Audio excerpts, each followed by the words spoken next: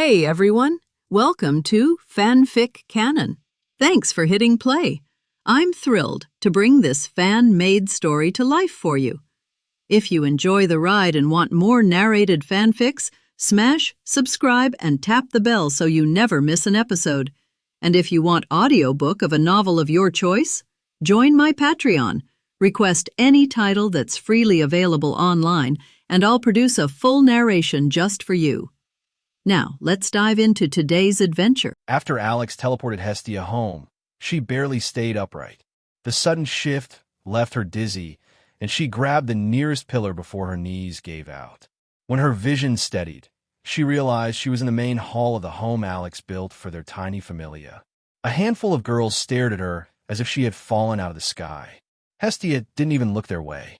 Her mind was still on Alex and the mess he had been dragged into with the goddesses. Hephaestus noticed right away that something was off. From her point of view, Hestia looked shaken and miserable, which could only mean one thing. The date must have gone horribly. She walked over and set a hand on Hestia's shoulder. Hestia, don't stress. If it didn't go well, you'll have another chance. Hestia blinked. What? Why would you think it went badly? It was perfect. Then why do you look like that? Hephaestus asked, confused. It's because when I went to bathe earlier, I ran into Demeter. She opened her mouth and told everyone I had a date. Hestia's jaw tightened. And that's it? Hephaestus asked, already sensing there was more. Hestia let out a dreamy sigh. When I met Alex, everything was set. We were going to have a quiet, romantic outing. She twirled once, cheeks glowing red. Then her mood snapped. But Demeter showed up again. And this time, she dragged half the Pantheon with her. Lily stepped in with a knowing look. Alex wasn't kidding when he said gods have no sense of boundaries. Everyone who had dealt with gods before nodded at once. So what happened after that? Lily asked. She planned to invite Alex out someday herself, so she needed to know what kind of chaos she'd be dealing with. They surrounded Alex and started firing questions. I froze. I didn't know what to do. She fidgeted, red as a tomato. Alex broke free, grabbed me, and what? Hephaestus asked, leaning in. Hestia kept mumbling, avoiding eye contact. Hestia, Lily cut in. You're not a kid. Spit it out. Everyone nodded, desperate to know the juicy part. A vein twitched on Hestia's forehead. She puffed up like an angry cat, then snapped. You want to know? Fine. We kissed. The entire hall shouted in sync. Hestia folded her arms, smug and triumphant. Hephaestus felt a small sting in her chest, but she forced it aside. There was still hope. Strong men tended to attract more than one wife anyway. For now, she let herself be happy for her friend. Hestia caught the shift in Hephaestus's expression and made a note to talk with her later. Meanwhile, on Alex's side, he was staring at a fox girl, trying to remember where he had seen her before. She stood in front of him with long golden hair, fox ears, and a soft tail swaying behind her. Her green eyes sparkled like polished gems, and her red kimono matched her gentle voice. Are you here for services? She asked. Services? Who are you? And where am I? Alex asked, still trying to process everything. This is a brothel. I'm a courtesan. Alex sighed. Great. Note to self, never throw a mana blade at random. While he muttered to himself, the fox girl watched him like he was a strange kind of storm. If you aren't here for services, then why did you come? She asked. Short version? I was being chased, escaped, and landed here. He shrugged. So you did something bad? She said, stepping back. What? No. They were interrupting time with a family member. Alex rolled his eyes. The girl relaxed a little. All right then, Alex said. Who are you? I told you. A courtesan. I meant your name. She flinched, embarrassed. My name is Haroheim. Alex, he said, taking a seat on the tatami. I'll lie low here until those goddesses give up. She blinked. Goddesses are chasing you? Long story. Alex asked how she ended up here, and Haroheim hesitated. Something about him made her want to talk. Maybe it was the calm in his voice, or the way he looked at her without judgment. So she sat across from him. She told him about her noble clan in the Far East, the suffocating life she lived, her family's devotion to Takamikazuchi, and the night she was accused of eating an offering she never touched. She told him how a merchant showed up at the perfect moment, bought her, and took her away. Alex's jaw tightened the more she spoke. He hated parents who sold their own children. By the end of her story, his fists were trembling. He forced his voice steady. It's in the past now. You'll find a way to be happy. I'm a courtesan. That's not a future anyone saves, she said, looking down. He changed the topic, asking about the story she read. She shyly admitted she loved tales about heroes. Alex snorted. She flinched. Do you dislike heroes? I dislike the ones who shout about saving the world while wiping out entire races and getting statues for it, he said. Look at it from the outside. The Demon King protects his people. The hero protects his. They're not that different. Haroheim stared at him, speechless. As they talked, a drunken man stumbled into the room. He didn't see Alex at first. He only saw Haroheim and grinned. When Alex coughed, the man turned, saw him, and immediately sobered. Why are you here? Oh, you know me? Alex asked with a lazy smile. I didn't see anything, the man blurted before sprinting out the door. Haroheim blinked. Do you know him? Nope, Alex said. Maybe he's shy. The Amazons turned to panic. Outside, the Amazons assigned to watch Haroheim saw the drunk man bolt out, pale as death. What was that? Did something happen to Haroheim? Aisha led them to the room and kicked the door open. A man was sitting with Haroheim. Who are you? And what are you doing here? She demanded. Alex didn't even look fazed. Don't you people knock? Aisha ignored it and repeated the question. Her tone made it obvious she was ready to fight. It doesn't matter who I am, Alex said, standing. The Amazons tensed immediately. Alex ignored them and focused on Haroheim. Haroheim, do you want to leave this place? Aisha tried to interrupt, but Alex flicked his hand and silenced her with simple magic. Haroheim stared at him, confused. Leave, what do you mean? I'm saying I'll take you out of here. You won't have to sell yourself again. It'll be your choice. I'm a prostitute, she whispered. People don't save women like me. Fine, Alex said. Then I won't save you. Her heart dropped. I'll kidnap you instead. Before she could react, he lifted her into his arms, stepped onto the window ledge, and looked her in the eyes. Don't wait for a hero. Sometimes the Demon King does the rescuing. Aisha's eyes widened when she recognized him. The rumors were true. Hold on, princess, Alex said. Your kidnapper is taking you home. He jumped, laughing like a man who had finally stopped holding anything back. Aftermath.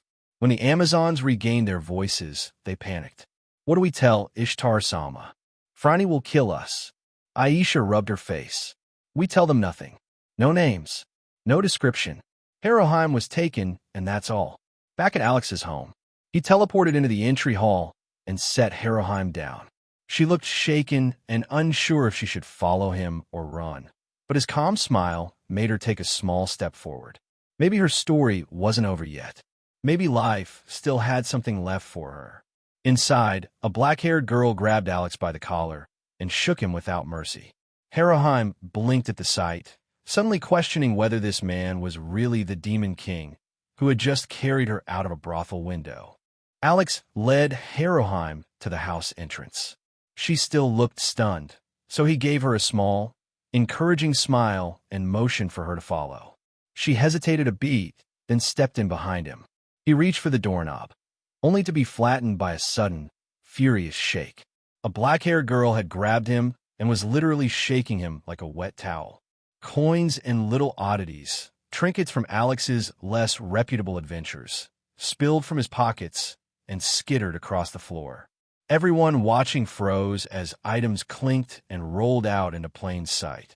Alex's crooked smile said it all. He'd been caught. While the hall's attention was locked on Hestia and her attack, no one noticed the new guest slipping in behind them. Alex stopped struggling and, instead of retaliating, softened. He cupped Hestia's cheeks and pressed a quick kiss to her nose. She froze, color rising, and a violent shaking finally eased. You calm down fast, he teased. What set you off? Is this a new greeting ritual? Hestia clung to him, still flushed. Where did you go after you sent me home? She demanded. I distracted them, then teleported somewhere random, Alex said, shrugging with that guilty smile. Hephaestus, lounging on the couch, folded her arms. Couldn't you have just teleported with her? Would you buy it if I said I was testing how far my mana blade flies? Alex offered. The room gave the answer with sympathetic head tilts and knowing groans. Hestia wasn't satisfied. Why were you gone so long? Alex balked under the pressure and then gave in. Fine. I ended up in a brothel. The reaction was instant. Voices rose, eyes widened. A dozen assumptions formed and dissolved in the same heartbeat. You better not have. Hestia started. I didn't do anything, Alex said. I just hid until the goddesses stopped searching and then left. Hephaestus didn't look convinced. This is Ishtar's turf, she warned. Alex's expression went sheepish. Maybe I kidnapped a courtesan. Maybe I threatened the staff. Maybe I was dramatic. Hephaestus face-palmed. Where is she? Here. Alex called gently. Heraheim's ears peeked out from behind the door. She emerged slowly, ears drooping, cheeks burning. Seeing her in the light of the hall, fox ears, a trembling tail, a red kimono, everyone's assumptions shifted. Heraheim looked like a frightened, polite girl, not the hardened courtesan their imaginations had painted. Lily's face pinched with a momentary, irrational jealousy at Alex's habit of petting ears. Hephaestus' suspicion softened into concern. Alex took Heraheim's hand and introduced her. This is Heraheim. She's from the Far East. Her father sold her to a brothel. The room quieted. Heraheim's eyes went wide. She looked like she wanted the ground to swallow her. So she's a courtesan, but not really, Alex added, watching their puzzled faces. He forced a light grin and admitted, I peeked into her memories. Heraheim blinked. You what? Calm down, Alex said quickly. It wasn't what you think. She's still innocent. The others drugged her, so she couldn't run. It was a setup to keep her there. Heraheim shook her head. That's not.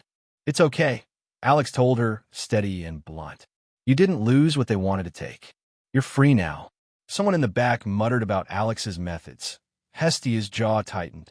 When Alex admitted he'd once thought of nuking Heraheim's old home, a meteor strike fantasy, Hestia physically recoiled. No meteors. No explosions, she said, voice flat and final. Heraheim, confused by the talk of rituals and family crests, worried aloud that she bore Ishtar's mark. Alex said to check. As she hesitated to undress, the girls moved faster than reflex. Hands over Alex's eyes, then ears, then mouth. Too many modesty-trained moves at once. Hephaestus muttered and verified there was no crest. Heraheim's relief broke into tears. The girls fussed over her, shooing her toward the dressing room to put her yukata back on. Alex, finally freed, fluttered with embarrassment and amusement at the overboard protectiveness. Once Heraheim was dressed, they settled into the serious part of the night. Alex told Heraheim's story as he knew it, sold by her father, sold into shame, and the hall grew heavy. Even the least sentimental had damp eyes. Hestia, whose divinity hung on hearth and family, was the angriest. Avenged, she said simply. Alex dropped to one knee with a grin that never boded well. Your wish is my command, my lady. No meteors, Hestia reminded him. We'll find another way, he promised. Hephaestus, eyes narrowed, added a caution. Ishtar's family wouldn't give up a member easily.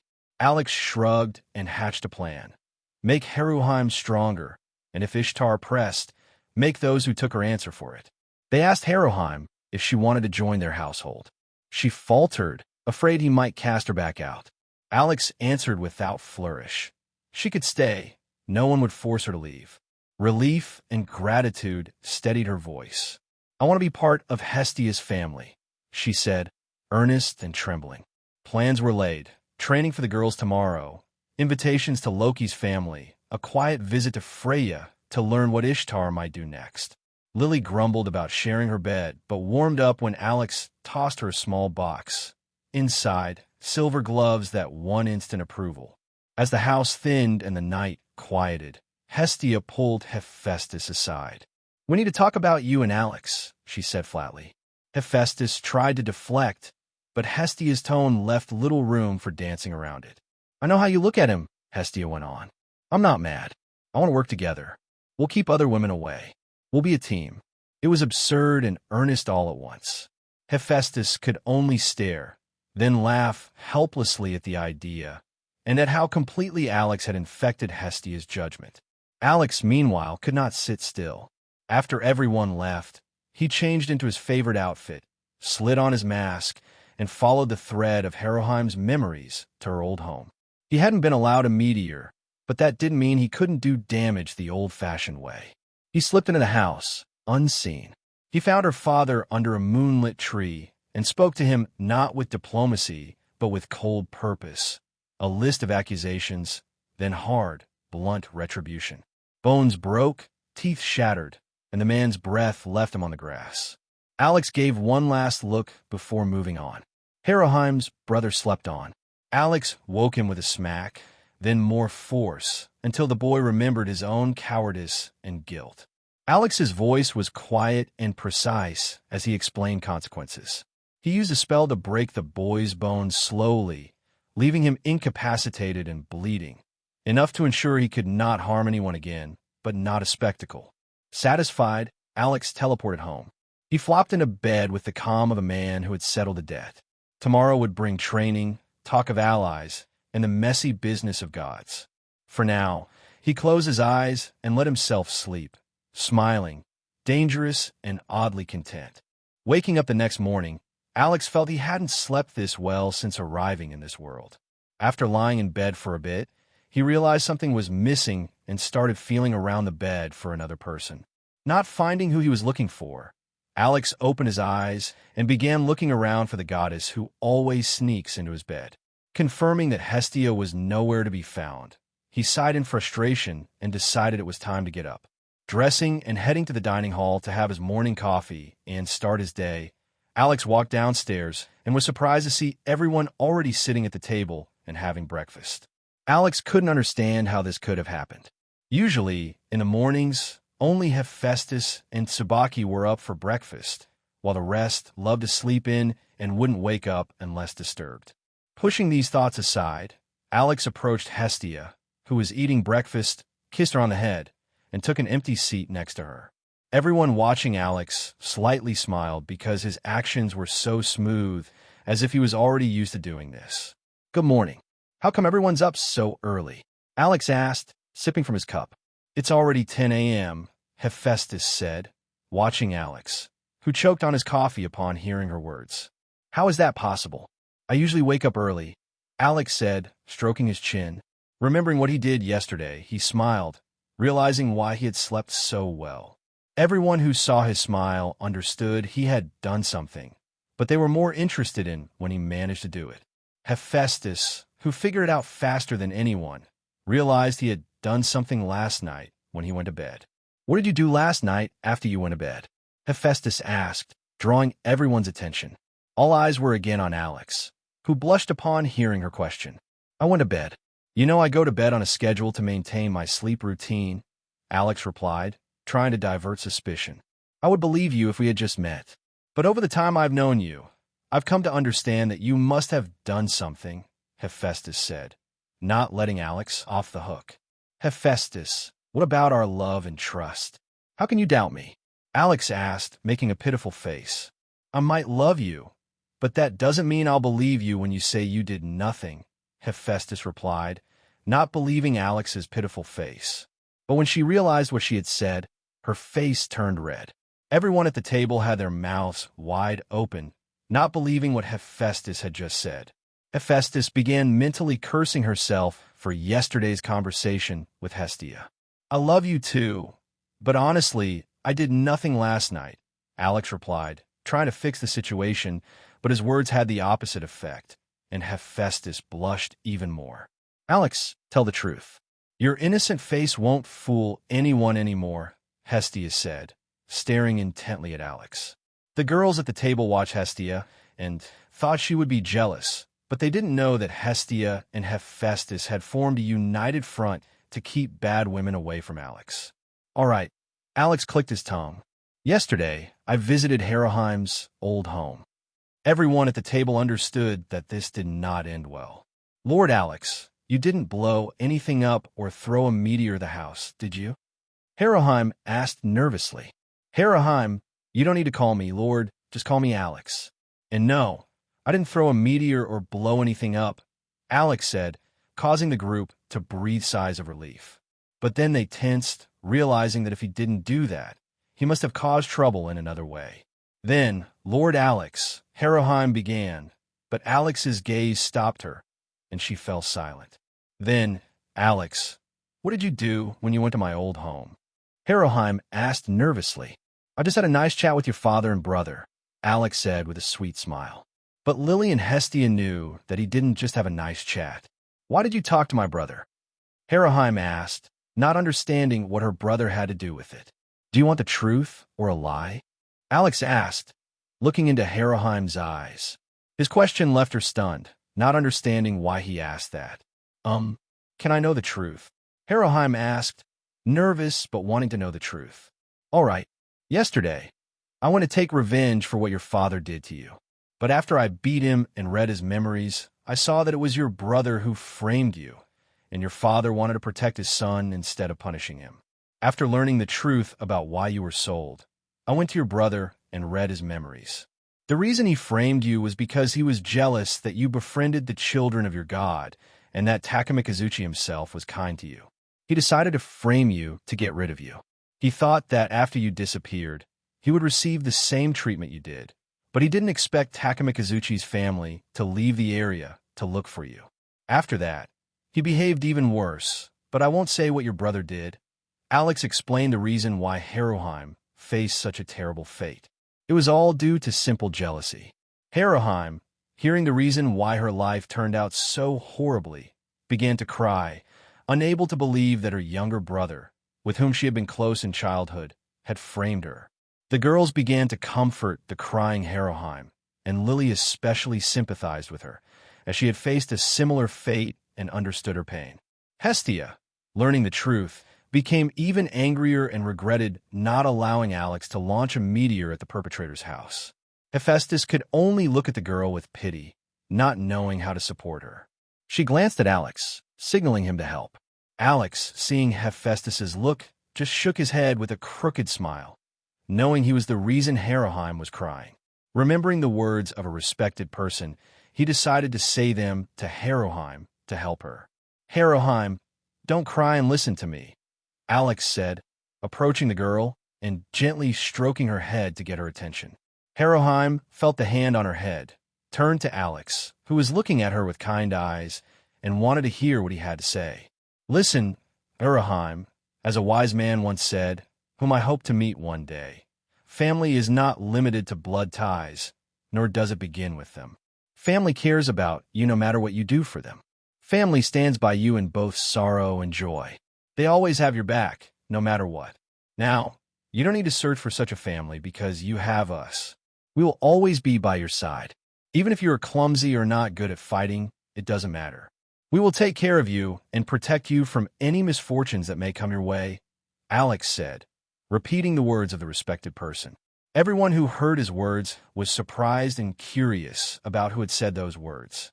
Hestia, as the goddess of the home, nodded, understanding that family is not just about blood ties. You can find family even among strangers. Alex's words touched everyone in the room, especially those who had no family or had been abandoned. So don't be sad, my little fox. Whatever happens, I will protect you and make you stronger. If in the future you want to throw a meteor at your house, I will help you achieve that. I will help fulfill any desire in your heart, Alex said, wiping the tears from the girl's eyes and giving her the motivation to move forward. Haroheim, stopping her crying, hugged Alex tightly, and tears started flowing from her eyes again. Alex continued to stroke her head to calm her down. The most observant girls noticed that he took the opportunity to touch her ears. Narrowing their eyes at Alex, they stared at him intently, but he pretended not to notice their looks and continued to stroke Haroheim's head, enjoying the chance to touch her ears. Oh, Alex, it tickles, Haroheim said, embarrassed, no longer crying. Sorry, I just got carried away, Alex said, clearing his throat. The important thing is that you're not crying anymore. So don't be sad because of those two bastards.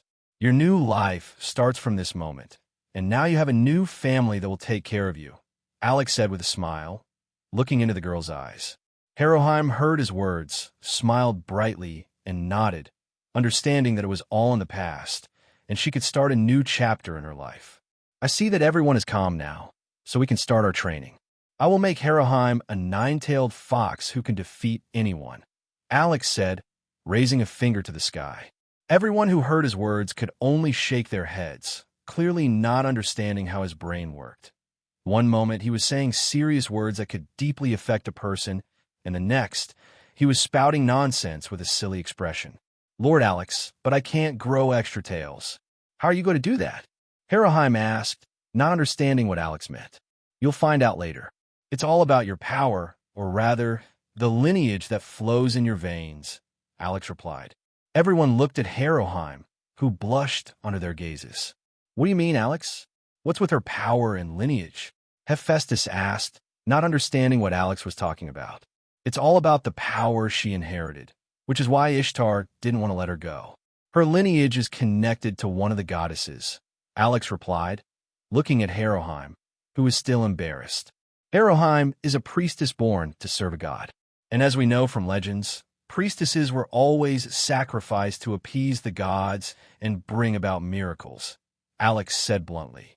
Are you saying that Ishtar wanted to sacrifice this girl? Hestia asked, not believing what she heard. After all, the gods had not demanded sacrifices for many years. Exactly. Ishtar wanted to sacrifice Harrowheim to bring about a miracle and strengthen other members of her familia. If she doesn't cancel her plan, I will have no choice but to send her back to the heavens, Alex said grimly, not specifying that he intended to destroy her core so she could never resurrect. You can't kill a god. Last time, you got away with attacking Apollo because he was a bastard who did many bad things. But this time, Arenas won't help you, Hephaestus said, trying to stop Alex from attacking a god. If there are no witnesses and Ishtar herself doesn't realize who attacked her, then there won't be any problems, Alex said, spreading his hands. Both goddesses sighed wearily, understanding that it would be difficult to convince him to cancel his plans. All right, time for training. Harrowheim, go with Hestia so she can accept you into the familia, and the rest follow me. Sabaki, you're coming too. Just because you're a smith doesn't mean you can skip training, Alex said, moving away from Harrowheim, who was already hugging him with her tail. Lily's group could only sigh wearily, understanding that their hellish training was about to start again. Tsubaki, watching this with a smile, flinched at Alex's words and could only look at him, not understanding why she was involved. Seeing that he was ignoring her, she could only sigh and seek help from her goddess, who averted her gaze in shame. Alex led the group of girls to the basement, where they discovered a training hall. Entering, they were surprised by its size. Instead of an ordinary basement, a huge coliseum opened up before them. Tsubaki, intrigued by everything new, wanted to know how he did it, but remembering that his answers usually lack specifics, she just grimaced. While the girls inspected the coliseum, Alex rummaged in his pocket with a crooked grin, understanding that it would be better to organize his things in different pockets. He postponed this plan for later when he would have time to overcome his laziness and correct the mistake. Calling the girls over, Alex began distributing new training equipment. All right, my lovely ladies, here are some new items to help with your training, Alex said, pulling out various items from his pocket and handing them to the girls. These are weights to help you move more freely and training weapons. After distributing all the new gear, he noticed Cassandra's look and added, and don't give me those eyes, Cassandra. Just because you're a healer and support in this team doesn't mean you can't smack an enemy in front of you with your staff. Cassandra, who had been looking at him with teary eyes, just nodded. Alex continued, here are the training plans for each of you. If you have any questions, you can ask them after I return from visiting Loki's familia. He handed out the sheets with the plans, not giving them a chance to object. While Alex was explaining how to perform the exercises, Hestia and Hephaestus arrived, and Harrowheim, like a curious child, looked around, not understanding how such a large space could fit in the basement. Good. Now that everyone is here, there's something I need to do with Harrowheim before I leave to help her get stronger faster, Alex said, drawing the girl's attention. "How can I help, Lord Alex?" Harrowheim asked, coming closer and wrapping her tail around him. "What I'm about to do might cause you some pain, but it may pass quickly. So don't worry and try to relax," Alex said, preparing to cast a spell to awaken Harrowheim's power. "What are you planning to do with her? And what do you mean might be painful or might not?" Hestia asked, ready to protect the girl. "She needs to go through a rebirth that will awaken her powers," Alex said, casting the spell on Harrowheim, while everyone was distracted by his words. The process happened instantly, and before them stood a new Harrowheim with 2 tails and a changed hair color. Previously golden, her hair now had white tips. "I told you it would be quick." "Probably," Alex said, examining Harrowheim for any issues. "How do you feel?" he asked the girl, who was still in a daze. "I don't know how to describe it, but I feel like I've gotten stronger," Harrowheim replied, trying to understand what had happened to her. "It's good to hear you're feeling better. Now I need to fetch Loki's familia," Alex said, turning his gaze away from her new tails. Before leaving, Alex kissed Hestia on the cheek and prepared to depart, but noticed Hephaestus's jealous glance, which she quickly tried to hide. Alex approached Hephaestus, which flustered her, and kissed her on the cheek before teleporting away, leaving Hephaestus with a deeply flushed face and the others with their mouths wide open. Teleporting directly into Loki's home, Alex found himself in the middle of the living room, causing a commotion among its members. Seeing the flash, everyone grabbed their weapons, but upon recognizing Alex, they sighed with relief and forced awkward smiles, not understanding why he had appeared in their hall. "Yo, kids, how's it going?" Alex asked, noticing the weapons pointed at him. "Could you not appear in the middle of my house without warning? Because of you, I broke a bottle of alcohol I barely managed to get," Loki shouted, pointing at the shattered glass on the floor. Alex glanced at the broken bottle and gave an apologetic smile. "And besides, it's still morning, and you're already hitting the bottle. Aren't you ashamed of the example you're setting for your familia?" Alex said, pointing at Loki and trying to deflect from his own mistake. "Don't point your finger at me. It's your fault. And pay me back for my alcohol," Loki said, running up to Alex and grabbing him by the collar. "All right, calm down. I came here to take you all to training today," Alex said, lifting Loki and placing her over his shoulder. "Put me down. I'm not a child," Loki screamed, trying to break free. "How about no? Now be quiet," Alex said, giving her a light smack on the behind. Loki felt the smack and fell silent, not understanding what had just happened. All the members of Loki's familia stared with their mouths agape. "Before I take you, how's your progress after training?" Alex asked, looking at the surprised group. "To sum up, we've become stronger. Our stats haven't changed, but our strength has increased," Finn, who had been tracking the group's progress, replied. "See, I told you it's possible to get stronger without Fauna. Now, my dear kids, gather up. You're in for an exciting 3-month adventure," Alex said, giving a thumbs up. "You mean torture," Beta said, recalling what they had been through. "It's all small stuff, my wolf friend," Alex said, rolling his eyes. "And if you do well, you'll get a reward," Alex said, creating confetti, which elicited sighs from Reveria, who watched as he foolishly used magic. "And what's the reward?" Tiona asked, running up to Alex. "It's a secret," Alex replied, patting her on the head. "And if I kiss you, will you tell me what the reward is?" Tiona asked, with some of the girls looking at Alex with anticipation. "Nope. You can kiss me, but I still won't tell you," Alex said, continuing to pat her on the head, causing her to start acting like a cat. "And if I add Ace and Grandma Reveria to the mix?" Tiona said, try to melt his heart. "I wouldn't mind, but I still won't say," Alex replied, causing the cheeks of the mentioned girls to flush. "Are you going to hold me like this forever, or are you waiting for me to kiss you too? If you want to kiss, just say so. Don't be shy," Loki said, still hanging on Alex's shoulder. Everyone was embarrassed, realizing they had completely forgotten about Loki. "I already told you. You can only try that when your breath doesn't smell like alcohol," Alex said, setting Loki down on the ground. Loki heard his words, puffed up, and began to act like a spoiled child. "All right, that's all you're getting for now," Alex said, kissing Loki on the head. She started twirling in place, but then stopped, realizing that it wasn't enough for her. Now I'll send you to the training ground in my house. Or do you want to walk there on your own? Alex asked, causing the members of Loki's familia to ponder. Send us, I don't want to walk. I'm so tired, Loki said, starting to whine. Alex looked at her, and his eyelid began twitching at the thought of how she could already be tired. Whatever you say, but I won't go with you. I have more business to take care of. I'll come and start the training as soon as I'm done, Alex said. After chatting a bit more with Loki's familia, Alex sent them to the training grounds and prepared to head to Freya, unsure whether to teleport or simply show up at Babylon. Not knowing if she was home, he decided to walk to Babylon to check. Upon arriving at Babylon, he felt several gazes from the upper floor and realized that Freya was home. Waving at her in greeting, Alex decided to teleport directly to her room.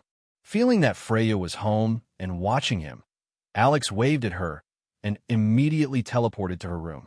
Looking around, he noticed that aside from Freya, only Otter was present, his face as expressionless as ever.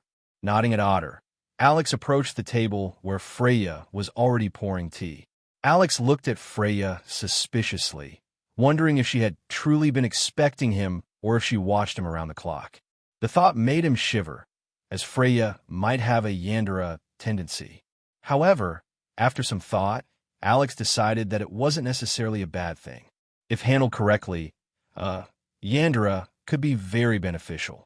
Alex decided to observe Freya's actions a bit longer, uncertain if this was the same Freya who, in the canon, brainwashed an entire city into believing Bel was part of her familia and that Hestia had stolen him. I see you were expecting me, Alex said, sitting at the table and watching Freya. What makes you think I was expecting you?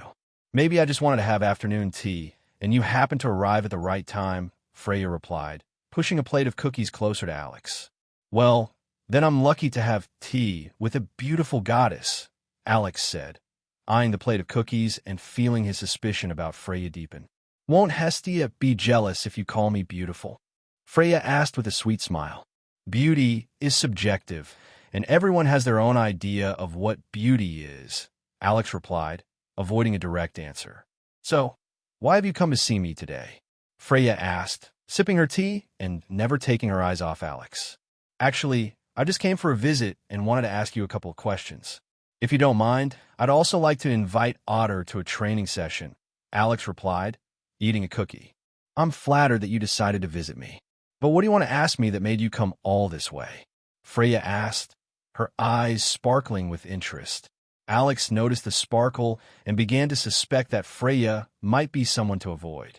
But if she had set her sights on him, it was better to accept it and try to avoid unnecessary deaths if she got upset. I think you already know what I want to ask, Alex replied with a faint smile. Freya gave a sweet smile and pretended to think. You want to know about Ishtar? But why bother about Ishtar when you can just ignore her? Freya asked with a dangerous gleam in her eyes. It's not that I'm overly interested in her.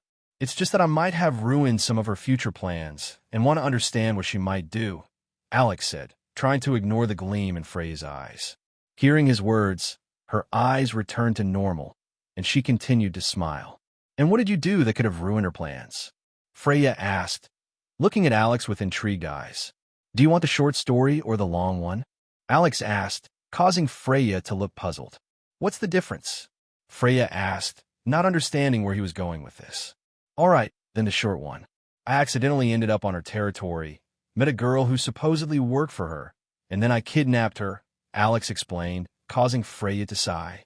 But you didn't explain how you ruined her plans, Freya said, narrowing her eyes. The girl I kidnapped was supposed to be sacrificed so that Ishtar could strengthen other members of her familia. She wanted to forcibly raise their levels.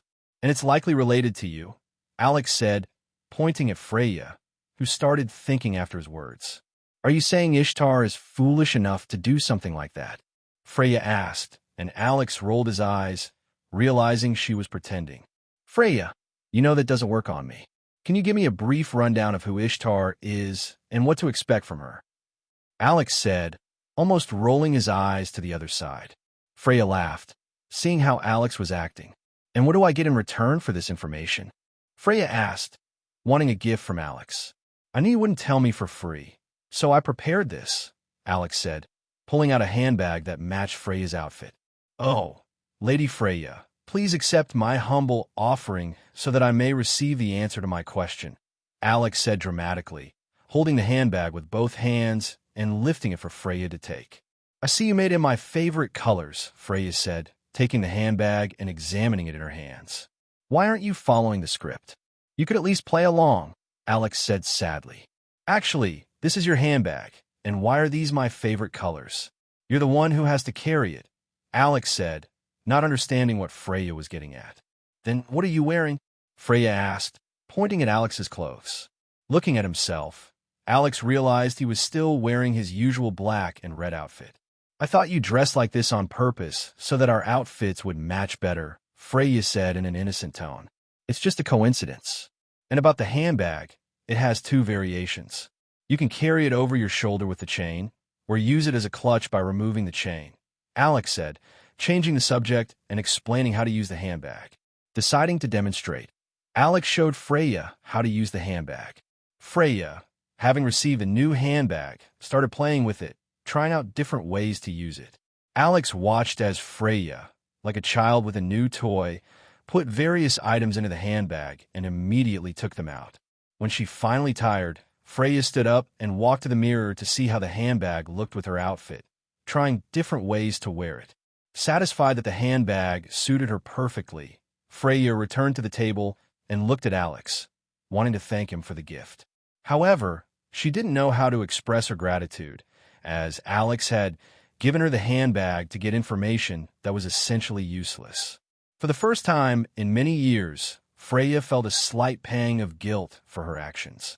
If Alex had heard her thoughts, he would have just looked at her with a crooked smile, knowing that in the cultivation world, such things were very common, though not as refined as the handbags he gave to other girls. Alex noticed that Freya had finally calmed down and was looking at him with a small sense of guilt in her eyes. He couldn't understand why she was looking at him that way. Looks like you liked it, Alex said, noticing Freya as she sat back down at the table. It's a nice gift, but I can't accept it. This information isn't worth something so valuable, Freya said, wanting to return the handbag, even though she liked it very much. No need to return it. It's my gift as a token of friendship. In some worlds, such things are very common, Alex said, not thinking about what he had just revealed. Freya heard his words, and her eyes sparkled with interest. What do you mean by other worlds? Freya asked, looking at Alex, who realized he had said too much. Aren't you a goddess and supposed to have such information? Alex asked, trying to dodge the topic. No, I don't know. Maybe Aurena's knows, Freya said, shaking her head to deny his assumption. So what about other worlds? Freya asked, her eyes gleaming with the desire to know more. Maybe we can pretend I didn't say anything? Alex asked, trying to avoid the topic. No, you have to tell me, and don't think you can escape, Freya said, grabbing Alex's hand. All right, I'll tell you briefly. Where I come from, there's a rather interesting theory. It's called the multiverse theory, Alex said, and Freya's eyes sparkled even more.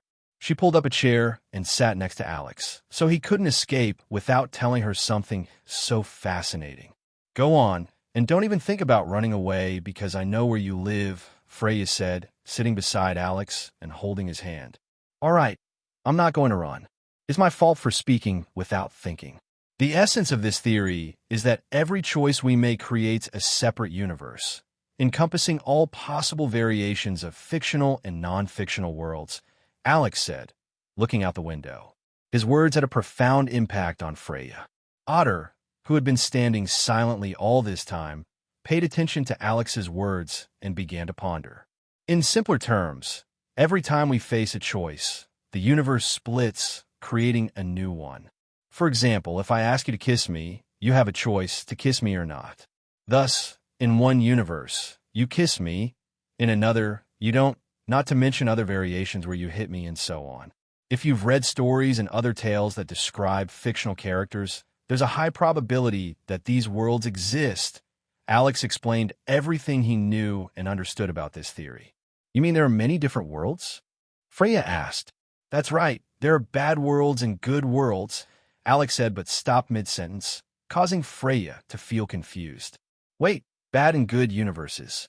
Villains who can cross universes, world infection. Alex began to mutter to himself, causing confusion on Freya's part as she watched him mumbling something under his breath. What's wrong? Why did you stop talking? Freya asked, watching Alex, who had a very tense look on his face. Damn old man, I knew it couldn't be that simple, Alex shouted, standing up from his chair, startling Freya, who nearly fell over. I should have guessed what this could lead to. Alex continued to fume, realizing that his peaceful, lazy life might be in jeopardy. What happened? Why did you suddenly get so angry? Freya asked, looking at Alex, whose eyes were blazing with fury. No time to explain. You're coming with me. Otter, get ready, you're coming too, Alex said, looking at Freya and calling out to Otter, who had been listening the whole time. Otter looked at Freya, seeking her command. Freya, being a smart woman, began to understand that something was amiss and nodded to Otter, indicating that he should go too. Seeing that Freya and Otter were ready, Alex approached them, placed his hands on their shoulders, and teleported to the training grounds where everyone was training at that time. The flash of light caught the attention of those training, and they realized their break was over. But when they saw Alex, looking grim and focused, they understood that something serious had happened. Hestia, ready to run to Alex, noticed his stern expression and realized that something important had happened again. Alex scanned everyone who was training and stopped at the goddesses. You three, come with me, Alex said, giving the goddesses no choice. They didn't understand what was happening, but followed him silently. Leading the group of goddesses to his workshop, Alex continued to ponder that the situation might be even worse than he had thought. Entering the workshop and pulling out the board with the plan against the semi-villains, Alex began erasing it, making space for new notes. Alex, what happened and why did you come back so grim? Hestia asked, worried that Alex was angry again. I'm not grim, but if my theory is correct, this could turn out badly for this world, Alex said, looking at the board. What do you mean by badly? Loki asked, losing her playful tone. In the literal sense. If I hadn't accidentally blurted out to Freya, I might not have thought about this for a long time, Alex said, turning his gaze to the goddesses. Alex, did you tell her who you are? Hestia asked, which piqued the interest of the other goddesses, especially Freya. No, I didn't say that. I accidentally let slip some other information, Alex said, sighing heavily. So who or what are you? Loki asked, bursting with curiosity. I'll tell you later. Right now, we have a completely different topic to discuss, Alex said, pushing Loki aside, who pouted and sat on a chair.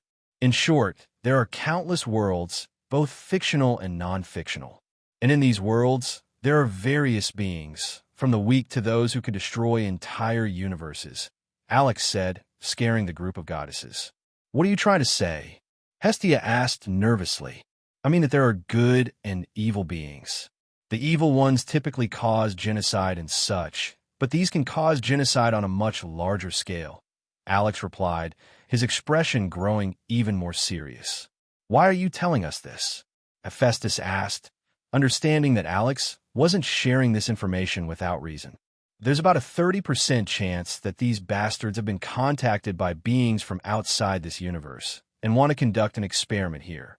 They found an idiot who will be their pawn, and this idiot thinks they have a partnership, Alex said, starting to write on the board.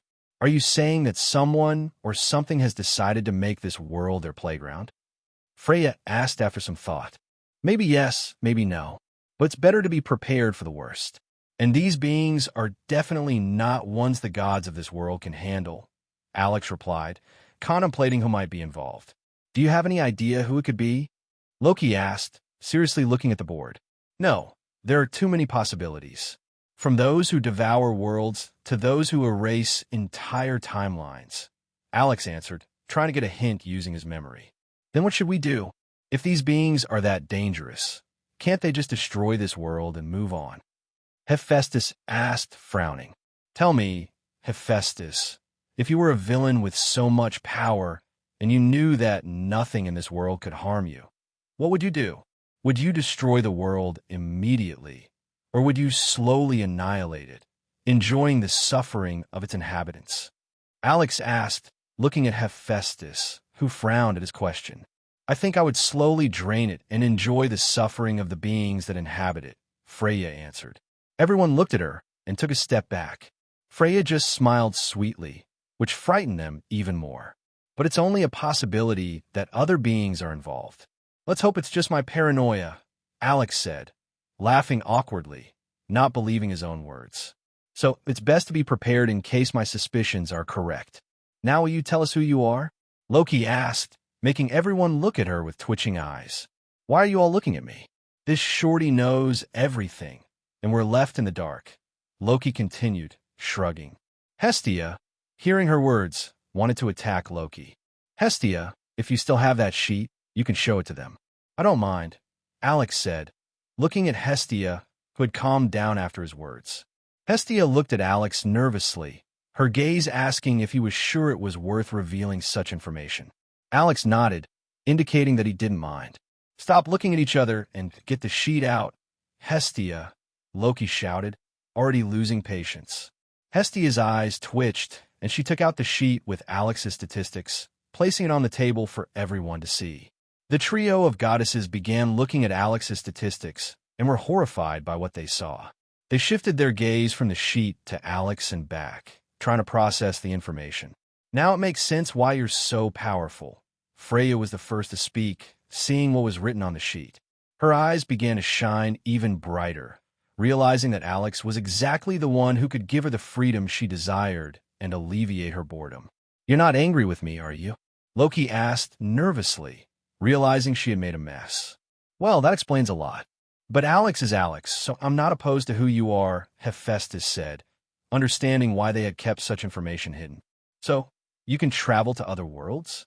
Freya asked, her curiosity piqued. Wondering if Alex could travel to other worlds, her life would become even more interesting. I haven't tried yet.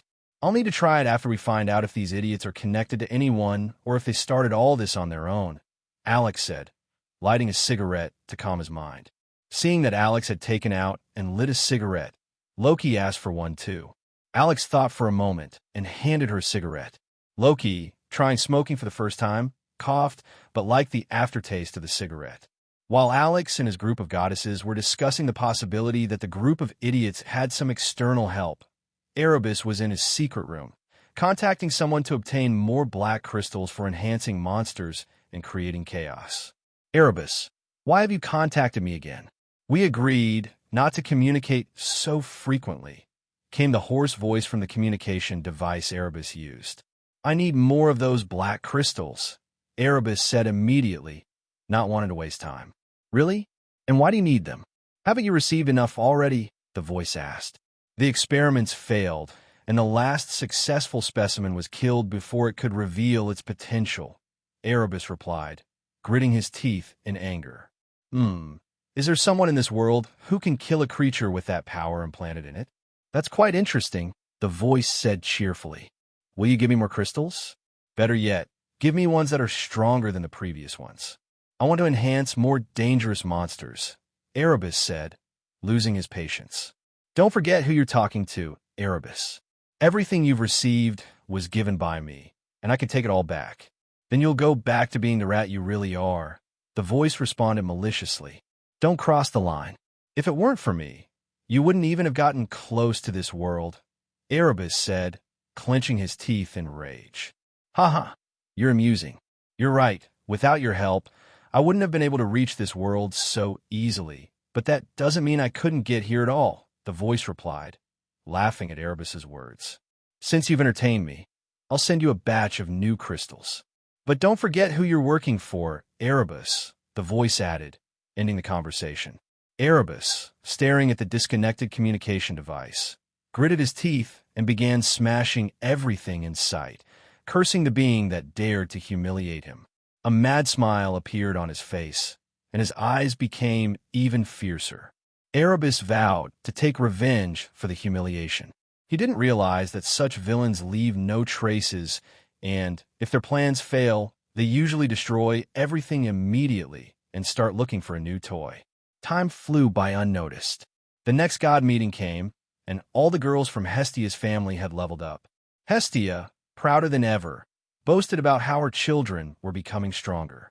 She boasted so much that she began to annoy Loki, who came every day to oversee her family's training. One day, Loki's nerves gave out, and the battle between the Lala goddess and the Flat goddess began again. Freya started visiting Hestia's household more often under the pretense of helping Otter become stronger, but all the girls knew she wanted to get closer to Alex. Alex, keeping an eye on the red light district, noticed that Ishtar hadn't returned, and the other members of her family weren't going to act without her orders. The day of the next god meeting arrived.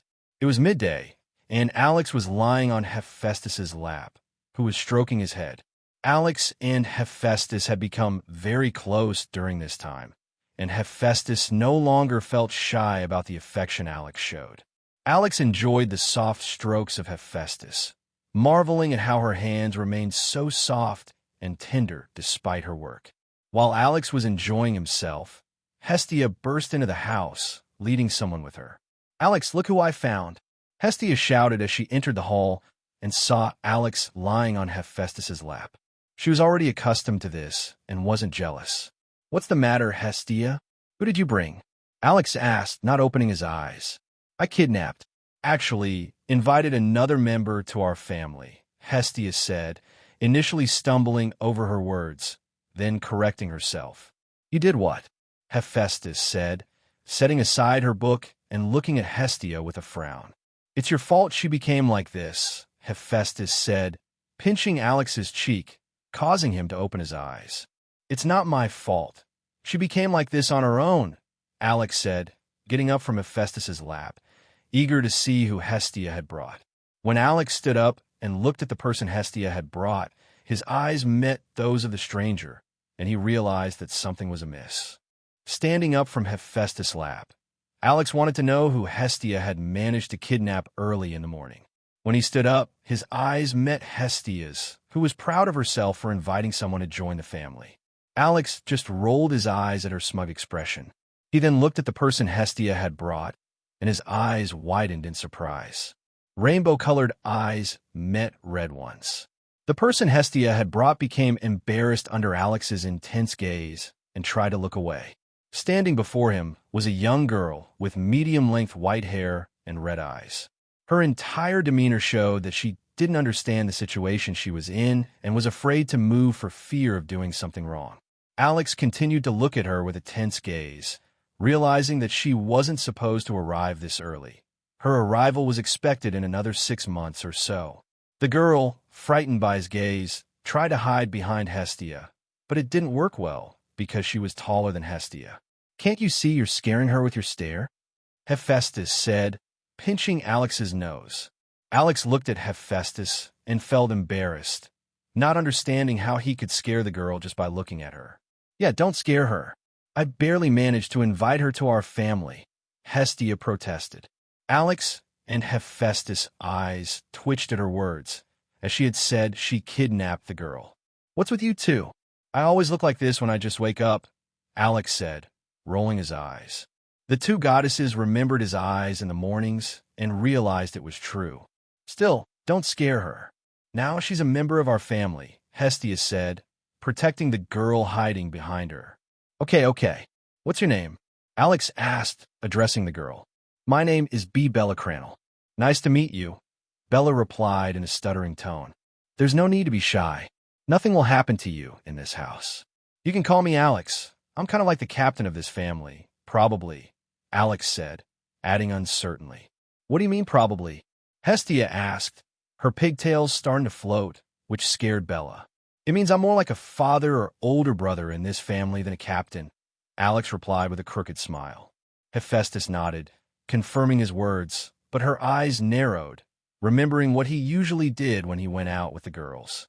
"All right, Bella, don't be afraid. If you want to become an adventurer, I'll help you. If you want to be something else, I'll help with that too," Alex said, approaching Bella and patting her on the head. Thank you. I'll do my best to be useful," Bella said shyly, enjoying the gentle pats on her head. "Now, Bella, go with Hestia so she can officially accept you into the family, and then you'll need to come to my workshop Alex said, stopping his gentle patting of her head.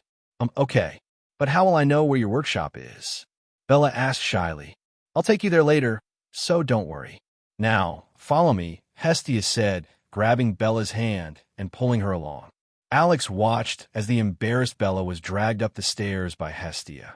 He could only shake his head at the goddess, who was thrilled to have invited someone to the family.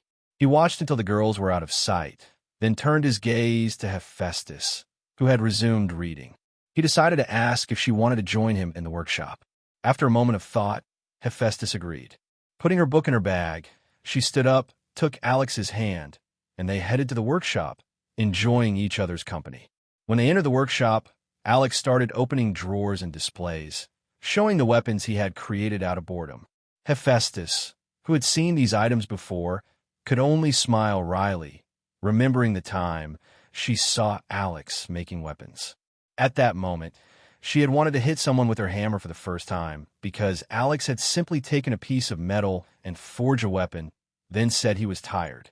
Hephaestus sighed and sat on the empty chair she usually occupied when visiting Alex's workshop. What do you think about that girl? Hephaestus asked, watching Alex as he pulled various weapons from the drawers. Alex paused for a moment, thinking about her question. What exactly do you mean? He asked, pulling out another drawer. I mean her desire to become an adventurer and how you mentioned that you would help her become even more than an adventurer. Her eyes sparkled after your words, Hephaestus said after some consideration. Well, that girl has the potential to become an adventurer and even more, Alex said, pulling out the last drawer.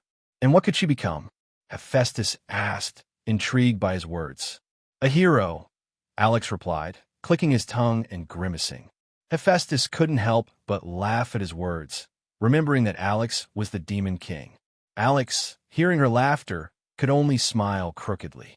It really is funny when the Demon King and a future hero live in the same house, Hephaestus said, trying to stop laughing. Don't forget that you love this Demon King, Alex said, approaching Hephaestus. She blushed at his words, noticing Alex leaning toward her. Hephaestus closed her eyes, anticipating a kiss, feeling his breath and her heart starting to beat faster in anticipation. We're here, Hestia shouted, bursting into the workshop, oblivious to the fact that Alex's and Hephaestus' faces were very close to each other. Hephaestus, expecting a kiss, blushed at Hestia's shout and then frowned at her friend, who had interrupted this romantic moment. Hestia could only smile awkwardly, realizing she had messed up a bit. Sorry for the intrusion, Bella said quietly, entering the workshop and not noticing Hephaestus' tense look directed at Hestia. I see you're done. Come here, Alex said, lightly pinching Hephaestus' nose to stop her from frowning. Embarrassed by this action, Bella approached Alex. Why yes, how can I help? Bella asked shyly, still feeling embarrassed. Don't be nervous. I want to take your measurements to prepare some armor for you, Alex said, looking at Bella, who was trembling. You want to make armor for me? Bella asked, not understanding why he was talking about armor. Yes. Since you're now part of this family, I need to take care of you. I'll start by making armor that suits you, Alex said, casting a spell to take her measurements. All right, I've got your measurements. Now, you can choose a weapon you'd like to use. Don't worry, take anything you want. If you don't find something suitable, I'll make one specifically for you, Alex said, watching Bella nervously inspect the weapon racks. And you too? Stop making noise, you're distracting her, Alex said, glancing at the duo of goddesses, where Hephaestus was pulling Hestia's cheeks as she tried to apologize. Both goddesses immediately stopped, but Hephaestus continued to glare at Hestia, who had ruined the romantic moment. Alex was busy sketching armor designs for Bella. The girl was inspecting the racks, trying to choose a weapon that suited her. Bella stopped at a rack filled with various types of daggers and knives. Seeing so many weapons, she became confused and couldn't decide, afraid to touch them, thinking they were too expensive. Alex turned and saw that Bella was scared to even pick up a weapon and could only shake his head. He decided to tell her that these weapons were essentially worthless, so she didn't need to worry and could handle them freely. If she managed to break them, he'd even thank her. Hephaestus, hearing Alex say that the weapons he made were worthless, could only grimace, knowing that even the simplest knife made by him could be sold for a fortune. If Alex could hear Hephaestus' thoughts, he would only reply that in other worlds, such weapons would be considered junk. Bella, hearing his words, was a little scared but decided to choose a weapon, fearing to disappoint her new captain. She chose 2 knives. One was black with red accents, and the other looked like it was made of ice. Alex, seeing Bella had made her choice, decided to introduce her to everyone else. He picked up Hestia, who was still sulking from Hephaestus' earlier attack, and was surprised to be lifted. Hephaestus just smirked and followed Alex, who left the workshop. Bella, shocked at how they treated a goddess, quickly followed, afraid of being left behind. Alex and his small group arrived at the training ground, where fights were taking place. Bella, amazed by the size of the field, began looking around with sparkling eyes until she noticed the ongoing battles. "Hey, kids, I want to introduce someone to you," Alex called out, catching everyone's attention on the field. "Is this another person you kidnapped?" Lily asked, looking at Bella, who hid behind Alex, scared by the attention. "This time, it was Hestia, not me. And I don't kidnap people to force them into our family," Alex replied, causing the girls, who had been invited to the family in a similar manner, to roll their eyes. "All right, stop looking at me like that. It really wasn't me. I didn't even leave the house today. It was all Hestia," Alex said, pointing at the goddess, who smiled guiltily. The girls in Hestia's family looked at Alex with accusing eyes, believing he had influenced the kind goddess. "Please welcome our new family member, Bella," Alex said, ignoring the looks and placing Bella in front of him. Bella blushed deeply from the attention and wanted to hide behind Alex again, but his hands on her shoulders prevented her from doing so. "Are you sure this girl can become an adventurer?" "She's too shy and timid to be an adventurer," Daphne asked, examining Bella, who tried not to meet her eyes. "Yes, this girl has good potential, and she can become an adventurer or even more," Alex said with a smile, though his smile turned crooked at the end. Only those familiar with Alex understood why he grimaced. "Are you saying this girl has the potential to become what I think?" Haroheim asked, looking at Bella with sparkling eyes. Seeing Alex's crooked smile, Haroheim could only smile sweetly and approach him, wrapping him with her 3 tails. "All right, ladies, today we have a raid, and we're taking Bella with us. She won't be fighting. She's coming along to understand what a dungeon is and to observe the battle," Alex said, not allowing any further questions. "I also want to remind you that there will be a meeting of the gods today, and this evening might become even more surprising," Alex said, and a mad smile appeared on his face, causing everyone to sigh. "While Hestia and Hephaestus attend the meeting, we'll go on the raid. Your task is to reach the 17th floor and fight the Goliath," Alex said, eliciting heavy sighs from the girls. "Don't sigh. I even prepared a surprise for you," Alex said, noticing the girls' reluctance and deciding to play his trump card. Alex took out several black boxes and placed them in front of the girls. Lily reacted first and opened the box in front of her. Inside was a pair of black brass knuckles, better than the one she usually wore.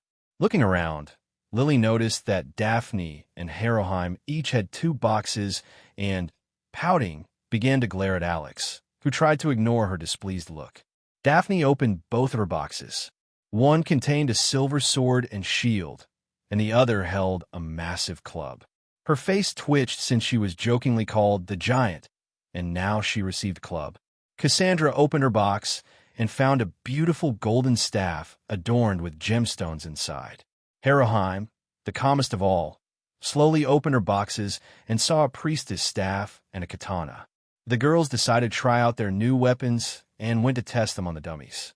Seeing the enthusiasm in the girls, Alex could only smile happily, pleased that his plan to motivate the lazy girls had worked. Seeing that the girls were satisfied, Alex turned his gaze to the goddesses. "Hestia, do you remember our plan for the gods' meeting?" Alex asked, looking at Hestia, who had been in a good mood but tensed up after his words. Hestia began, but was interrupted. "Yes," Alex said, cutting her off. "But what about—" Hestia tried to speak again. "No," Alex interrupted once more. What's meant to happen will happen, and we can't stop it.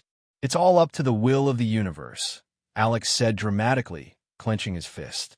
Hestia could only sigh wearily, realizing that avoiding the consequences was impossible. Meanwhile, Hephaestus simply sighed and thought about how she ended up loving such a strange person. But then she remembered that he was only like this sometimes, and most of the time he was very responsible. What are you talking about? Bella asked, not understanding why her new goddess was sighing so heavily. Nothing much, don't worry, Alex replied, beginning to pat Bella on the head. And Hestia, if Ishtar starts causing trouble, you know what to do. I understand.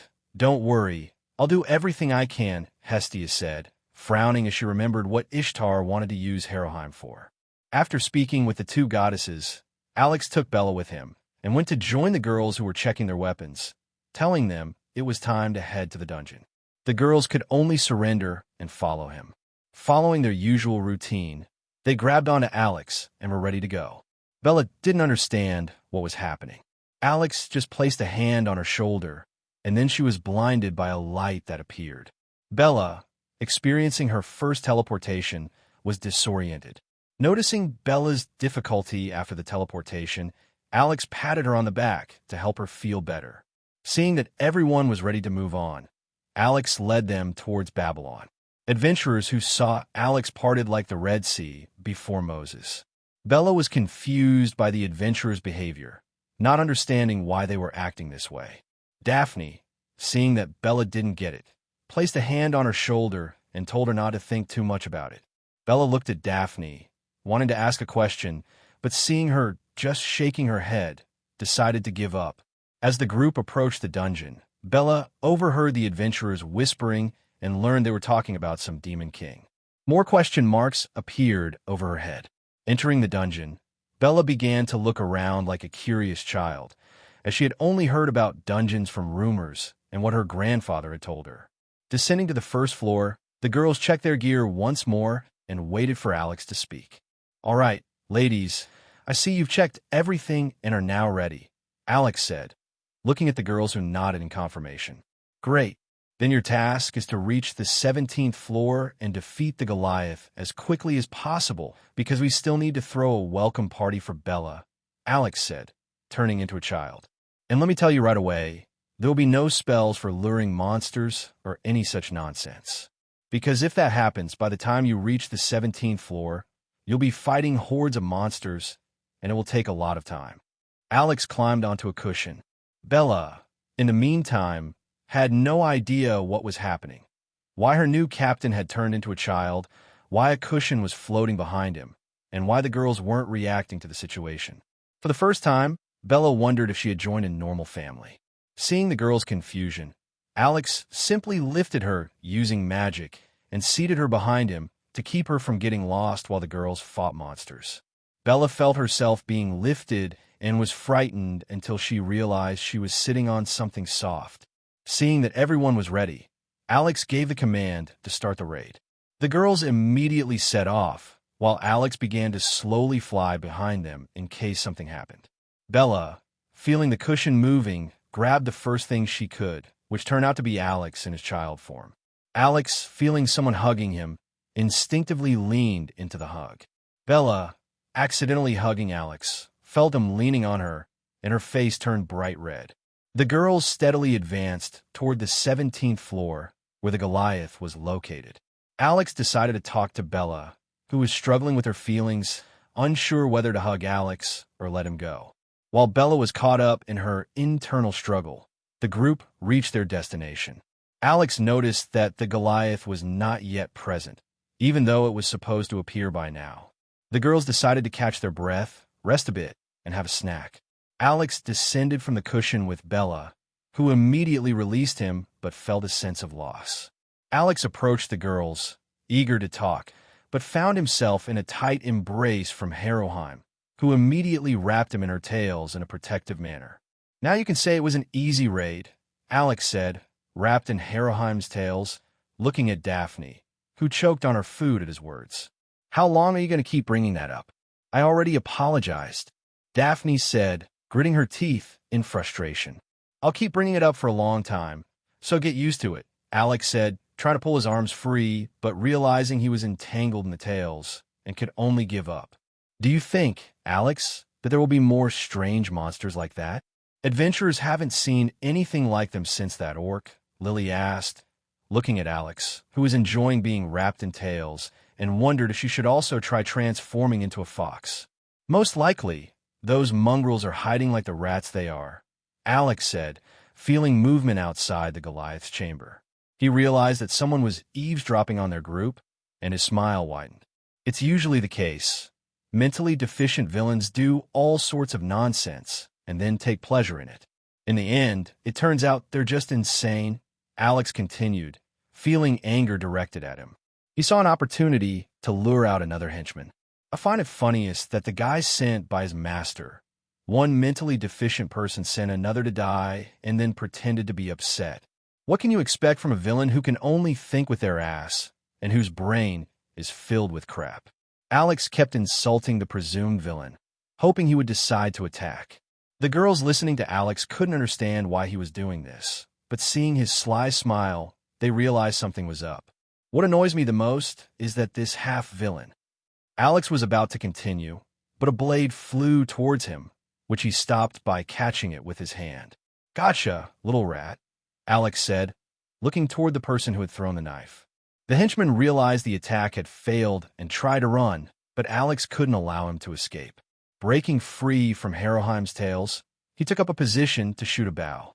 A bow made of flames appeared in his hands. Alex fired an arrow that pierced through walls and reached its target. He heard the scream of the wounded and went after him to gather information. Approaching the henchman, Alex saw a girl lying on the ground, missing one leg. She clutched the remnants of her leg and looked at Alex with hatred. "You're probably Savina?" Alex asked, moving closer to the girl who glared at him with malice. "Why so angry? You attacked first.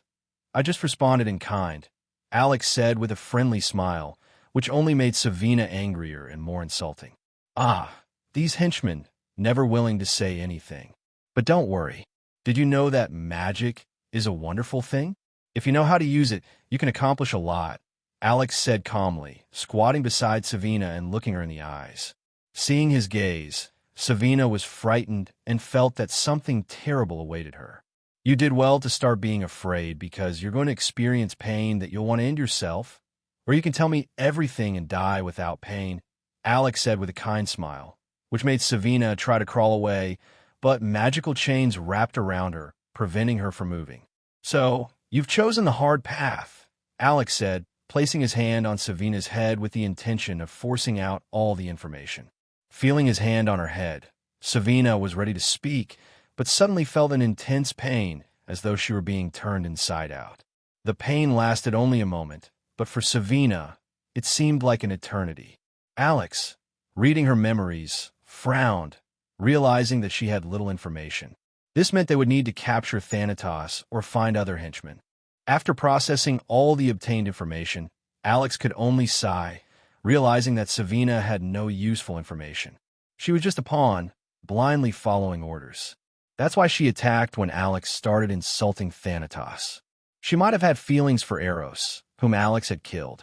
The foolish minion couldn't control herself when her master was insulted. Alex looked at Savina with pity, understanding that she was nothing more than cannon fodder for her god. However, she did have one piece of useful information. Her task was to implant a dark crystal into Goliath to see how it would work on a Monster Rex. It seemed she succeeded because Goliath hadn't appeared when Alex's group arrived, meaning the monster was absorbing the crystal. "What should I do with you now?" Alex asked, contemplating the information and looking at the half-dead girl lying on the floor. Savina croaked something, but Alex couldn't hear and leaned in closer. "What are you saying?" "I can't make it out," he asked, crouching beside Savina. "Screw you. Thanatos will avenge me," Savina croaked weakly. "And why should he do that?" "You do realize how many deaths could have occurred if the mutated Goliath had escaped the dungeon," Alex said in a stern tone, looking at her. "My master will avenge me," Savina repeated, a struggle for life appearing in her eyes. "No, I don't think he will. He doesn't care about you or your buddy." You were both just cannon fodder, nothing more. Your master Thanatos thinks of himself as a god, and you as his servants, following orders, Alex said, looking into Savina's eyes as she began to get angry. Even if he saved you in childhood, he still considered you expendable and won't avenge you. Do you know how many similar children with similar stories can be found in this world? Alex continued. Savina's eyes widened, realizing she wasn't so special. She could only smile sadly and accept her fate. Kill me, Savina said, losing all will to live, hoping to meet Eros after death. Oh, I see you've accepted your fate. But I can tell you that after death, there is no release, only torment for all you've done, Alex said, his eyes glowing. Savina began to cry, understanding she wouldn't find peace even after death. But I will grant you a gentle death, so you can feel peace one last time, Alex said, placing his hand on her chest. Thank you, Savina said with a sweet smile, feeling the mana of the man before her envelop her heart. No need to thank me. We are enemies after all, Alex said, smiling at her one last time, and stopped her heart. Alex looked at the girl who died with a peaceful smile on her face. He could only pray for her soul, hoping she wouldn't end up where he thought. Despite her life, she repented in the end. Although her hands were stained with blood, she tried to help children in her own way, even if she couldn't help everyone. Alex sighed, understanding that in every world there are villains who treat loyal people as cannon fodder, and these people can sacrifice their lives for a master who doesn't care about them. Lighting a cigarette, Alex looked at the girl's body and decided to turn her into ashes. Collecting the ashes in a small jar, he decided to scatter them in the forest where he first appeared.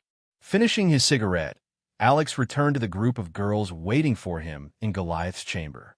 Returning, he was met by worried girls who immediately surrounded him and began asking questions. Who was that? Where did you go? Why did you attack a person? They asked in unison, not giving Alex a chance to speak. Quiet. I'll explain everything, Alex said, making them fall silent. That was someone connected to that strange monster in the dungeon, and they're pulling the same trick again. The girls were confused. You mean the last monster was artificially created? Daphne asked. That's right.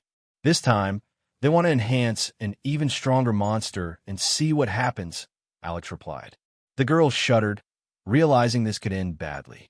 Alex, which monster do they want to enhance this time? Heroheim asked worriedly.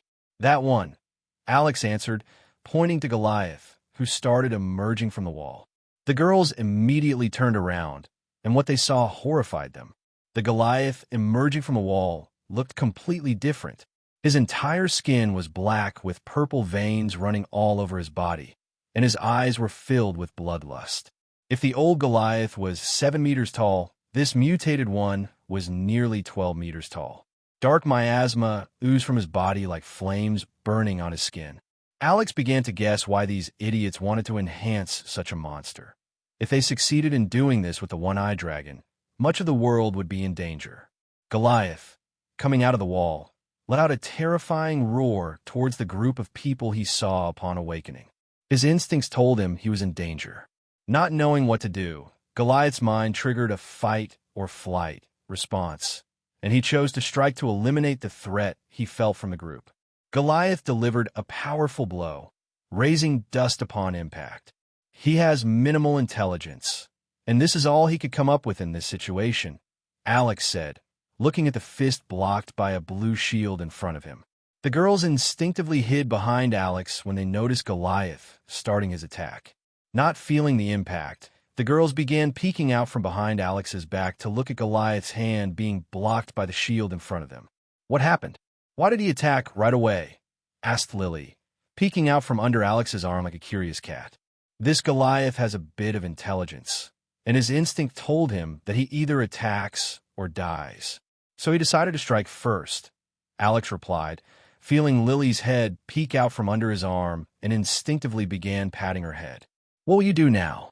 Daphne asked, peering out and watching Goliath, who delivered another blow to the shield in front of him.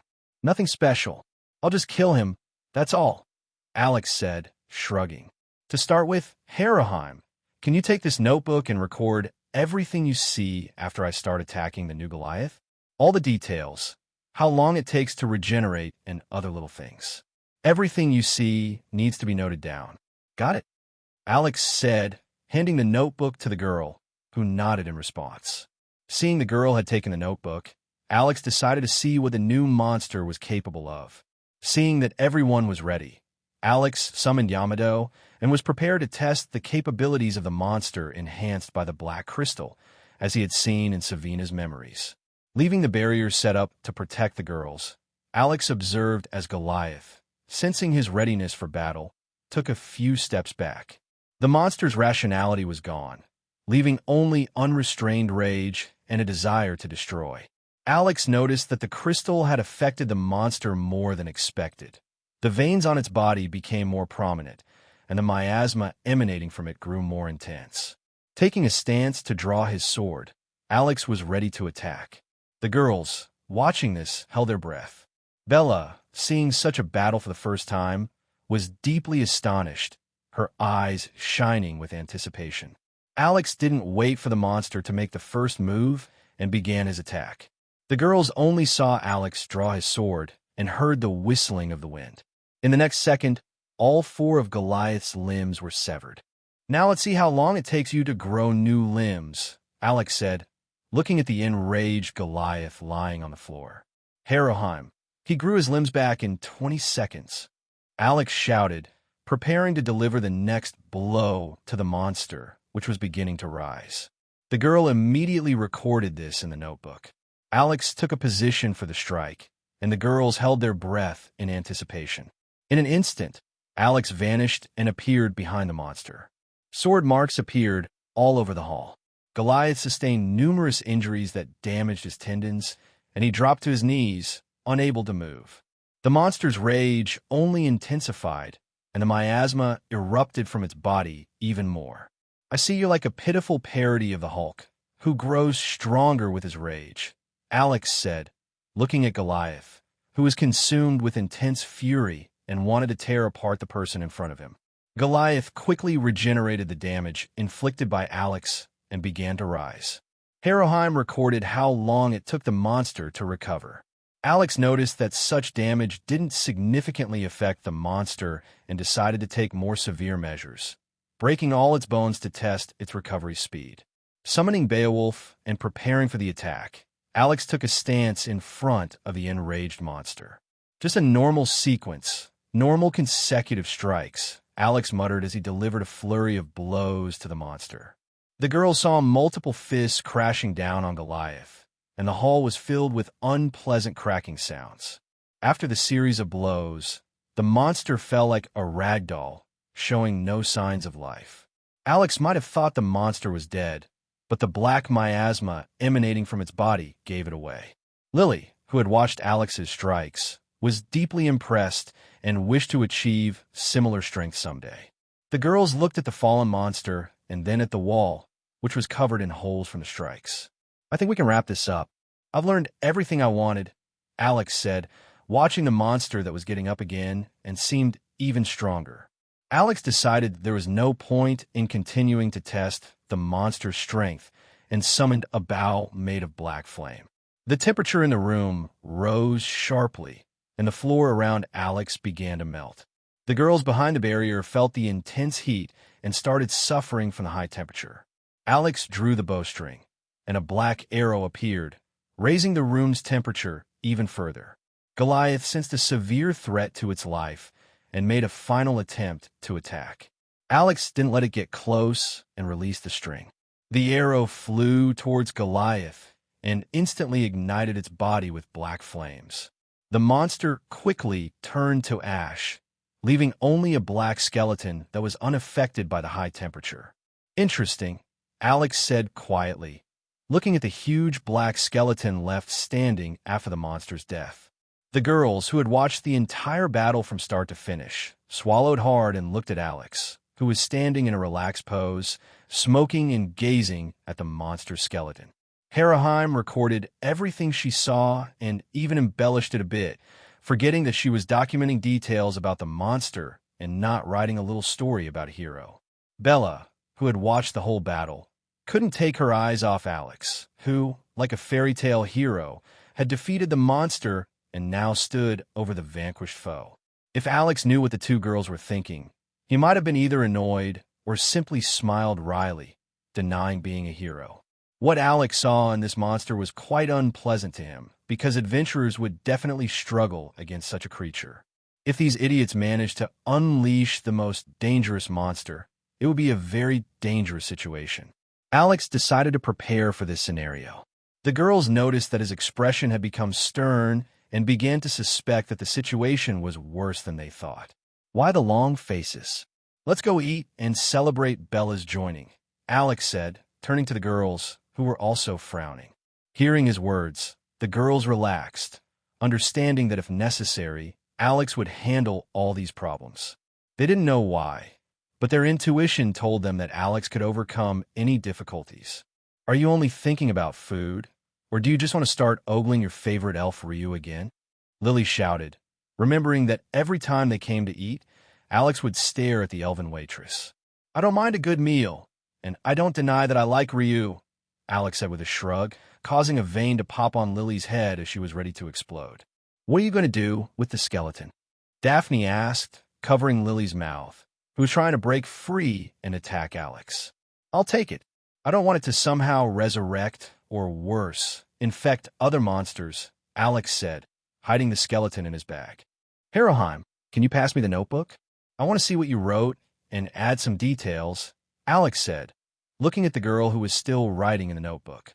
He felt uneasy about it.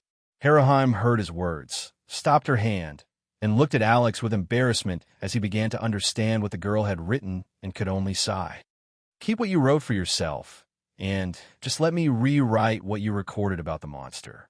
You can share the story later, Alex said, looking at the girl, whose ears drooped in embarrassment. Okay, sure. I promise I'll let you read it when I'm done, Haruheim said with a red face.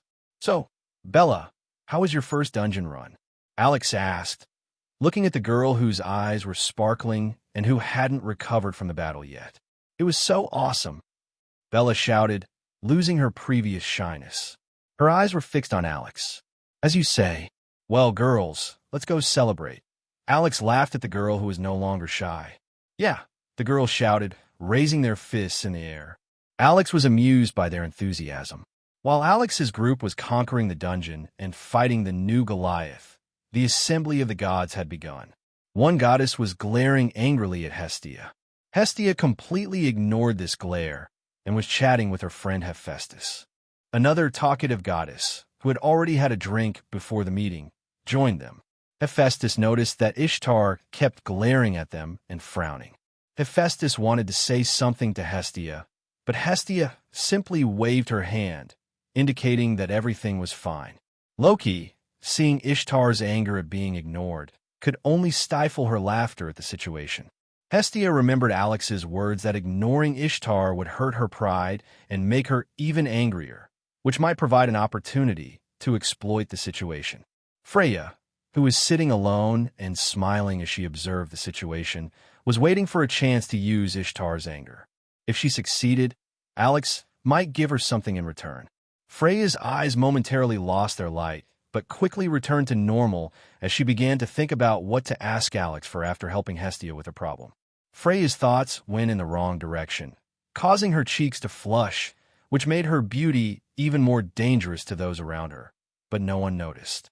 Freya quickly regained her dignified demeanor and scolded herself for such thoughts, but wasn't going to deny them. As the gods chatted, waiting for the meeting to start, Arun entered the hall and took his place. He tapped the table, calling for silence. Seeing that the hall had quieted down, Arun decided to start the meeting. Thank you all for gathering today. To begin, we need to discuss the strange monster discovered by Loki's family in the dungeon, Arun said, prompting murmurs throughout the hall.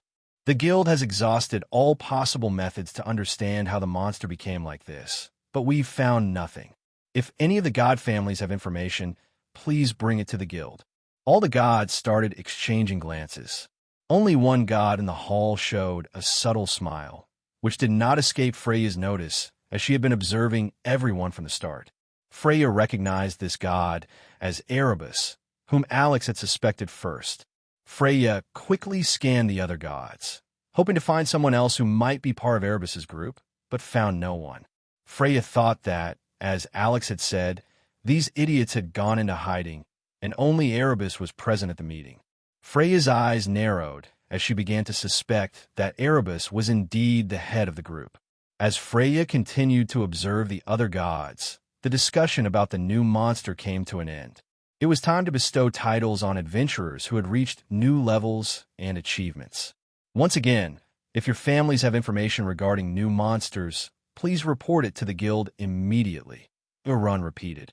Now that we've settled this matter, we can move on to the titles we bestow upon adventurers, Urun continued, striking the table and eliciting excited smiles from the gods. I think we should start with the children of the Hestia family, who have recently shown themselves and earned new achievements. This caused sighs among the gods.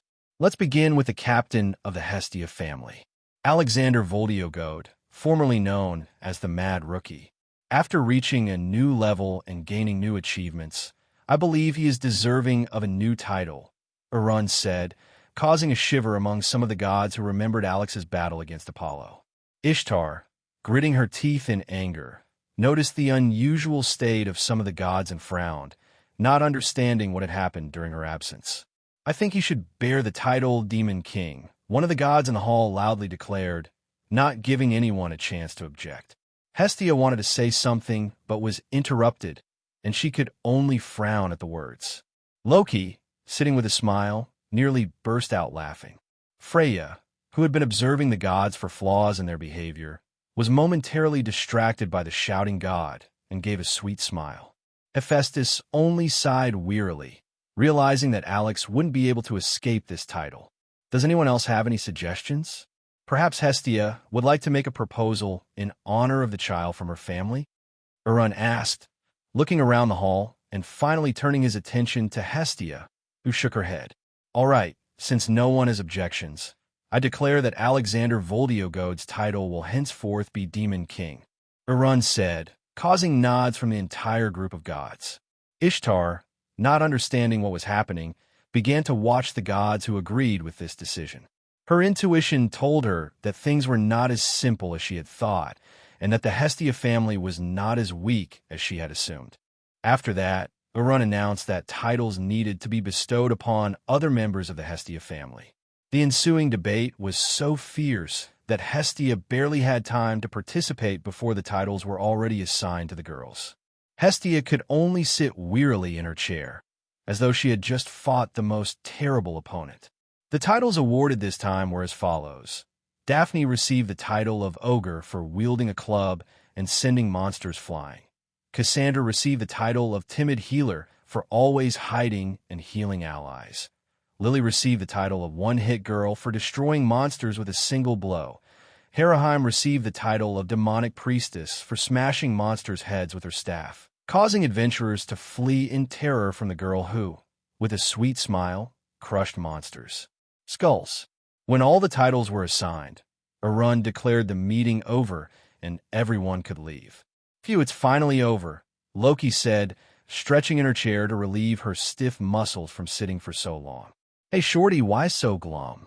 Loki asked, looking at Hestia, who was sitting in a defeated pose. What do you think? Bored of washing, Hestia snapped back at Loki, who just laughed at her. Hestia, don't be sad. The titles your family members received this time aren't so bad, Hephaestus said, trying to cheer up her friend.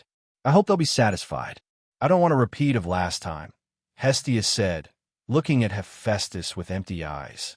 You don't think so? Hephaestus asked. I don't know. Alex usually tells me everything, but sometimes I don't understand how his mind works, Hestia said with a crooked smile, remembering Alex's confession on the tower. Don't be down, shrimp. Everything will be fine, Loki interjected with a smile. You were forgotten to be asked, flat-chested, Hestia said, and her eyes began to glare at Loki. When their gazes met, a spark of electricity appeared between them, and they were ready to start a fight.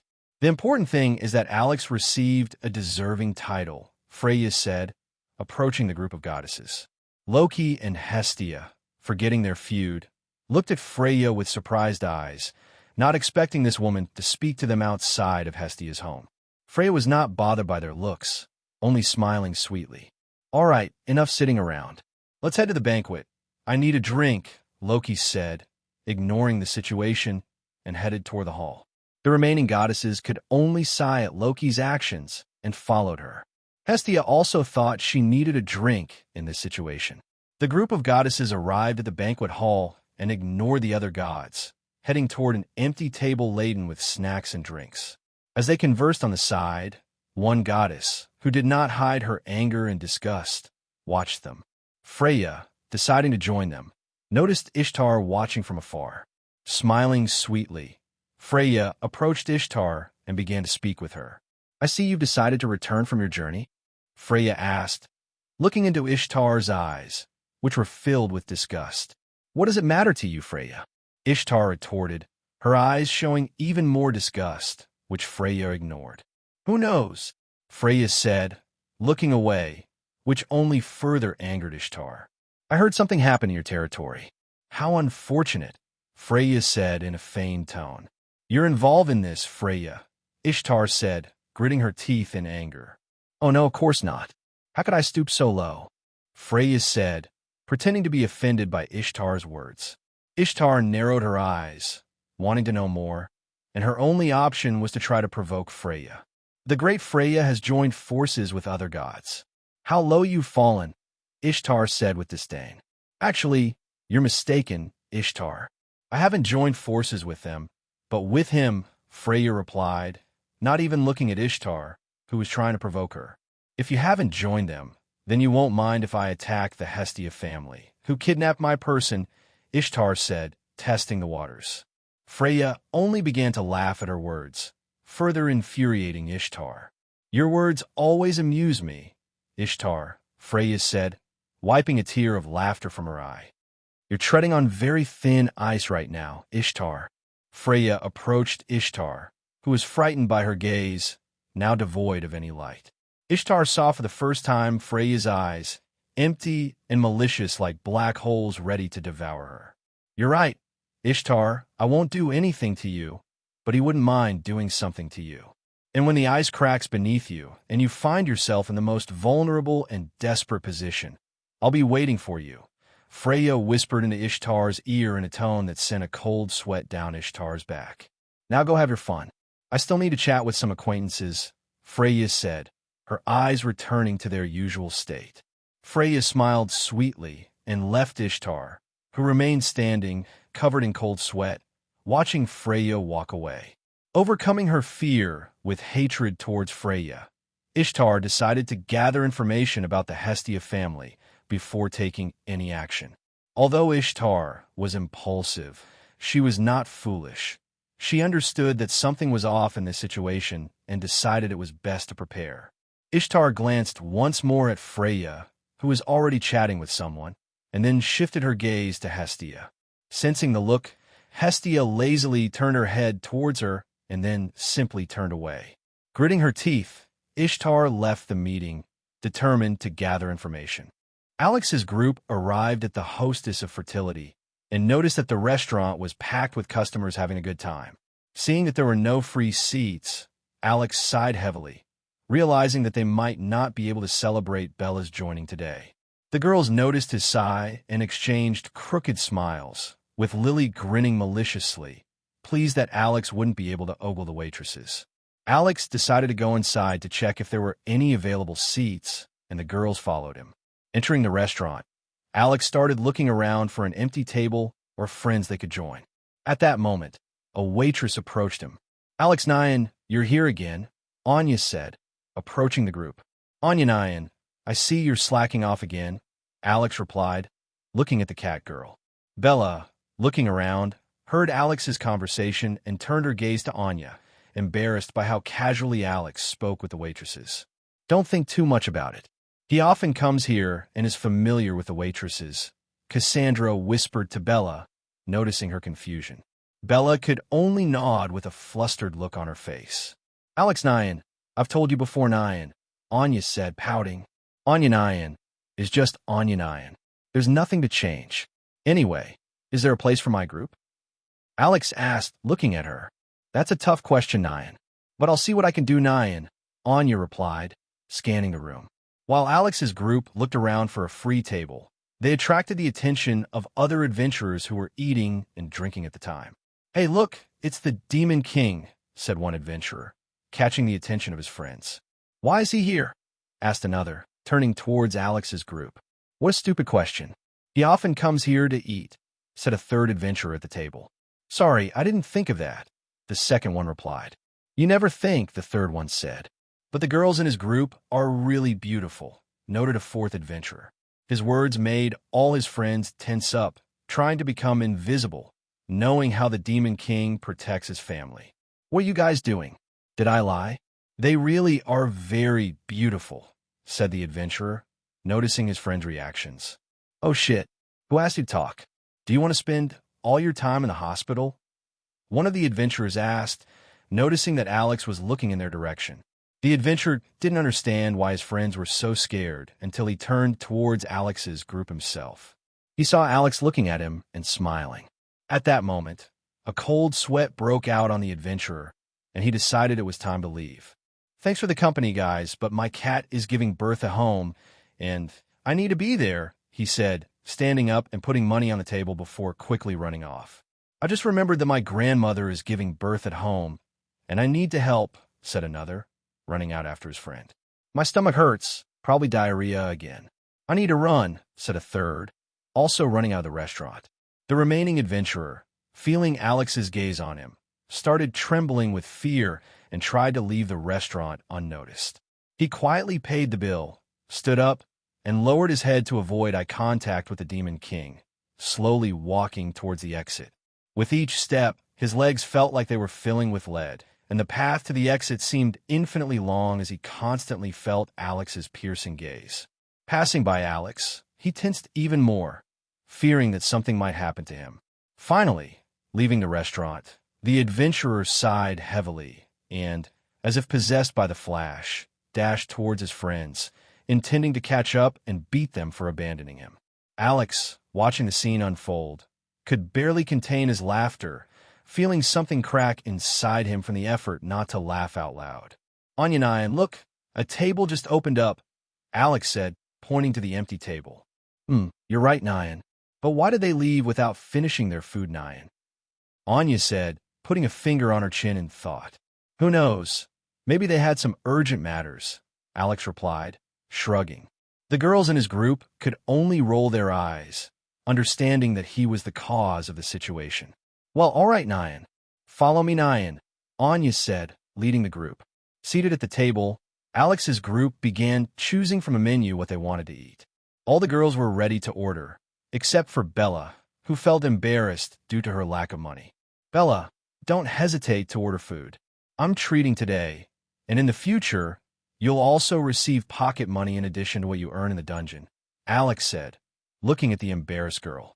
The other girls rolled their eyes at his words, as he acted like a father handing out allowances. Hearing him, Bella decided not to order too much, still feeling shy and planning to repay this debt in the future.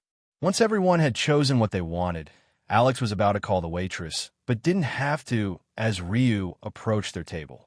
Alex, I see your family has a new member, Ryu said, looking at the new girl she hadn't seen before. Yeah, this morning, Hestia invited her to the family, and we already went to the dungeon, so she could see what it's like, Alex replied, looking at Ryu. Are you ready to order?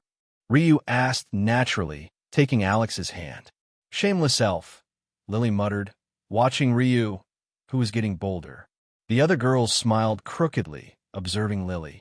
Bella, noticing this, shyly covered her face. I'll have the usual, and the girls have made their choices too, Alex said, squeezing Ryu's hand. The girl was used to such contact and wasn't shy. She only wanted to explore other ways of intimacy. Aren't you tired of eating the same thing every time? Ryu asked, looking at Alex, who was playing with her fingers, making her feel ticklish. No, I don't want to try anything else, Alex replied, continuing to tickle her fingers. Well, as you say, Ryu replied, blushing from the new sensations. Having taken their order, Ryu went to relay it to the kitchen and Alex's group began sharing their experiences in the dungeon with Bella. Lily, sitting next to Alex, pouted, jealous of his tender interaction with Ryu. She wanted similar attention, but didn't know how to approach it. While Alex's group chatted, another group of adventurers entered the restaurant, looking for empty seats. Finding none, they were about to leave when Alex noticed them. "Hey kids," Alex shouted, trying to get their attention. His shout caught the attention of everyone who was eating at the time. They looked at Alex and the group of adventurers he addressed. Hearing his shout, some adventurers, almost annoyed by the disturbance, immediately changed their minds, realizing who had shouted. Knowing it was pointless to object, they returned to their meals. "Alex," a girl shouted, running up to the table. Bella, hearing the shout, was startled by the newcomer approaching them. "Nice to see you, Tiona," Alex said, introducing the girl. "Did you come to eat after the raid?" he asked, looking at the group approaching their table. "No, we didn't go on a raid today. It's a gathering of gods today, so we stayed home," Riveria replied, glancing at the new girl in the group. Bella began to blush under the attention. "I see. And where's Frodo?" Alex asked, looking for their family's captain. "Don't you get tired of calling Finn that?" "He gets annoyed when you call him that," Riveria said, looking at Alex, who was amused by her words. "I can't help it," Alex replied, shrugging. "Finn is currently out with Loki on emergency duties as the family's captain," Riveria continued. "So, Finn is just standing outside the hall where the gathering is being held and will wait until Loki finishes eating and drinking before going home." Alex asked, looking at the girls, who averted their gazes. "Maybe I should feel sorry for Frodo when I see him again," Alex said, nodding his head. The girls from Loki's family only shook their heads, knowing that the nickname would soon stick to their captain, as Loki had already started calling Finn that. "If you came to eat, you can sit at our table," Alex offered. "Great, thanks," Tiona said loudly, taking a free chair and sitting next to Alex, which caused a twitch in the eye of the entire group. Alex noticed that there weren't enough seats for everyone and created a few extra chairs so everyone could sit and place their orders. Ace, who remained standing, didn't know what to do. On one hand, she wanted to sit next to Alex. On the other, she didn't want to cause inconvenience. Haroheim, sitting on the other side of Alex, noticed Ace's internal struggle and decided to move her chair to make room for the girl. Ace thanked Haroheim and sat next to Alex. Haroheim simply smiled, saying nothing. Alex decided to take the order for Loki's family girls himself and bring it to Mamma Mia to avoid waiting for the waitress. After handing over the order and exchanging a few words with Mia, Alex returned to the table, where the girls from Loki's family were telling Bella about their adventures in the dungeon. Bella listened to their stories with shining eyes, forgetting her shyness. "I see you've already become friends," Alex said, returning after placing the order. "Yeah, Bella is a sweet girl, but she's still too weak to handle the dungeon properly," Riveria said, looking at Bella, who looked upset by her words. "Don't be discouraged, Bella. I'll take care of your training myself," Alex said, giving a thumbs up. The girls could only look at Bella sympathetically, knowing how tough Alex's training would be. "Thank you so much, Captain. I won't let you down," Bella said confidently, unaware of how tough the training would be. "I hope you can keep up that spirit during the training," Riveria said, feeling sorry for Bella, who didn't realize what she was getting into. Bella blushed at her words, not understanding why she said that. As Alex said, "You'll have to ignite the fire of youth and become better than your former self," Tiona said, nodding her head, causing everyone to smile wryly as they remembered the training where Alex constantly shouted about the power of youth. "It's not so bad when he throws you into the dungeon with a monster-attracting spell and says, 'Surpass your limits or die,'" Daphne said, recalling her solo raids during the 3-month training. The other Hestia family girls shuddered at her words. Bella blushed even more and wanted to back out. "It's still better than doing a speed run through the dungeon," Lily replied, recalling her unfortunate experience. Bella was almost ready to withdraw her words. "Don't listen to their nonsense. They got stronger and still cry about how I treated them," Alex said with a twitching eye, looking at the ungrateful girls who averted their gazes. Alex-sama, may I ask you a question?" Lafia asked timidly, trying not to look at Alex. You've already asked, Alex replied, causing confusion among the group. Lafia realized her mistake and blushed. I'm just joking, my little elf. You can ask questions. I've already told you. There's no need to be shy, and you can feel free to ask, Alex said, looking at the embarrassed elf. Alex-sama, I've been wanting to ask for a while. How did you send Beta flying with just a snap of your fingers? Lafia asked, struggling with her shyness. Her question intrigued everyone at the table. Well, that's a pretty interesting question, Alex said, stroking his chin. There are 2 ways to pull off that trick, he continued, raising 2 fingers. The first is to simply enhance your fingers with magic and create a shockwave after the snap. The second way is to enhance the sound created by the snap. I understand the finger enhancement part, but how do you enhance the sound? Riveria asked, pondering Alex's words. It's more complicated. Sound is a vibration that occurs even when you speak. You could try it yourself. Place your hand on your throat and make a sound like, "ah," and you'll feel the vibration in your hand. When bards play their music, they pluck the strings, creating sounds. That's the answer, Alex said, giving an example of how sound works. The girls tried it and realized it was true. To perform the trick using sound, you need more control over your mana. If you get good at it, you can even create a sound that isn't heard but deals internal damage to enemies, Alex said, igniting a fire in Lafia's eyes as she aimed to achieve such a level. Can you show us? Tiona asked, wanting to see an example. All right, watch closely, Alex said, using sound vibrations to shatter glass. The girls watched the broken glass in amazement. Alex, who wanted to fix the glass, felt something hit him on the back of his head. He saw it was a rolling pin and awkwardly turned around to see Mia glaring at him. Alex could only apologize and fix the glass. While Alex explained various ways to use magic, Lafia, being a diligent student, pulled out her notebook and began jotting down everything in detail, not wanting to miss a word. Soon, their food arrived and everyone began to enjoy their meal. At that moment, a group of goddesses approached. Hestia looked as if her soul had been drained. Seeing the goddesses, Alex waved to them, indicating where they were sitting so they wouldn't waste time searching. Hestia, noticing Alex waving, perked up, returned to her cheerful self, and rushed to the table. Alex wanted to create a few more chairs so the goddesses could sit, but he didn't have the chance. Hestia plopped down on his lap and began eating his food. Alex's face twitched at Hestia's actions. He began to wonder if Hestia hadn't eaten at the banquet after the meeting.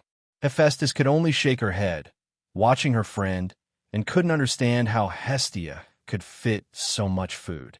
She began to suspect that Hestia was not a goddess of the hearth, but a goddess of hunger, as she was behaving like a famished ghost.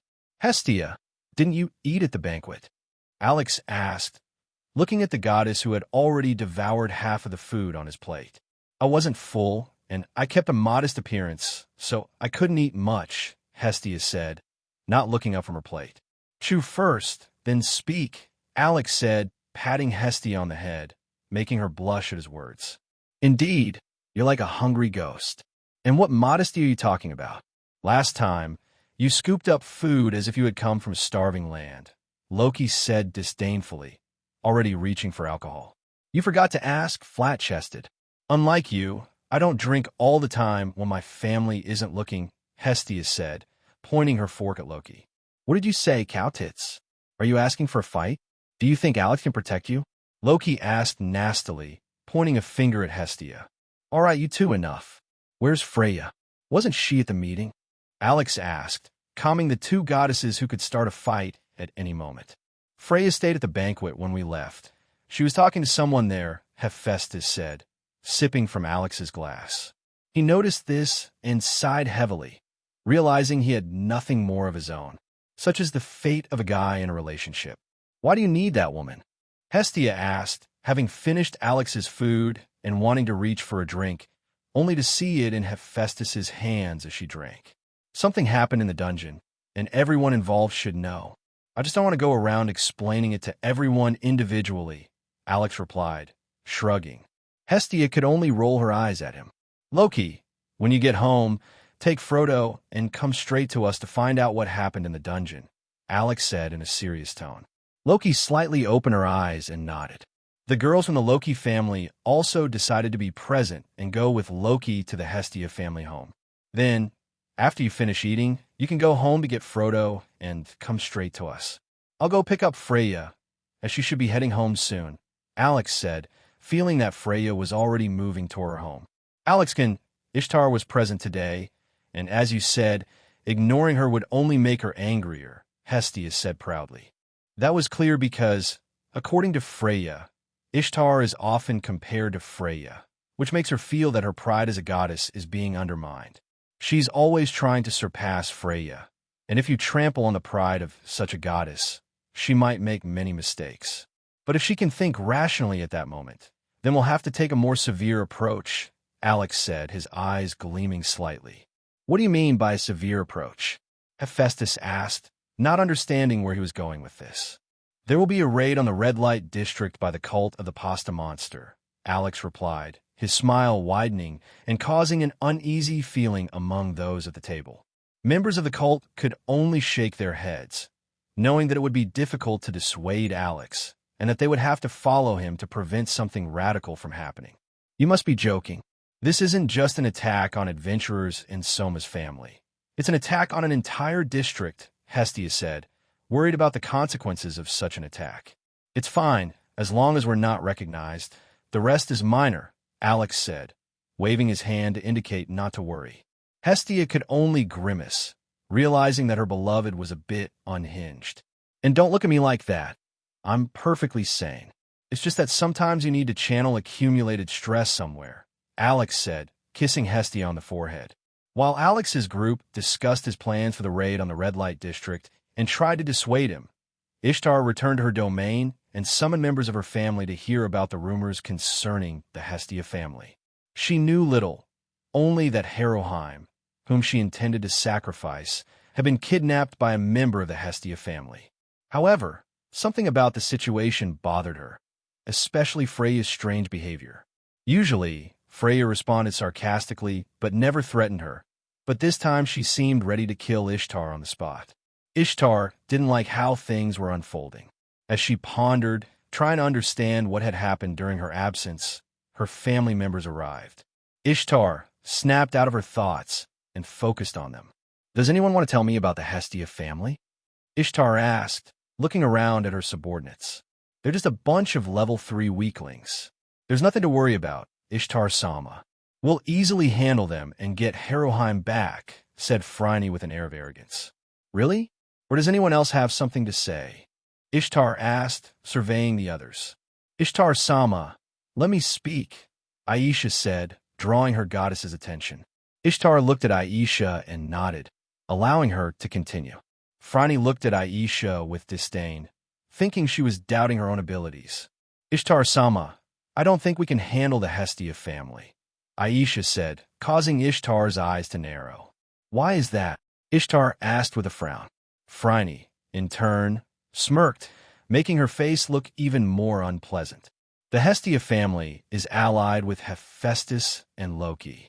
The most dangerous member of their family is Alexander Voldigode, who is currently known as the Demon King, Aisha replied, trying to dissuade Ishtar from attacking the Hestia family. Ishtar recalled the god's reaction at the meeting when Urun had mentioned this man's name. What makes him so dangerous that you're daring to contradict me? Ishtar asked, glaring at Aisha. I'm not contradicting you, Ishtar-sama. I just don't want you to be put in danger, Aisha said, trying not to anger her goddess. And what kind of danger could the Hestia family pose to me? Ishtar continued, studying Aisha, who was choosing her words carefully. It's just rumors that adventurers discuss, but I had a visitor who attended the Hestia family's military game against Apollo, Aisha replied, deciding to share all she knew. Aisha detailed the rumors she had heard from an adventurer who couldn't keep quiet. She described the brutal treatment of Apollo's family members and the savage killing of their captain, who was then resurrected and killed again. She also mentioned the protection of her family members in the dungeon from adventurers who wanted to seize the girls. Are you saying that a mortal can resurrect people? Ishtar asked after listening to Aisha. I don't know, Ishtar-sama. All I've learned comes from rumors and the words of the adventurer who attended the military game." Aisha shook her head. Ishtar pondered again. If a mortal possesses such power, they're clearly not ordinary. From Aisha's words, she understood that Freya was not directly involved here, but perhaps she was interacting with this guy and wanted to obtain him. Ishtar was unaware that Freya had recently become obsessed with Alex and had also decided to join Hestia's club to keep other women away from him. While Ishtar considered her next moves, her family members watched her, waiting for orders. After the group finished dinner, everyone began to disperse, planning to meet later at Hestia's home. The girl from the Loki familia decided not to go home and headed straight there. Loki, thinking she could walk with them, noticed no one was following her. At that moment, she realized she had to go alone. She started acting like a spoiled child who had been abandoned. "Why didn't you want to come with me?" Loki cried, drawing the attention of passers-by. "I thought we were family. Why do I have to go home alone?" The girls from the Loki familia just rolled their eyes at their goddess's behavior. "Alex, tell him to come with me. What if something happens to me?" Loki shouted, running up to Alex and tugging on his arm. "Get off him, flat-chested. He still needs to pick up Freya," protested Hestia, trying to pull Loki away from Alex. "No, I won't let go until he tells the girls to come with me," Loki screamed, refusing to let go of Alex. At that moment, Alex's face was completely blank. All his thoughts were occupied with trying to understand why everyone he knew clung to him like koalas and demanded things. Passers-by observed the scene of one goddess trying to pry another goddess off a guy with an expressionless face, indicating he did not want to be there. "Loki-sama, let go of Alex," said Riveria, approaching Loki and grabbing her by the scruff like a cat. "You finally decided to come with me. I knew you wouldn't abandon me," Loki said happily as she was held like a cat. "Sorry, Loki-sama, but I don't want to make a detour just to pick up one person," said Tiona, hiding behind Alex. "How can you say that? Frodo is your captain and a member of our family," Loki said, pretending to be upset. Riveria's I twitched at her goddess's behavior. Loki refused to calm down and drew even more attention with her antics. The vein on Riveria's forehead was ready to burst when a savior arrived. "Loki, enough noise. We have more important matters," said Alex, starting to stretch Loki's cheeks to make her stop talking. "Stop pulling. I won't make any more noise. Just let go, it hurts," Loki yelled as Alex stretched her cheeks. "Good. Now go home to pick up Frodo," said Alex, releasing Loki, who began rubbing her reddened cheeks. "But I don't want to go home alone. What if I get kidnapped? I'm so beautiful," Loki started to say, and no one could hold back their laughter. Seeing everyone laugh, especially Hestia pointing at her, made Loki's anger peak, and she was ready to attack Hestia. "Okay, you won't have to go home if you're afraid of being kidnapped," Alex said, making an okay sign towards Loki. "What do you mean by that?" Loki didn't finish as Alex teleported her home. Everyone stared at the spot where Loki had vanished, then looked at Alex, who was responsible. At first, the group couldn't comprehend what had happened until Tiona started laughing, which led to everyone else joining in. Even the silent Ace smiled, looking at Alex. "Well, the noise is gone. Now you can head off," said Alex, giving a thumbs up, which caused another wave of laughter in the group. "I don't want to go either." "Send me home too," said Hestia, shaking Alex's arm and acting like a child. "All right, I guess I'm now a portable teleporter," Alex sighed tiredly, earning sympathetic looks from the group. But no one refused to teleport straight home.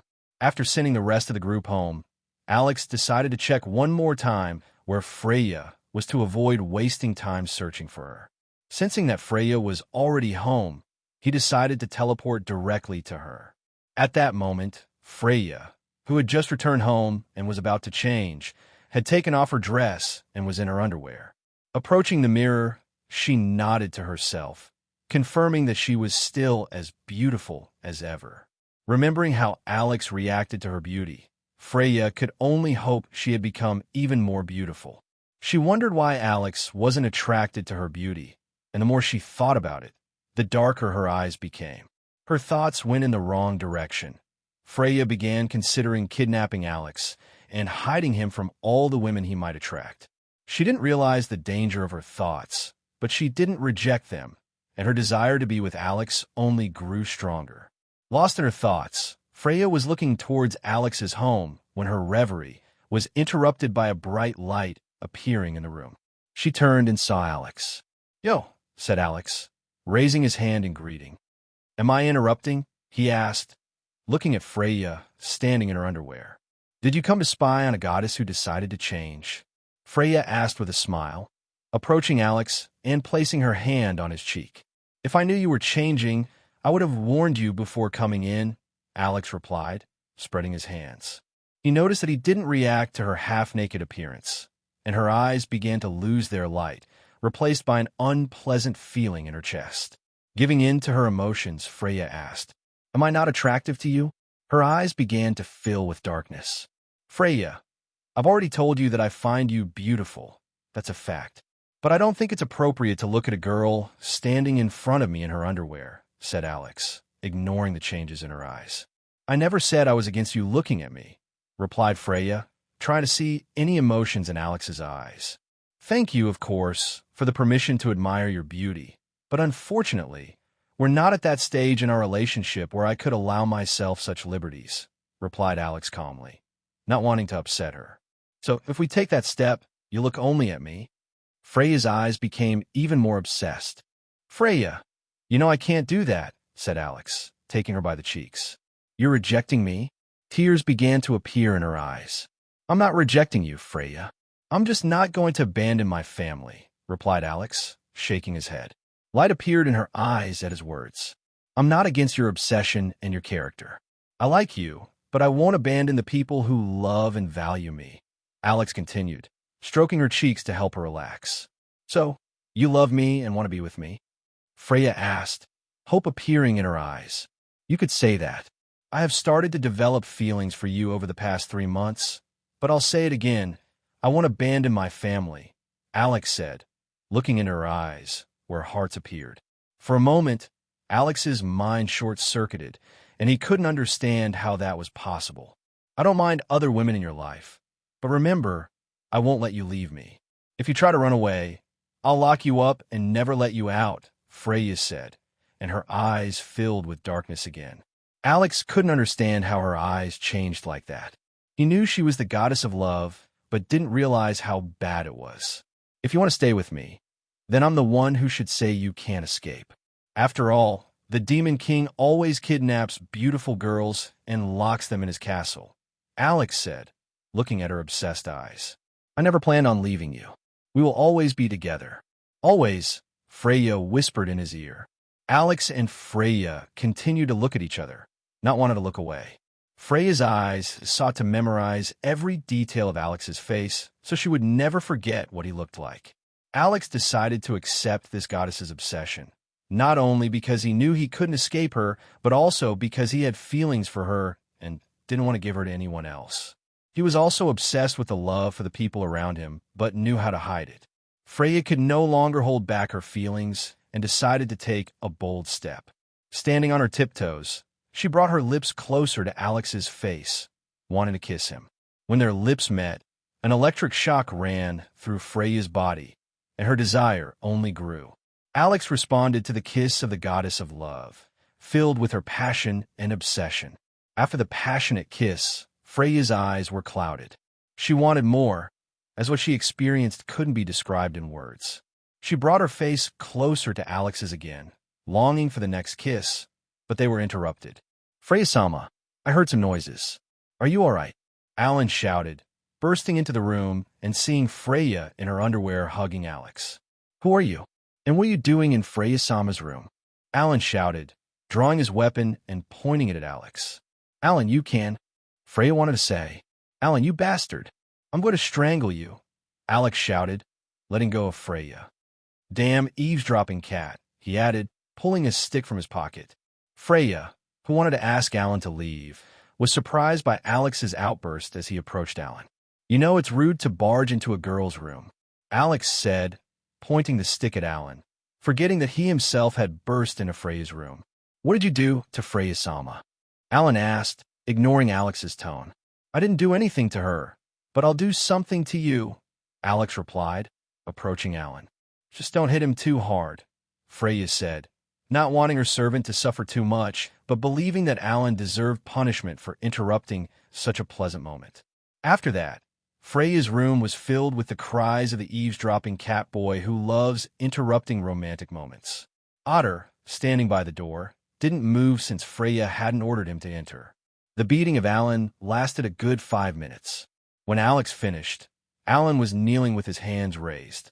He had a bruise under one eye, blood flowing from his nose, and a noticeable lump on his forehead resembling a horn. Now you'll know better than to barge into a girl's room without permission, Alex said, standing over Alan, who had a hurt expression on his face. You barge into Freya-sama's room yourself, and still dare to blame me. Alan persisted. Freya doesn't mind me coming in, Alex replied, giving Alan a smack on the top of his head. All right, Alex, stop hitting Alan. He's already realized his mistake, Freya said, stopping Alex. Alan heard her words and looked at Alex with a proud expression, causing Alex's eye to twitch and a desire to hit that stupid cat again. If Freya had been against me barging into her room, she would have screamed or kicked me out, Alex said, sitting down next to Freya. Alan's proud smile froze, and he didn't know what to say. Otter, you can come in. I have something to say, Alex called out, ignoring Alan, who began to doubt his life choices. How can I help? Otter asked, entering the room. After 3 months of training, he considered Alex his teacher and acknowledged his strength. Otter knew that his mistress loved Alex and didn't mind, as he saw Freya as a mother figure and wished the best for her. I actually came here to get you for a discussion. But then this happened and that happened, and I kind of forgot, Alex said, shrugging his shoulders, causing confusion in Otter. Did something serious happen? Freya asked, looking at Alex, who was calmly sitting beside her. You could say that. And, most likely, radical measures will need to be taken in this situation, Alex said with a heavy sigh. Freya noticed his heavy sigh and decided to take his hand to comfort him, although she wanted to touch him or dive back into a kiss. Before we leave, Freya, did you learn anything at the meeting? Alex asked, squeezing Freya's hand, causing her to smile happily. As you suspected, Erebus is definitely part of that group, and Thanatos was absent. Some gods who were on the list were missing, Freya said, snuggling closer to Alex, wanting to feel his love. When Uranus mentioned the strange monster found in the dungeon, Erebus subtly smiled, but I noticed it, Freya added, hoping Alex would praise her. Alex noticed that Freya also began to act spoiled and could only smile crookedly while patting her on the head. This bastard is probably gloating because, while everyone was busy, he was pulling his latest trick in the dungeon, Alex said, staring at the ceiling and trying to resist the urge to run to Erebus and beat him with a stick. He needed to lure out a bigger fish, and for that, Erebus had to continue his plans and eventually make a mistake. What has he done? Freya asked, looking at Alex, who was glaring irritably at the ceiling. I'll tell you everything once we get to my place, Alex said, shifting his gaze to Freya, and his expression softened, causing her to smile. And, Alan, here's a new task for you. Install this device at Thanatos' house and do it discreetly. Then, once you've completed the task, come to my place, Alex said, tossing a small cube to Alan, who was still kneeling. Alan caught the cube and shot an irritated look at Alex. Seeing Alex reach into his pocket, Alan flinched and looked away, not wanting to get beaten again. Realizing that Alan had learned his lesson, Alex decided it was time to leave. He started getting up from the couch, and Freya, not wanting to let go of his hand, stood up with him. Alex put a hand on Otter's shoulder and teleported to his home. Alan could only click his tongue in irritation, realizing he had another task ahead of him. Alex appeared on the first floor of his house and found it empty. They must be at the training grounds, he thought. Let's go. They're probably downstairs, Alex said, heading toward the basement. Don't you want to at least give us a hint about what happened in the dungeon? Freya asked, snuggling even closer to Alex. I'm too lazy to repeat everything twice. It's better to see it firsthand than to explain, Alex answered in a lazy tone, which only made Freya smile. Otter was also interested in the event, as he attended the training not only at Freya's request, but also to protect the goddess he saw as a mother. Descending to the basement where the training area was located, Alex approached the door and went inside. The scene before him was one of relaxed chatter and lounging, as if they were at a picnic and had no problems. Alex could only smile at this scene, and the desire to ruin it filled his thoughts. "Hey, I'm back," Alex shouted, attracting the attention of the group. Hestia, noticing Freya clinging to Alex, gritted her teeth in irritation and wanted to lunge at her, but was stopped by Hephaestus. "All right, now that everyone is here, I want to show you something and tell you about it," Alex said, trying to ignore Hestia, whose angry eyes could have put a few holes in him. "This is the remains of Goliath after his mutation," Alex said, pulling out a massive skeleton from his bag. Everyone in the room stared wide-eyed at the black skeleton. Wasn't there supposed to be a corpse of the monster, not just a skeleton? Finn asked, looking at the skeleton before him. "Well, due to some of my actions, only the skeleton remained," Alex replied, looking at the group. The gathered people continued to stare at the skeleton, trying to understand why it had become like this. "Hey, you two! Are you kids who need to touch everything?" Alex shouted, running over and grabbing Tiona and Loki, who had decided to touch the skeleton. "We won't do it again," Tiona and Loki said in unison as Alex held them. At their words, Alex could only roll his eyes irritably at their behavior. He understood that Loki wanted to stick her nose into everything, but he couldn't understand why Tiona decided to do it as well. "Why did Goliath mutate like the previous monster?" Finn asked, trying to think rationally. "Good question, Frodo. When I escorted the girls on their raid and we reached Goliath's room, we had an interesting listener who decided to tell me everything," Alex replied, causing Finn to roll his eyes in irritation. Everyone tried to suppress their laughter at Finn's nickname. Alex decided to recount what happened in the dungeon and how he met Savina, who told him everything without mentioning that he had forcibly extracted her memories. He described the black crystal she was supposed to implant in Goliath to test its effectiveness. Finally, he began to describe the battle with Goliath.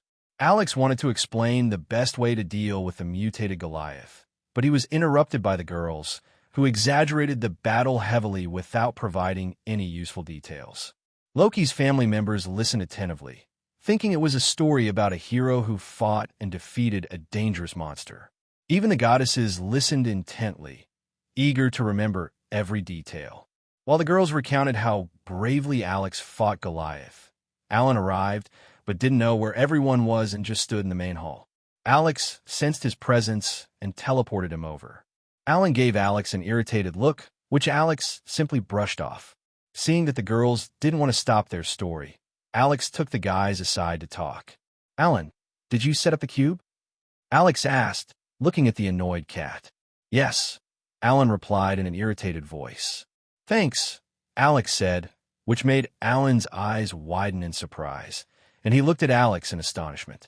"While the girls are talking, I'll briefly tell you what needs to be done with such a monster," Alex said, and the guys began to listen attentively. "This bastard is quite resilient. It takes him 15 to 20 seconds to regrow limbs, and that's after I've severed all his limbs.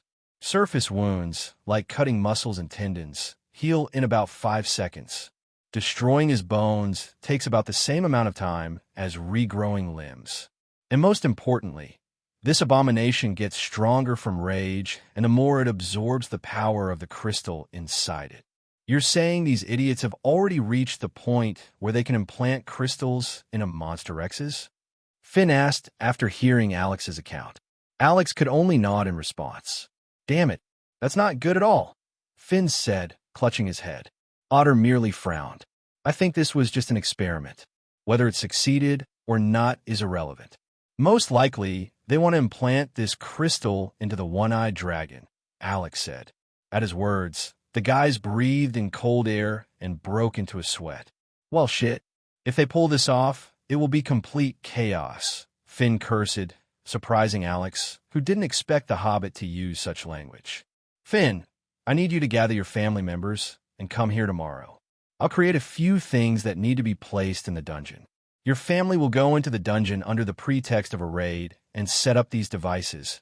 Alex outlined his plan, to which Finn nodded seriously. "Alan, you'll be needed tomorrow as well.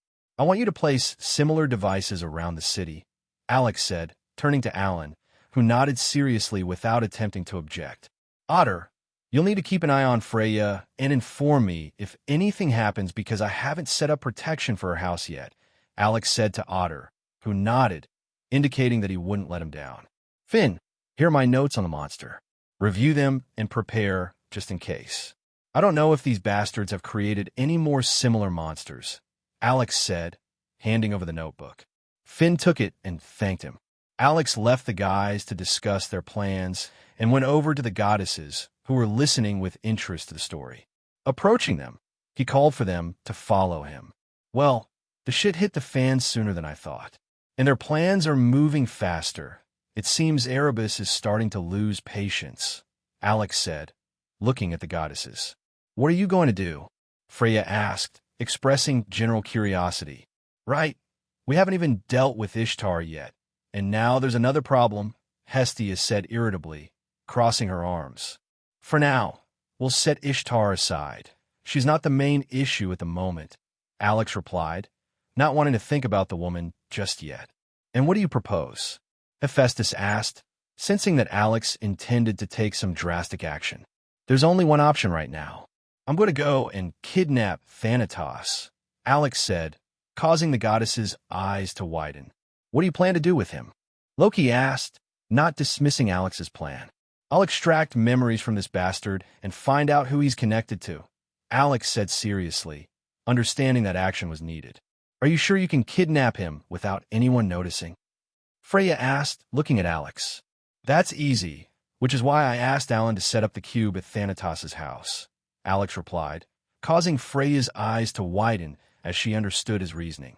If you're going to do this, I trust you. Just don't put yourself in danger, Hestia said, realizing that there was no other option.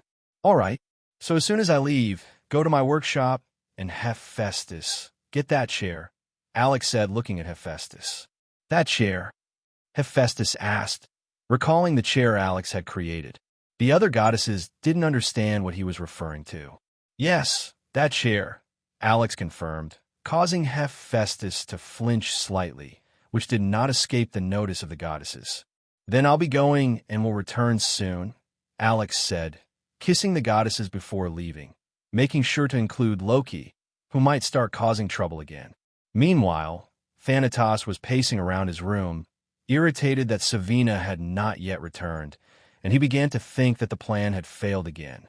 He was about to start smashing everything in his room when he didn't realize someone had entered his quarters under the cover of night and was quietly watching him. Calming down, Thanatos stood and looked at the mess he had created, becoming even more agitated, until he felt someone's presence behind him.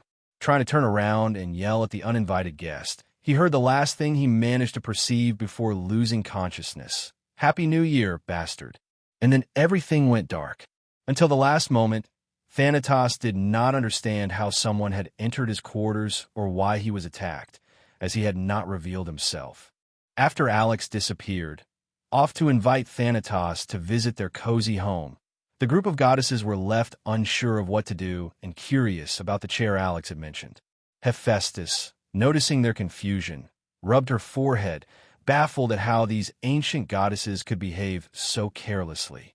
Sighing, she asked them to follow her to the workshop, and the goddesses, eager to learn about the chair that had Hephaestus so agitated, followed her.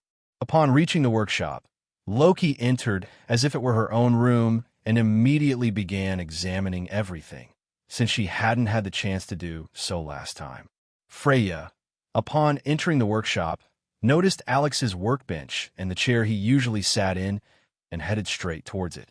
Hestia, seeing Loki inspecting and touching everything like a curious child, couldn't help but remark. Have you never seen anything like this before? She asked disdainfully, looking at Loki. What did you say, Shorty? Aren't you curious about what Alex makes here? Loki snapped back. Loki, Alex usually only allows people to touch the weapons here. Don't even think about touching anything in the black boxes, Hephaestus said, trying to remember where Alex had stashed the chair. Loki, who was reaching for a black box with strange runes on it, stopped after hearing Hephaestus's words and turned to her. Why not? Aren't you curious about what's inside? Loki asked, trying to tempt Hephaestus into opening the box. I repeat, you can touch anything except the black boxes. Even I don't know what's in them, and I don't want to know, Hephaestus replied, opening another cupboard. Why not? Loki asked petulantly. Because Alex said those boxes contain emergency weapons. If given to an idiot, they'd cause more harm than good, Hephaestus answered, indirectly calling Loki an idiot. What are you implying? Do you think I'm that irresponsible? Loki retorted. Yes, the goddesses in the workshop replied in unison, causing Loki to fall to her knees and cry. While Loki cried, no one paid her any attention. Hestia walked over to a drawer, opened it, and took out some snacks that Alex had specifically left for her to keep her entertained while she stayed in the workshop with him. Freya sat at Alex's workbench, flipping through his journal, which contained notes on rune combinations and their uses. As she turned the pages, she saw various notes on armor and weapons until she stumbled upon a page that detailed possible ways to leave this universe. Meanwhile, Hephaestus finally found the necessary drawer and pulled out an ordinary-looking chair covered in various runes. When Hephaestus retrieved the chair, all the goddesses in the workshop turned their attention to it. Hephaestus, what's with this chair, and why does it scare me so much? Hestia asked, stopping her snacking and looking at the chair with fear. Alex made this chair specifically to deal with the gods who caused trouble, Hephaestus sighed, understanding Hestia's feelings, as she had been frightened by the chair when Alex first showed it to her. But what's wrong with this chair? Loki asked, stopping her crying and staring at the chair with wide eyes. Simply put, this chair can cause various effects, including killing a god. As Alex said, these idiots need to suffer a bit, Hephaestus explained, knowing that Alex's a bit meant something entirely different. What do you mean by a bit? And what do you mean by killing a god? Freya asked, distracted from her reading and looking at the chair. Alex didn't say much, but this chair can completely kill a god, Hephaestus replied, causing the other goddesses to shudder. Hephaestus didn't know where to place the chair and, not wanting to touch it more than necessary, decided it would be best to put it in the center of the workshop. She began dragging it there, and Loki, not wanting to be near the chair, moved away. Approaching Hestia, Loki snatched her snacks, but to her surprise, Hestia didn't get angry. Instead, she simply took another pack from the drawer and looked at Loki with a contemptuous smile. Loki wanted to start arguing with Hestia, but then the door to the workshop opened, and Alex entered, dragging Thanatos by the hair. Freya, seeing how Alex was handling the god, could only smile, admiring his ruthlessness towards his enemies. Alex noticed everyone gathered and saw that Hephaestus had already brought out the chair. He dragged Thanatos to the chair and tied him up. The goddesses finally noticed the state Thanatos was in. A black eye and blood dripping from his nose elicited wry smiles from them. Looks like you're all having fun, Alex said as he tied Thanatos to the chair. What's in the black boxes? Loki immediately asked, eager to satisfy her curiosity. Weapons, Alex answered shortly, not giving Loki a chance to ask another question. She pouted arrogantly and took out her frustration on the pack of snacks. Why is Thanatos in such a state? Hephaestus asked, looking at the god, who looked like he had been in a bar fight. This bastard was tougher than I thought, so I hit him a few more times until he passed out, Alex replied, shrugging. Hephaestus sighed again. Noticing this, Alex approached her and took her hand. Why are you sighing so heavily? He asked. Don't you know? Hephaestus asked, raising an eyebrow. Nope, Alex replied with a smile. Hephaestus was about to sigh again, but Alex silenced her with a kiss. She was caught off guard but decided to enjoy the moment and let go of her worries. Alex stepped back, smiling. Hephaestus, feeling the mischievous looks from the other goddesses, blushed and covered her face with her hands. All right, my dear ones, our guest should feel at home and understand that he is safe, Alex said, causing the goddesses to roll their eyes. They wondered how someone who had been kidnapped could feel safe, looking at the beaten and bound Thanatos. Wake up, sunshine, it's morning, and you need to get up for school, Alex said, gently slapping Thanatos' cheeks to wake him. Loki, seeing this, couldn't contain her laughter and started laughing wildly. while the other goddesses watched with twitching lips, unable to understand Alex's mindset. Well, if the gentle approach isn't working, then it's time for something more drastic, Alex said, preparing to wake Thanatos with brute force. Can I? Can I? Please, Loki shouted, running up to Alex and tugging on his arm, eager to take this chance for some fun. Alex looked at her, contemplating whether to let her do it. Seeing her pleading face, he gave in. Hooray! Thanks, I love you. Loki cheered, jumping up and kissing Alex on the cheek. Alex just looked at Loki, thinking about how cheaply her love could be bought. Loki glanced back, feeling that Alex was thinking something rude about her, and just stuck her tongue out at him. The goddesses were curious about how Loki planned to wake up Thanatos, who was unconscious. Loki, at that moment, was rummaging through her bag, pulling out various junk accumulated there, most of it empty alcohol bottles. Alex's face twitched at the amount of trash, and he began to regret giving her that bag. Finally, Loki found what she was looking for and pulled out a stun gun Alex had given her for protection against perverts. Alex realized how she intended to wake Thanatos and could only smile wryly, understanding what might follow. With a wide grin, Loki approached Thanatos, ready to revive him. Hephaestus and Hestia began to understand why Alex got along so well with Loki and allowed her to cause some mischief. They were very similar. Thanatos, wake up! Loki shouted, trying to wake the god with her voice. Seeing that it wasn't working, her smile widened even more. If you don't want it nicely, you'll get it harshly, Loki said in a righteous tone, as if she were punishing evil. Alex facepalmed, realizing that Loki had picked this up from him when he did something similar. And now it's time to wake up. Loki yelled and zapped Thanatos with the stun gun right in the stomach. Ah! Thanatos screamed, coming to his senses after the shock. How dare you kidnap me, pathetic mortals? I am a god, Thanatos yelled, not understanding the situation he was in. I will punish you all. No one can escape my wrath, pathetic mortals. Thanatos continued to scream. Yeah, whatever you say, now shut up, Loki said irritably and zapped Thanatos again. Thanatos, getting another dose of energy and positivity, realized it was best to be quiet. Looking around, he noticed he was in some kind of workshop and, seeing the goddesses, tensed up. What are you doing here? Thanatos asked nervously, looking at the goddesses, who looked at him with disdain. You were brought here to answer a few questions, Freya said, standing up from her chair. What do you mean brought? How can kidnapping be called an invitation? Thanatos asked with a scowl, causing Hestia and Hephaestus to look at Alex with smiles as he had already taken on the appearance of a child. Brought means brought. Why are you yelling? If you're innocent, just answer a few questions, Alex said, clicking his tongue and looking at the irritated Thanatos. It's you. You're the kid who was staring at me in the guild, Thanatos said, focusing on the child who had spoken. Correct, you've won the grand prize, Alex said, giving Thanatos a thumbs up.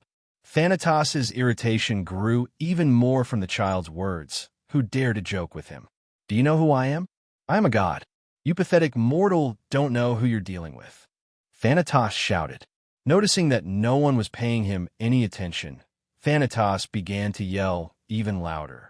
While Thanatos was ranting about how great a god he was, Alex simply watched him with a blank expression, not understanding why this idiot was still shouting. Didn't Thanatos realize the situation he was in? Alex began to get annoyed until he felt himself being lifted up. Looking around, he saw Freya, who was watching him with flushed cheeks. Freya placed Alex on her lap and continued to watch Thanatos, who didn't want to stop shouting. All right, this is getting old. Loki, please bring our guest to his senses so he starts understanding the situation he's in, Alex said in an irritated tone, asking Loki to zap the bound idiot again. Loki laughed and zapped Thanatos once more, who immediately fell silent. I see you've stopped yelling, Alex said disdainfully, looking at Thanatos, who had snot running from his nose due to the shock. Now that you're quiet, I'll give you two choices. You either tell us everything yourself, or I'll use a very unpleasant method to extract the information from you, Alex said seriously, holding up 2 fingers. Seeing how serious Alex was in his child form, Freya squealed and hugged him tighter. Her thoughts wandered, and she began to fantasize about the future children she might have with Alex. Who are you to give me choices? Pathetic mortal, I command you to release me, Thanatos said haughtily. Loki, our guest is getting annoyed again. Give him another dose of electricity, Alex said, watching as Loki shocked Thanatos again. And now you'd better shut up, because if you keep shouting, I'll take away your choice and rip all your memories from your head. I won't care what happens to you afterward, Alex said in a voice that made everyone shiver, especially the goddesses who knew Alex. Freya, lost in her fantasies, snapped out of it and looked at Alex, whose face was twisted with anger. Listen up, you piece of shit. I won't say this twice. Either you tell us everything about your group of half-villains, or I'll tear it all out of your head, and you can forget about returning to the realm of the gods, Alex said threateningly. What group? I don't understand what you're talking about, Thanatos said, trying not to reveal himself. Alex, true to his word, didn't repeat himself and immediately punched Thanatos in the face, knocking out a tooth. You could deny it as much as you want, but your minions have already spilled everything. It's only you left who is part of this group, Alex said, looking at Thanatos, from whose mouth blood had started to flow. Thanatos, after receiving the punch, wanted to remove his arcanum but realized he couldn't, and his eyes widened as he understood the situation he was in. But when Alex mentioned the minions, Thanatos' eyes filled with rage. It's you, bastard, who's thwarting our plans. Thanatos screamed, wanting to tear apart the person in front of him. It's hard to say that I'm interfering with your plans. It's you idiots who are disrupting my peaceful life and keep throwing shit at the fan blowing toward my lazy life, Alex said, not taking Thanatos' anger seriously. Unlike you, Savina left this world with a peaceful smile, and you can suffer a lot before I'm done with you, Alex continued, making Thanatos feel as though a bucket of cold water had been poured over him, and he began to fear for the first time. What are you talking about? Thanatos asked cautiously. Savina didn't want to talk either, but you know magic is such a versatile thing that it can be used for various purposes, Alex said, aiming to clarify the situation. After his words, Thanatos felt a sense of fear, afraid of the child sitting on Freya's lap. You'll tell me everything, whether you like it or not. Whether you tell it peacefully or suffer before you do is up to you, Alex said, starting to lose patience. Alex watched Thanatos, who was unwilling to talk, and thought that this asshole needed some stimulation to start speaking. He looked at Hestia and Hephaestus, asking if they wanted to leave, as what was about to happen might not be to their liking. Hestia shook her head negatively, indicating that she would stay until the end. Hephaestus simply said she would stay. Alex sighed wearily, realizing that this might be mentally traumatic for them, and decided he would find a way to calm them down later if needed. He jumped down from Freya's lap and walked toward Thanatos, who felt that if he didn't break free now, his fate would be terrible, and it would be the child's fault.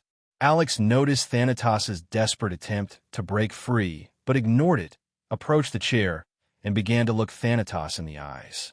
Thanatos started putting in more effort, trying to escape, as his intuition warned him of something terrible coming. You knew that the girls in my family see me as a hero in the literal sense, Alex said, placing his hand on the chair. Thanatos stopped his attempts to break free and looked at the child who began speaking to him. He couldn't understand what this child was getting at. But the problem is, I'm not a hero. I'm very selfish and greedy. I have no desire to save everyone around me because I understand that it's impossible to save everyone. There will always be people in the world who want to cause harm to others. Gods are the same. Like you, for example. You do evil just because you see yourself as evil and all that. And I know there are many like you. Even if I kill all of you, people will still suffer from other things. And I've decided that it's better to deal with threats like you, who want only chaos and fun, Alex said, looking at Thanatos, who was lost in his thoughts. And so what? I see myself as a villain. Do you fancy yourself a hero? Want to save everyone? Pathetic mortal, Thanatos said, looking at Alex, who only shook his head.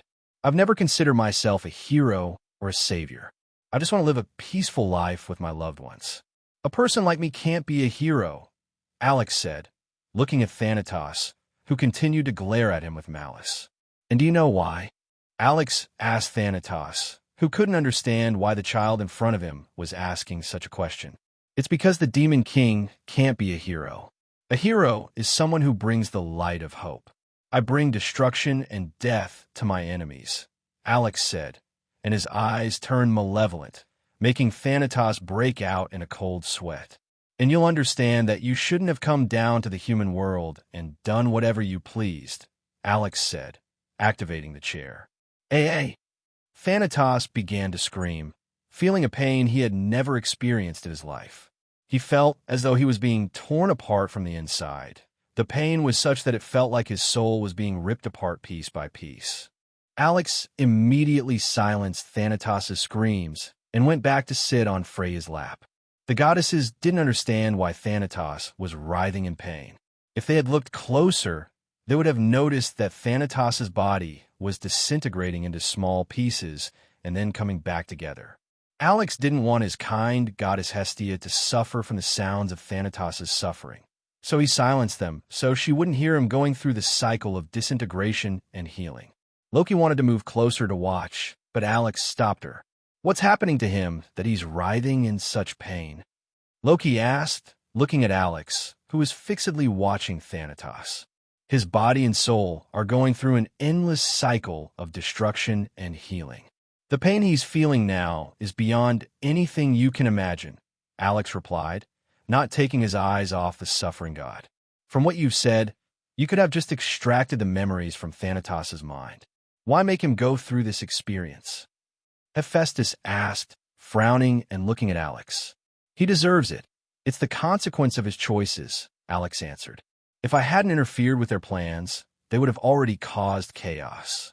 Think of how many innocent lives would be lost just because they want to have fun, Alex said, looking at Hephaestus, who didn't know what to say. This is just the beginning of his suffering. Soon his cronies will join him. Ereb will suffer the most, but I can't scare him off just yet. I want to find out who's pulling the strings in this situation and who this behind-the-scenes villain is helping this group of assholes, Alex said, his eyes glowing with the desire to beat these gods to death. Hestia could only frown, but did not stop Alex. She understood that not always can a hero solve all problems. Sometimes, an even greater evil is needed to deal with another evil. Hestia shook her head, pushing away thoughts that Alex might be a villain. She reassured herself that he was acting with good intentions, though his methods were more radical. She looked at Alex with worried eyes, afraid he might stray onto the wrong path, and vowed to herself to prevent it. I think that's enough for now. He's already tried the trial version of my product, Alex said, approaching the chair and deactivating it. Thanatos felt the pain recede and began to breathe heavily, trying to compose himself. The pain he had just experienced still echoed in his body and soul like an endless echo. Are you ready to talk now? Alex asked, looking at Thanatos, who was breathing heavily and had vacant eyes. Seems like he's broken, Freya said with a sweet smile. She had been silent all this time because she didn't care about these gods. She was already ready to kill them herself because these bastards were ruining her future life with Alex, which was supposed to be filled with adventures in other worlds. If he doesn't respond, will you just rip his memories out? Hestia asked, trying not to look at Thanatos, who seemed to be dying countless times. Apparently, yes. This bastard has become completely useless, Alex said, showing no regret for what he had done to Thanatos. Placing his hand on Thanatos' head, Alex began reading his memories, and the more he saw, the more he frowned. The information Thanatos had was half useless, but one memory made Alex even more irritated, as it indirectly hinted that there was a being helping them. Finally, having learned the names of the accomplices, Alex began thinking about how to prevent them from scattering like rats. Did you find out anything useful? Freya asked, looking at Alex, who was deep in thought after removing his hand from Thanatos' head, from which blood was now pouring from his eyes, ears, and nose. Firstly, there's indeed someone helping them, hiding behind the scenes, and I also learned the names of his accomplices, Alex said, turning to the goddesses. And who are these gods? Hephaestus asked, frowning at Alex's words. They are Dionysus, Nyx, and Indra, and Thanatos doesn't know who is helping them. For that, we need to capture Erebus, but I'm afraid of scaring off the bigger fish, Alex said, listing the names of the gods, causing the goddesses to tense up. You're saying Dionysus is also part of this group? Loki asked. Yeah, according to Thanatos' memories, Dionysus is quite the hypocritical creature, Alex said with a scowl. So what do we do next? Hephaestus asked, wanted to know the plan.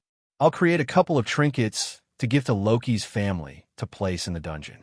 This way, I can track the monsters that mutate due to these crystals. And just in case, I'll ask Alan to set up similar devices around the city.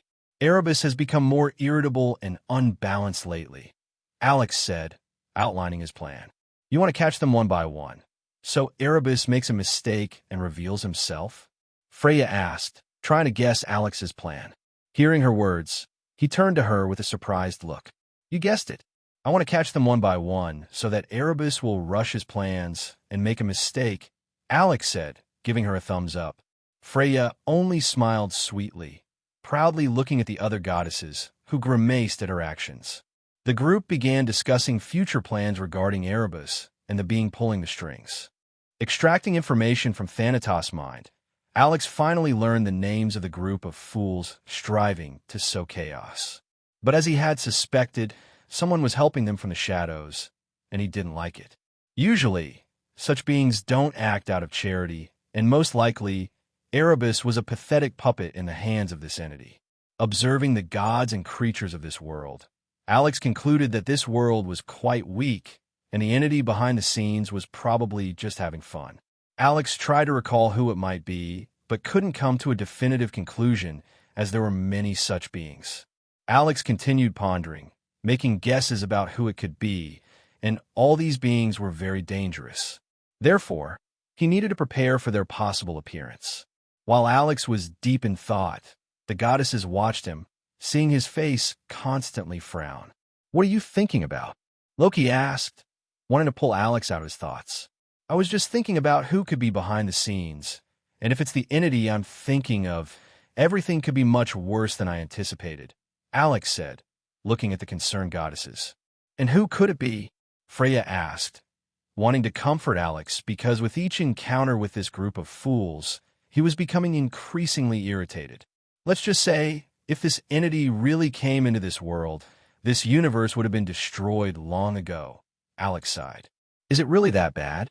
Hephaestus asked, trying to think rationally. Unfortunately, yes. And I don't know if it's possible to kill this entity or if it can only be sealed, Alex said, drawing conclusions after his thoughts. You're not sure if this entity can be killed? How is that possible?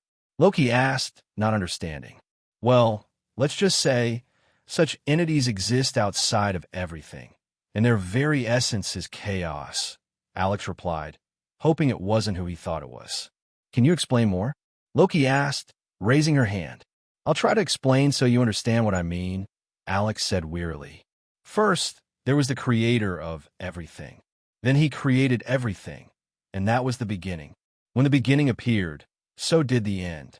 When he brought everything to order, chaos appeared. When he created something, destruction appeared as its counterpart. When he created the first life, death was born at that moment. Do you roughly understand what I'm talking about? The goddesses listened to him with open mouths, trying to understand where Alex got such information. How do you know how everything came to be? Hestia asked in a trembling voice, pointing at Alex with shaking hands. In the world I come from, there are many theories about how everything came to be. From the Big Bang that created the universe to us being a delusional dream of a cosmic being, Alex said wearily. So, the place you come from is very advanced? Freya asked, looking at Alex with shining eyes. No, of course not. The place I come from is quite miserable, and unfortunately or fortunately, I won't be able to return there, Alex said, grimacing, recalling his old world. Why do you say that? It's the place you're from? Hestia asked, not understanding why Alex was so irritated by his home. Because if I could return, I wouldn't be able to hold back and would accidentally destroy the entire planet, Alex said, shrugging his shoulders. Is it that bad there? Hephaestus asked, looking at the relaxed Alex. Not so much bad. Some people like it, some don't. I would gladly blow up that world, Alex said, looking at the goddesses, who only sighed wearily at his words. We've strayed a bit from the topic. If Erebus is being helped by an entity born from chaos, then things are bad. If he's being helped by someone else, it's not as bad, Alex said, making the goddesses break out in a cold sweat. So what should we do then? Freya asked in a serious tone. Well, let's hope that Erebus is only being helped by an avatar of this entity. If not, I'm not sure I'll be able to handle it, Alex said, realizing that more preparation was needed. Oh hell, so we can only hope that Erebus is being helped by another fool or just an avatar of an extremely powerful being, Loki said, pulling out a bottle of alcohol and taking a swig. Something like that. In the worst case, I'll try to fight this entity in the void, Alex said, understanding that he had few options. His words distressed the goddesses, who began to think that he was preparing to sacrifice himself if the entity he had to face turned out to be very strong. Hestia immediately made a fuss, trying to dissuade Alex from fighting. Alex tried to calm the goddess, who had already started crying. Hestia tightly embraced Alex, not wanting to let him go to face the danger. Hestia, stop. I'm having trouble breathing, Alex said, patting Hestia on the back. No, I won't let you sacrifice yourself. Hestia cried, holding him even tighter. Hestia, I'm not going to fight this entity yet because I don't know who the enemy is, Alex said, gently pushing Hestia away from him. Really? Hestia asked with tearful eyes. Yes. Plus, if this entity isn't as strong as its creator, there won't be any problems, Alex said, giving a thumbs up. Hestia, who had just been crying, began to get angry, wanting to strangle him. One moment he was speaking seriously, as if preparing to sacrifice himself, and the next he was assuring her that everything would be fine and he could handle it. Stop. Don't even think about attacking me. I'm just trying to stay positive because the creator of this entity definitely can attack, and that's a huge plus, Alex said, dodging Hestia. Don't even think about running away, mister. Your jokes have gone too far this time, Hestia shouted, starting to chase Alex. From the outside, it looked comical. The little goddess was chasing the child. Freya, help me, Alex shouted, running around the workshop from the pursuing Hestia. Sorry, but this time it's your fault, Freya replied, also irritated by his words. Alex was even more upset because he had thought she would protect him.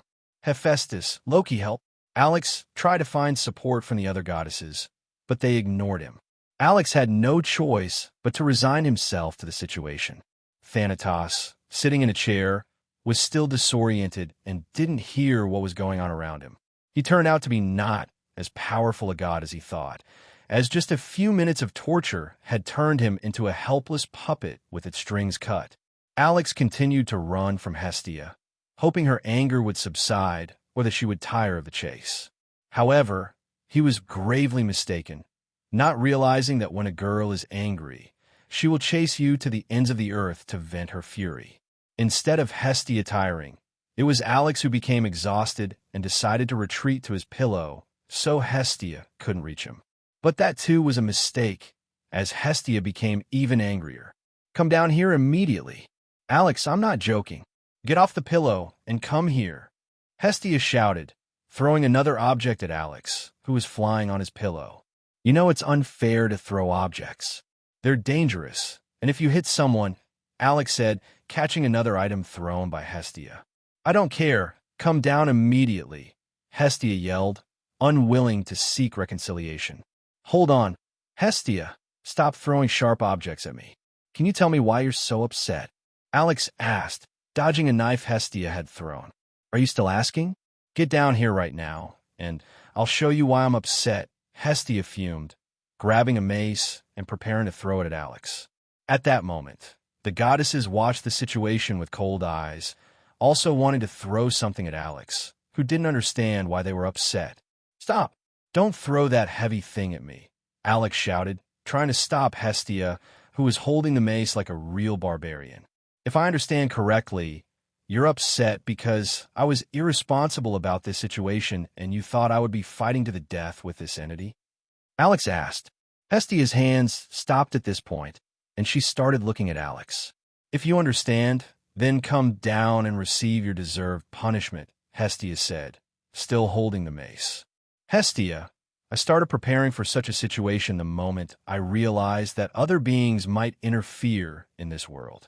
I had plans for various scenarios, and I wasn't planning to sacrifice myself. I would simply accept who I am and fight this entity. Alex said, trying to calm Hestia. Let me come down and explain my plans, and in return, you put down the mace and let's avoid violence. Hestia pondered his words and nodded, putting the mace aside, wanting to hear Alex's explanation. Alex cautiously descended, not wanting Hestia to attack him. He kept the pillow ready in case she decided to strike after all. Seeing that Hestia wasn't attacking, Alex began to explain his plans and preparations for fighting powerful beings. He always adhered to the principle, prepared means armed. Since Alex realized that beings from outside could interfere in this world, his old paranoia resurfaced, and he started preparing for battle or at least to fend off these beings from this universe. Hestia listened attentively to his words, but didn't let go of the mace in case Alex started joking again. Alex detailed his plans for when attacked and waited for Hestia's reaction. So, you've been working on this all the time, disappearing into the workshop for the last 3 months? Hestia asked after some thought. That's right. I'm not a fool, and I know what my recklessness could lead to. I've had enough of reading stories about heroes who defeat enemies with the power of friendship, Alex replied. What do you mean by power of friendship? Hephaestus asked, looking at Alex, who was grimacing at the words. That's what it means. These heroes usually win like that. They lose at first, then remember who they want to protect, and that awakens a power within them, allowing them to defeat the villain, Alex said with a twitching eye. I definitely don't believe in the so-called power of friendship, and I'm not a hero to fight fairly. I'm a demon king, not a hero. I'll use any means necessary to kill my enemies. I started preparing from the very beginning, Alex said, shrugging his shoulders. So can you win? Freya asked, looking at the nonchalant Alex. Her anger was rising, and she was already considering grabbing the mace from Hestia and attacking Alex herself. 80% chance if it's an avatar of this entity, and 50% chance I can banish it if it's the actual body. If it's other enemies, killing them will be easier. I just need to make sure they don't use their power during the battle, Alex said, trying to lighten the mood. And what are you going to do now? Hephaestus asked, trying to push away the negative thoughts. First, I need to set up alarm in the dungeon and throughout Oreo. And deal with Ishtar, Alex replied after some thought, wanting to handle the smaller obstacles first. What do you want to do with Ishtar? Freya asked, wanting to understand Alex's plans and possibly help him. First, I need to find a reason to attack her. I can't just do it for no reason, Alex said, to which the goddesses only rolled their eyes. Don't make those faces. I've always attacked only when there was a reason, Alex continued with a twitching eye, looking at the goddesses who didn't believe his words. As you say, and how will you find a reason to attack Ishtar? Hestia asked, already putting the mace back in place. I'll provoke her, Alex said, grinning madly. You're not going to do anything extreme, are you? Hestia asked, reaching for the mace again. No, I'll just give her a reason to make the first move, Alex said, grabbing Hestia's hand and preventing her from picking up the mace again. And how will you do that? Loki asked, wanting to participate as well. With magic, Alex said, transforming into a small fox with blonde hair and green eyes. What? How? Can I hug you? Hestia asked, looking at Alex, who had changed form and become even cuter. She really wanted to hug and pamper him, and the other goddesses shared her sentiment. That's the charm of magic. I based it on a special skill of Lily's and used it on myself. And as for hugs, why are you asking? Alex replied, and Hestia immediately wrapped him in her embrace, starting to rub her cheeks against his fox ears, which gave him new sensations. So this is what it feels like for animals when they get their ears scratched, Alex thought, experiencing new sensations. But you still haven't answered how you plan to provoke Ishtar, Freya said, tried to ignore Alex's new appearance, but failing. She started to get a nosebleed, which she quickly wiped away, not wanting to break character. I'll just walk around Oreo with Haroheim, waiting for Ishtar to send her children to capture Haroheim, Alex said, trying to ignore the feeling of being petted. Hephaestus could no longer contain her desire and joined Hestia in stroking Alex's head. Loki wanted to pet Alex's tail, but was immediately smacked on the hands by the other goddesses, who began to growl at her, trying to scare her off. Loki, frightened by the reaction, stepped back with pouted lips. Are you sure this will work? Hephaestus asked, continuing to rub Alex's ears. Alex simply gave a thumbs up. First, I need to go back and tell Haroheim my plan since she is an important part of it, Alex said, breaking free from the goddess's embraces, who pouted at losing their cute thing. But Freya wasted no time and immediately grabbed Alex again, starting to rub her face against his ears, which made Alex sigh in frustration. Seeing that they didn't want to let him go, Alex asked to be taken to the training grounds so he could talk to Haroheim.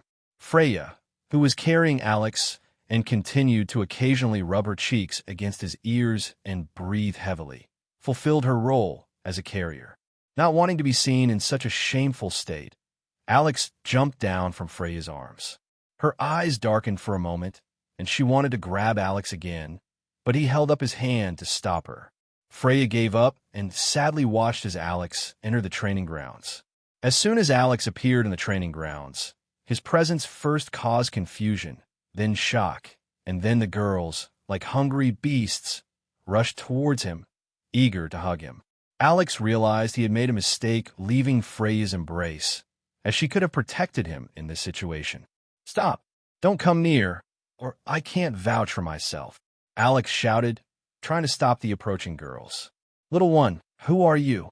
Tiona asked, causing Alex to grimace again, not understanding how they could not recognize him with the goddesses behind him. He looks very much like a child who could come from Haroheim and Alex, Lily said, trying to figure out who was before her. My child with Alex? Haroheim said in surprise, her face turning red as she tried to recall when it happened and why she didn't remember. So you're my son? Haroheim asked, already wanting to accept the child as her own. Why is he your son? I could be his mother too, Tiona said, eager to claim the right to be his mother. Who? You? Don't make things up. I should be his mother, Lily interjected, ready to fight. Teach, this is my child, and I won't give him up to you, Haroheim said, wanting to assert her right. Girls, stop this argument. You're too irresponsible to be mothers. I can take care of him, Reveria intervened. Get lost, old hag, Tiona and Lily shouted in unison, angering Reveria, who began preparing a spell. Their words also upset the goddesses, who decided to intervene in the fight as well. Alex watched the scene unfolding before him, where the girls were ready to fight for the right to be his mother. He rubbed his forehead wearily, not understanding what was going through their heads. Don't they know that Alex can do a lot more, and that changing his appearance is just a small part of his abilities? Alex rubbed his forehead in exhaustion until he felt someone petting him. He looked up at the person and saw Ace standing next to him, gently stroking his head, trying to alleviate his headache. How are you, Alex? Ace asked with concern. I'm fine. At least one person recognized me, which is a relief, Alex said, looking at Ace with gratitude. Ace simply nodded and continued to stroke Alex's head. As he observed the ongoing battle between the adventurers and the goddesses, Alex sighed again. Well, this is still better than Konosuba. I definitely have accidentally destroyed the world there, Alex thought, realizing it could have been worse. Okay, enough fighting, Alex shouted, stopping the battle. The girls stopped at Alex's shout and turned around in surprise, not understanding why they were stopped. They thought the winner would get to be his mother. But seeing Alex's irritated face, which they knew very well, they sheathed their weapons, lowered their heads, and approached him. Alex saw that the battle had ended and waited for everyone to gather, so he could have a talk with the troublemakers. When everyone had gathered, Alex began to look at them with a frown, and everyone lowered their heads, not wanting to meet his gaze. So what was all this about? Alex asked, looking at the girls who were unwilling to speak. Can't you ever use your heads when something happens? He walked back and forth, staring at the silent girls. What's with these battles for the right to be a mother? Alex asked, but the girls only looked away. And you guys, why did you intervene? Are you bored, or do you want to go through another round of experiencing the power of youth? Alex asked, looking at the guys who were covered in dust, not understanding how these girls became so fierce in this situation. Finn only gave a crooked smile. Alan arrogantly turned away, and Otter didn't know what to say, as his goddess had joined the battle, and he just wanted to protect her. And you goddesses, why did you decide to intervene in this fight? Don't you know who I am? You were present at the time, Alex asked, looking at the goddesses who gave him guilty smiles. Riveria, you should be the most sensible one in this group. Why did you become part of this mess too? Alex asked, looking at the elf who did not want to speak, realizing she had made a mistake. Did you really catch stupidity from your goddess during all the time you've been with Loki? Alex continued, looking at the elf. Loki wanted to argue that she wasn't stupid, but immediately fell silent and lowered her head in guilt when Alex began looking at her. And girls, what's with this battle for the right to be a mother? Alex asked, looking at them. But the girls wanted to argue. No buts. Even if I were Haroheim's child, the most you could be is godmothers, Alex said, causing Haroheim to smile proudly as she looked at the girls, who gritted their teeth at her antics. But how did you become like this?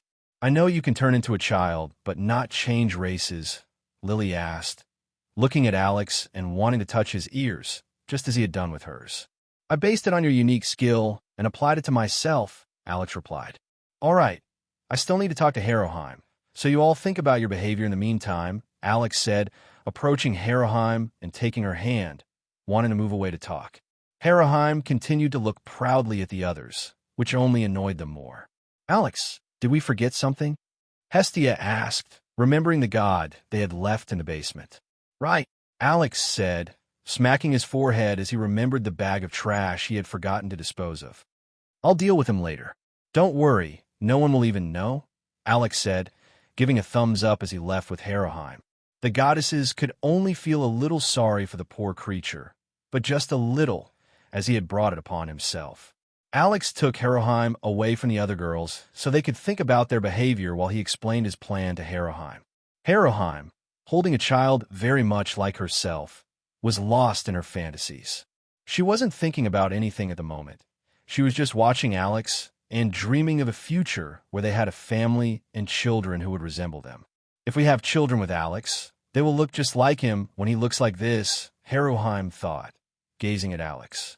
Haroheim, I'll need your help starting tomorrow, Alex said, stopping and looking at the girl who was lost in her fantasies. Seeing that she didn't respond, Alex wanted to ask again. Haroheim, are you listening? Alex asked, snapping his fingers in front of Haroheim's eyes to get her attention. What? I want 3 children. Haroheim said loudly, breaking out of her fantasies and accidentally voicing her dreams. About the children, let's put that aside for now, Alex replied, causing Haroheim's face to turn as red as a tomato as she crouched down and covered her face. Don't be embarrassed. I understand what you're thinking, and it's normal. But let's set that aside for now, Alex said, starting to stroke Haroheim's head. Haroheim murmured, not lifting her head because she was still embarrassed. I'll need your help for the next few days, Alex said, trying not to further embarrass the girl who was currently dying inside from shame. What kind of help? Haroheim asked, lifting her head and looking at Alex. Starting tomorrow, I'll be walking around the city with you, Alex said, causing Haroheim to tilt her head, not understanding what Alex wanted. Oh, so we'll be walking around the city, waiting for an ambush from the Ishtar family, which might give us a reason to attack her, Alex said, seeing that Haroheim didn't understand what was expected of her. Isn't that dangerous? Haroheim asked, not wanting to put her new family at risk. It's okay, I'll handle it. I just need a reason, that's all, Alex said, giving a thumbs up. I just don't want to cause more problems for all of you, Haroheim said, blaming herself for bringing another trouble, and lowered her head, afraid to look at Alex. I'm telling you it's fine. I'll protect you. If Ishtar is smart, she won't make a reckless move. If she's foolish, it'll just give us a reason to attack her, Alex said, taking Haroheim's cheeks in his hands to make her look at him.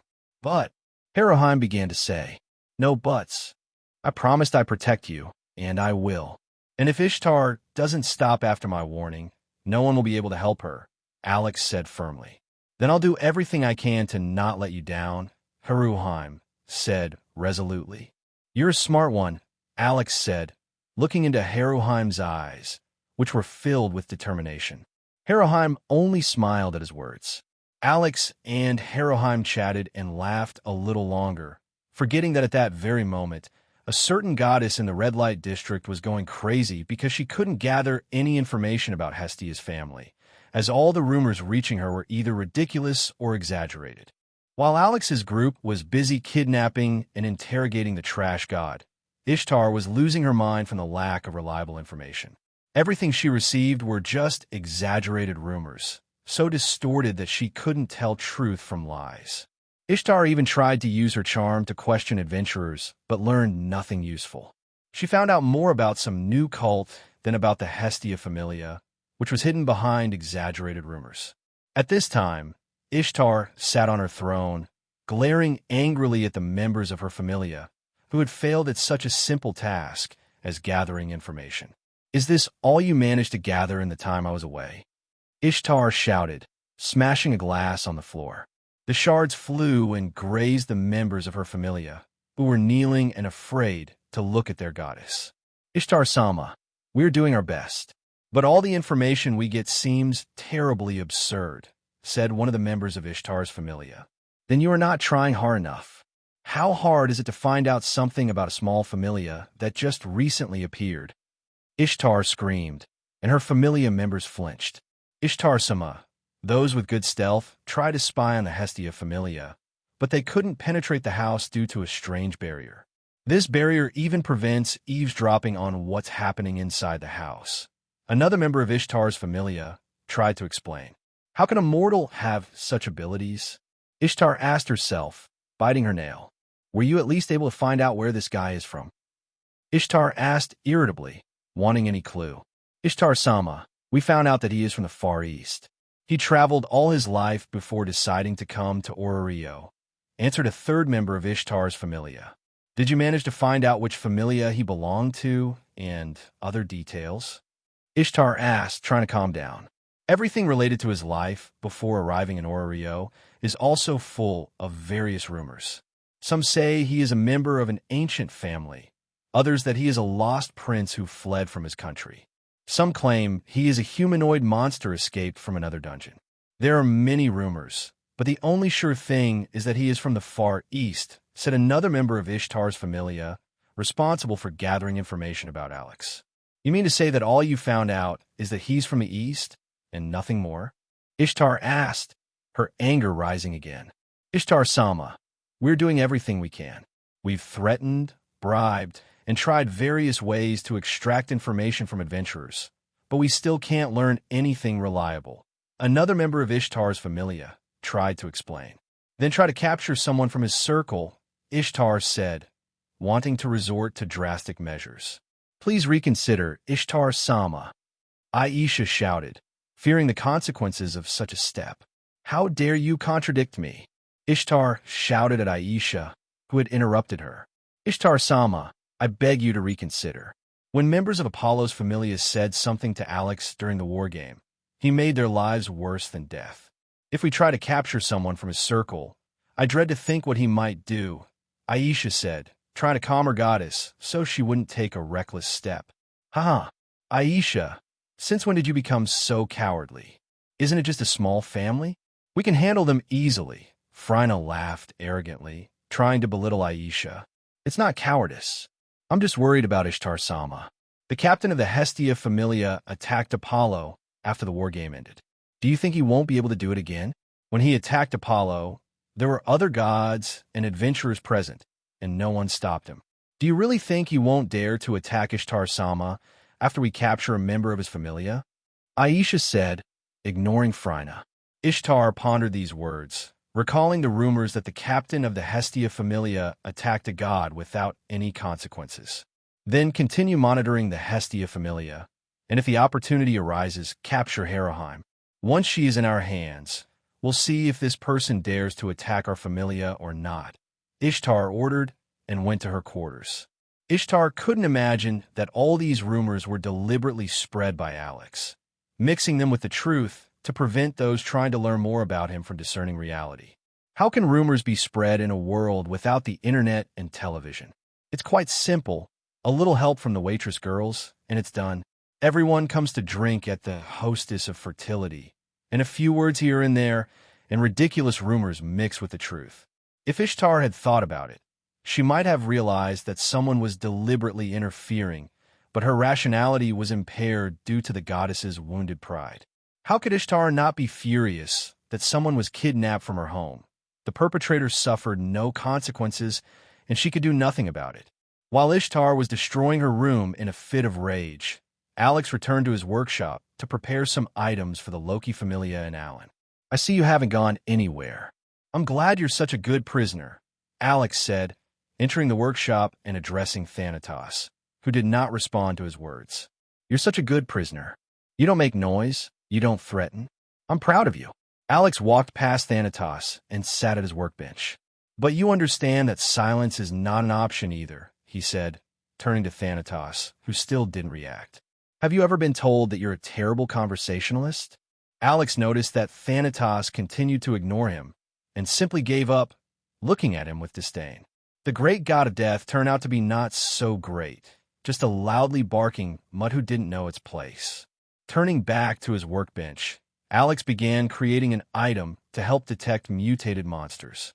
After spending enough time on trial and error, he found a right combination of runes and magic to ensure the item worked properly and did not explode. Having created enough items to place them in the dungeon up to the 60th floor and cover all of Orio, Alex stretched wearily and decided it was time to do something with Thanatos, who was still in the workshop. Well, I'm done with my work, and now it's just you, my new friend, Alex said, standing up from the table. So what should I do with you? Kill you outright? Or just erase your memory and put you back in place? Alex approached Thanatos, who still did not react. I see all your confidence and pride were shattered in just a few minutes, Alex said, wanting to see if Thanatos still had any personality left or if he was just an empty shell. Looking at you, I'm disgusted. You used to scream so arrogantly, but now, after a bit of torture and having your memories ripped out, you've become like this. Alex looked at the god, bound to the chair with disgust. Even if I release you and erase your memories, your soul and body will still remember, and eventually, you will break, Alex mused aloud. So there's only one option left. I'll destroy your essence, and perhaps in the future, another god of death will be born, as your place will be vacant. Alex's fingers were covered in dark flames. Thanatos shuddered, realizing the inevitable death. Surprising.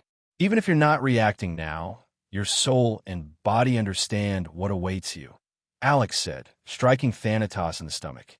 If you were a normal god, you wouldn't be sitting in this chair and ending up with complete erasure. Alex destroyed Thanatos' essence, and he began to turn to ashes, leaving only memories behind. At the moment Alex destroyed Thanatos, all the members of his familia felt that their blessing had disappeared. They began to check their backs, trying to understand why this happened, and discovered that the emblem of Thanatos' familia had vanished. This caused confusion, and they ran to the guild to find out what had happened. Alex didn't care about Thanatos.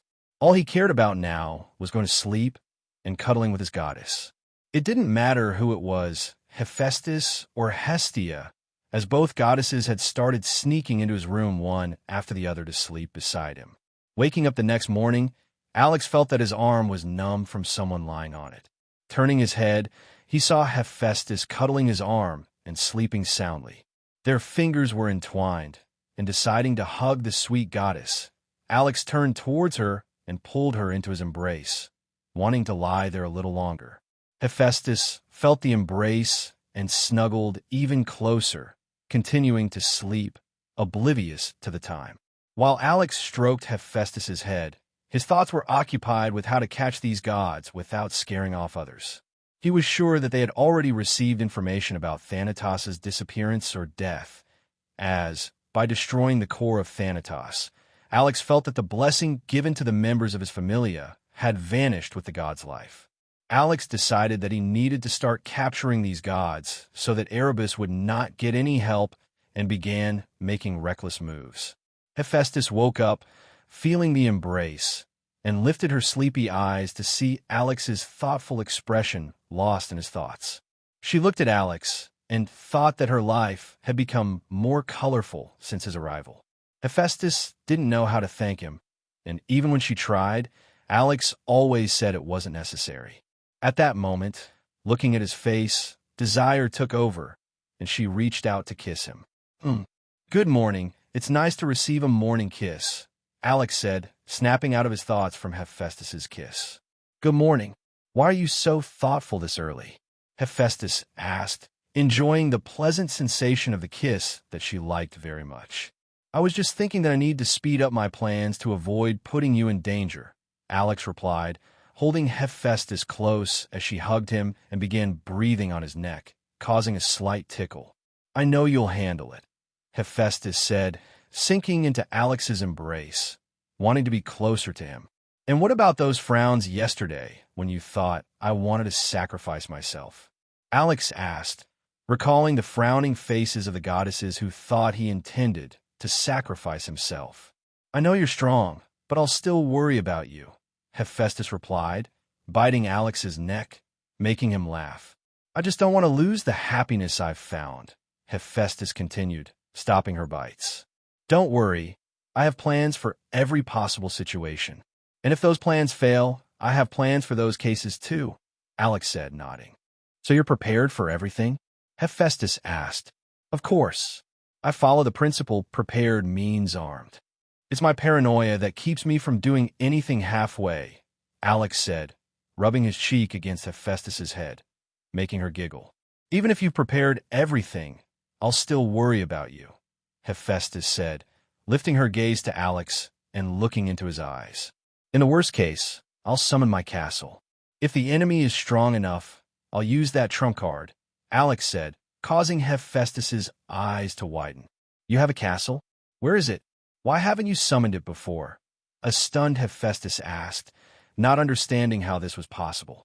The Demon King's castle is the primary source of his power. Fighting in his castle, the Demon King becomes almost invincible, Alex said. Something resonated in his soul, but then quieted, like a small ripple in the ocean. But where is your castle? Hephaestus asked, not understanding how a castle could be summoned. It's here, Alex said, pointing to his chest. I don't understand, Hephaestus said, tilting her head to the side. My castle is in my soul. I've only recently begun to sense it. The more I become myself, the more I feel my powers, Alex explained, understanding that when he came to this world, he didn't possess all of Anos's power, only a part of it. The more he explored this power, the deeper he delved into this ocean. If before he could use only a drop of this entire ocean, over time, he would be able to use the whole ocean. Don't think too much about it. I'll explain everything in time, Alex said, kissing Hephaestus on the lips, making her stop pondering and decide to wait until Alex explained everything himself. After spending some romantic time in the room with Hephaestus, Alex realized it was time to get up since he still had plans for the day. He needed to wait for Finn and Alan to arrive to give them the alarm system, which would help detect strange monsters in the dungeon or in the city if a group of idiots decided to make a desperate move. After hugging Hephaestus a little more, Alex and his embarrassed goddess went downstairs to the dining hall where they were already expected. Alex noticed that not only members of Hestia's Familia were present, but also Loki with Finn and Freya with Alan. How did Loki manage to get up so early? Or did you just come for a free meal? Alex joked, approaching the table and kissing Hestia. You think I always come to eat for free? Loki said, watching as Alex approached and kissed Freya. Alan, who saw this, could only scowl. If it weren't for your kids, you'd probably have drunk yourself into oblivion or be starving by now, Alex said, passing by Loki and giving her a kiss on the head to cheer her up. Loki huffed, unwilling to look at Alex. Freya, I'm glad you came too, because I was supposed to give this to you yesterday, Alex said, sitting at the table and focusing on Freya, who was drinking tea. Really? And what did you forget to give me yesterday? Freya asked, tucking a strand of hair behind her ear. This, Alex replied, placing a small cube on the table. What's this? Freya asked, examining the cube, which was covered in runes and shimmered with a strange color. This is a protective cube. Place it in the center of your apartment or estate, and it will merge with the place and act as a shield, Alex said, and Freya's eyes sparkled at the gift. A precious gift. Thank you, Freya said, smiling sweetly and wanting to kiss Alex again. Why the thanks? We're in love and all that. Isn't it my duty to protect you? Alex said, brushing off Freya's words. Why does Freya get such a thing and I don't? Loki began to shout, feeling neglected. Finn could only sigh tiredly. Your home has been protected for a long time, or were you listening with a different part of your body? Alex asked, looking at Loki, who stopped making noise and started thinking. Loki was trying so hard to remember that it seemed like smoke was coming out of her head. Haha, I probably drank too much and can't remember. Loki awkwardly laughed, making everyone roll their eyes at the carefree goddess. Finn sighed once again, earning sympathetic looks from those around him. Not only do you lack brains, but you also lack, well, brains, Hestia said disdainfully, looking at Loki. What did you say, shrimp with buckets? Loki yelled, wanting to attack Hestia. While the two goddesses were arguing, Alex decided to talk to Finn and Alan to hand over the items and explain how to use them. Alan, Finn, let's step aside so we won't be interrupted, Alex said, getting up from the table and leading the two guys away. Here are the things I made, Alex said, handing 2 bags to the guys. And what are we supposed to do with these? Alan asked irritably, not forgetting how Alex had kissed Freya right in front of him. First listen before you open your mouth, Alex said, hitting Alan on the head. Alan, receiving the blow, crouched down, holding the sore spot and glaring at Alex. And don't look at me like that. It's your own fault for being so impatient, Alex said, ignoring his glare. Finn could only give a crooked smile as he looked at Alan. Anyway, there's a lot of space in these bags, and they're completely filled with tracking items, Alex said, pulling an item out of the bag. Finn, your task is to place them on every floor of the dungeon, up to the floors your team can reach. Distribute these items to your team members, and have them place them on each floor to cover every corner, Alex said, handing the bag to Finn, who nodded seriously, understanding the responsibility of the task. Alan, your task is to place these around the city, Alex continued, handing a bag to Alan, who roughly grabbed it. Each item has a range of about 50 meters. I could have made them better, but there was only time for this, Alex said, giving a rough idea of how the items worked. And Alan, in addition to placing these items around the city, you'll need to search for the locations of Areb, Nyx, and Indra's homes. It's very important, Alex said, looking at Alan with serious eyes. I'm only doing this to protect my goddess. You're not involved? Alan said gruffly, to which Alex just shook his head, realizing that Alan was at Sundara. All right, you can go now. If anything happens, you can contact me through this item, Alex said, handing them a strange device that resembled an old cell phone. This task is very important, so it's best to act promptly, Alex added. The guys nodded with serious faces and left the house. Alex watched as the guys set off to complete their tasks and decided it was time to move on to the next job, eliminating Ishtar. He headed to Heraheim's room, knocked on the door, and asked if she was ready. Heraheim quickly opened the door and said she was ready. Alex transformed into a fox cub resembling Heraheim, and they left the house, strolling through the streets of Orio to spread rumors about a fox with a child. But little did they know, Ishtar wasn't planning to act for another week. Their walks with Heraheim extended over the course of a week, waiting for Ishtar to decide to send her children to capture Heraheim. One day, while Alex and Heraheim were walking through the city, he sensed they were being followed, so they turned into an empty alley, hoping to lure out their pursuers. I see you're living well after leaving Ishtar's family. A voice came from behind them. Aisha, long time no see, Heraheim said, turning around and recognizing an old friend who had always supported her. "I didn't expect you to move so quickly that you'd have a child already," Aisha said, looking at the child who resembled Haraheim. "So your captain is capable of such things. I'm not surprised after all the rumors I've heard." "Long time no see, Aisha," Alex said, catching her attention. "Do we know each other, little one?" Aisha asked in surprise, not understanding how the child knew her. "Of course we do. We met when I kidnapped Haraheim," Alex replied, and immediately Aisha and her companions found themselves bound in mana chains. "What? How?" Aisha asked, ignoring the chains that restrained them.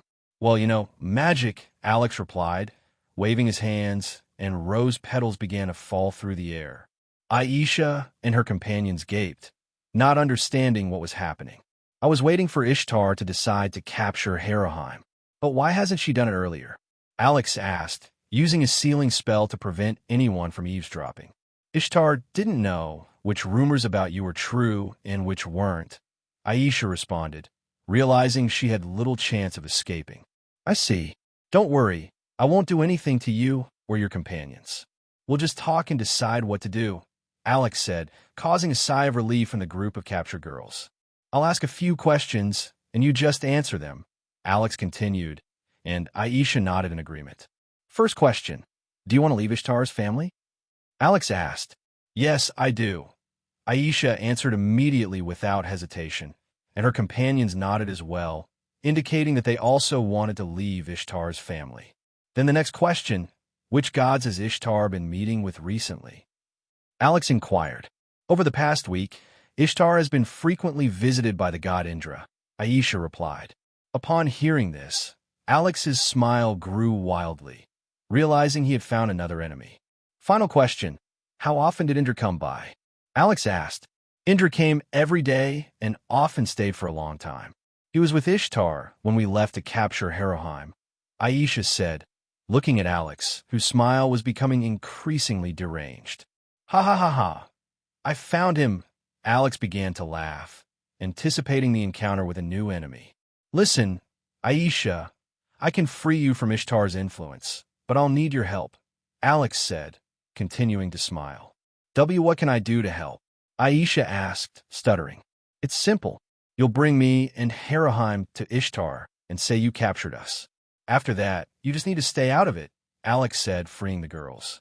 Aisha thought it over and decided that if the child before her was indeed as strong as the rumors claimed, he would be able to protect Haraheim. A big bonus was the freedom she would gain. Aisha agreed and led Alex and Haraheim to Ishtar. Aisha brought them to the house where Ishtar's family usually gathered. All the family members were already assembled. As Alex entered, he began to look around and count the number of Ishtar's family members. When they entered the main hall, Alex noticed a woman with sun-kissed caramel skin and shiny black hair sitting on a throne. She was dressed in scant clothing and looked at Haraheim with a scowl. Standing next to Ishtar was a tall, tan man with white hair and brown eyes, his expression showing complete indifference. "Did you think you could escape from me, Haraheim?" Ishtar said, looking at Haraheim, who did not react to her words. "Ishtar-sama, if she doesn't want to talk, give me the child, and she will definitely start talking," said Phryne, drooling as she looked at the child. What do you think, Haraheim? Should I give this child to Frenna?"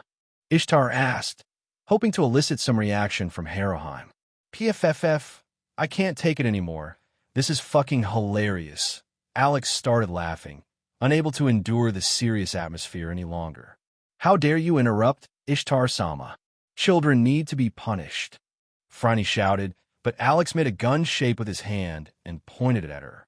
"Bang," Alex said, and Phryne turned into a bloody mist. Ishtar grabbed the armrest of her throne, while Indra began to look at the child seriously. "Oh, sorry, I went a bit too far.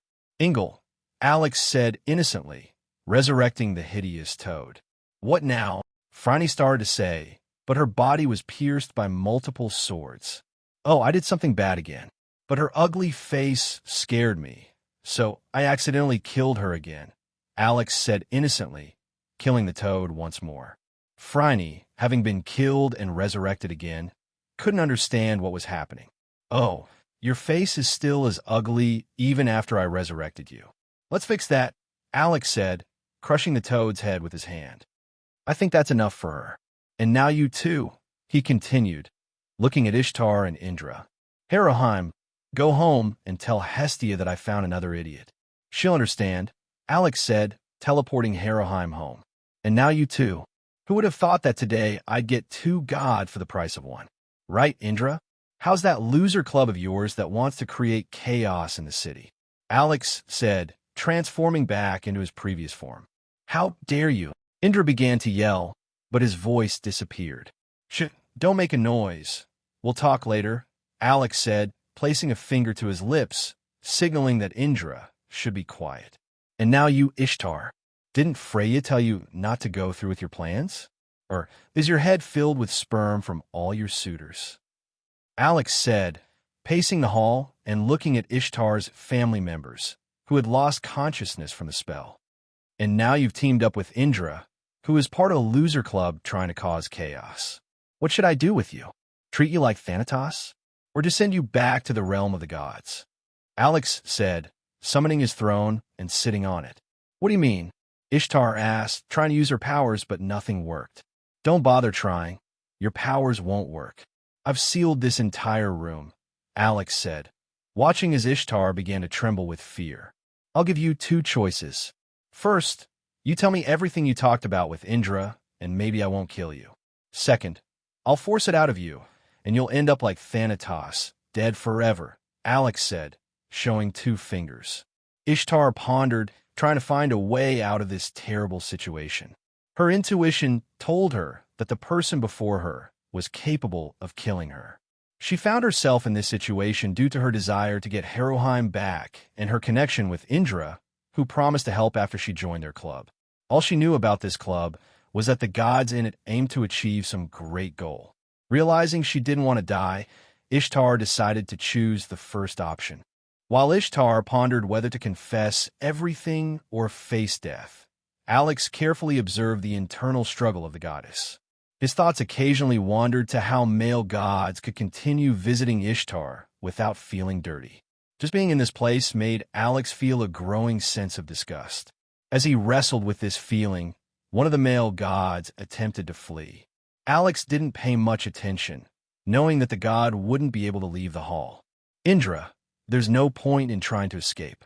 The entire hall is sealed," Alex said without even turning toward the god, who was futilely trying to open the doors. "Did your group of losers really think I wouldn't do anything to you?" Alex asked, turning his head slightly toward Indra, who glared at him with hatred.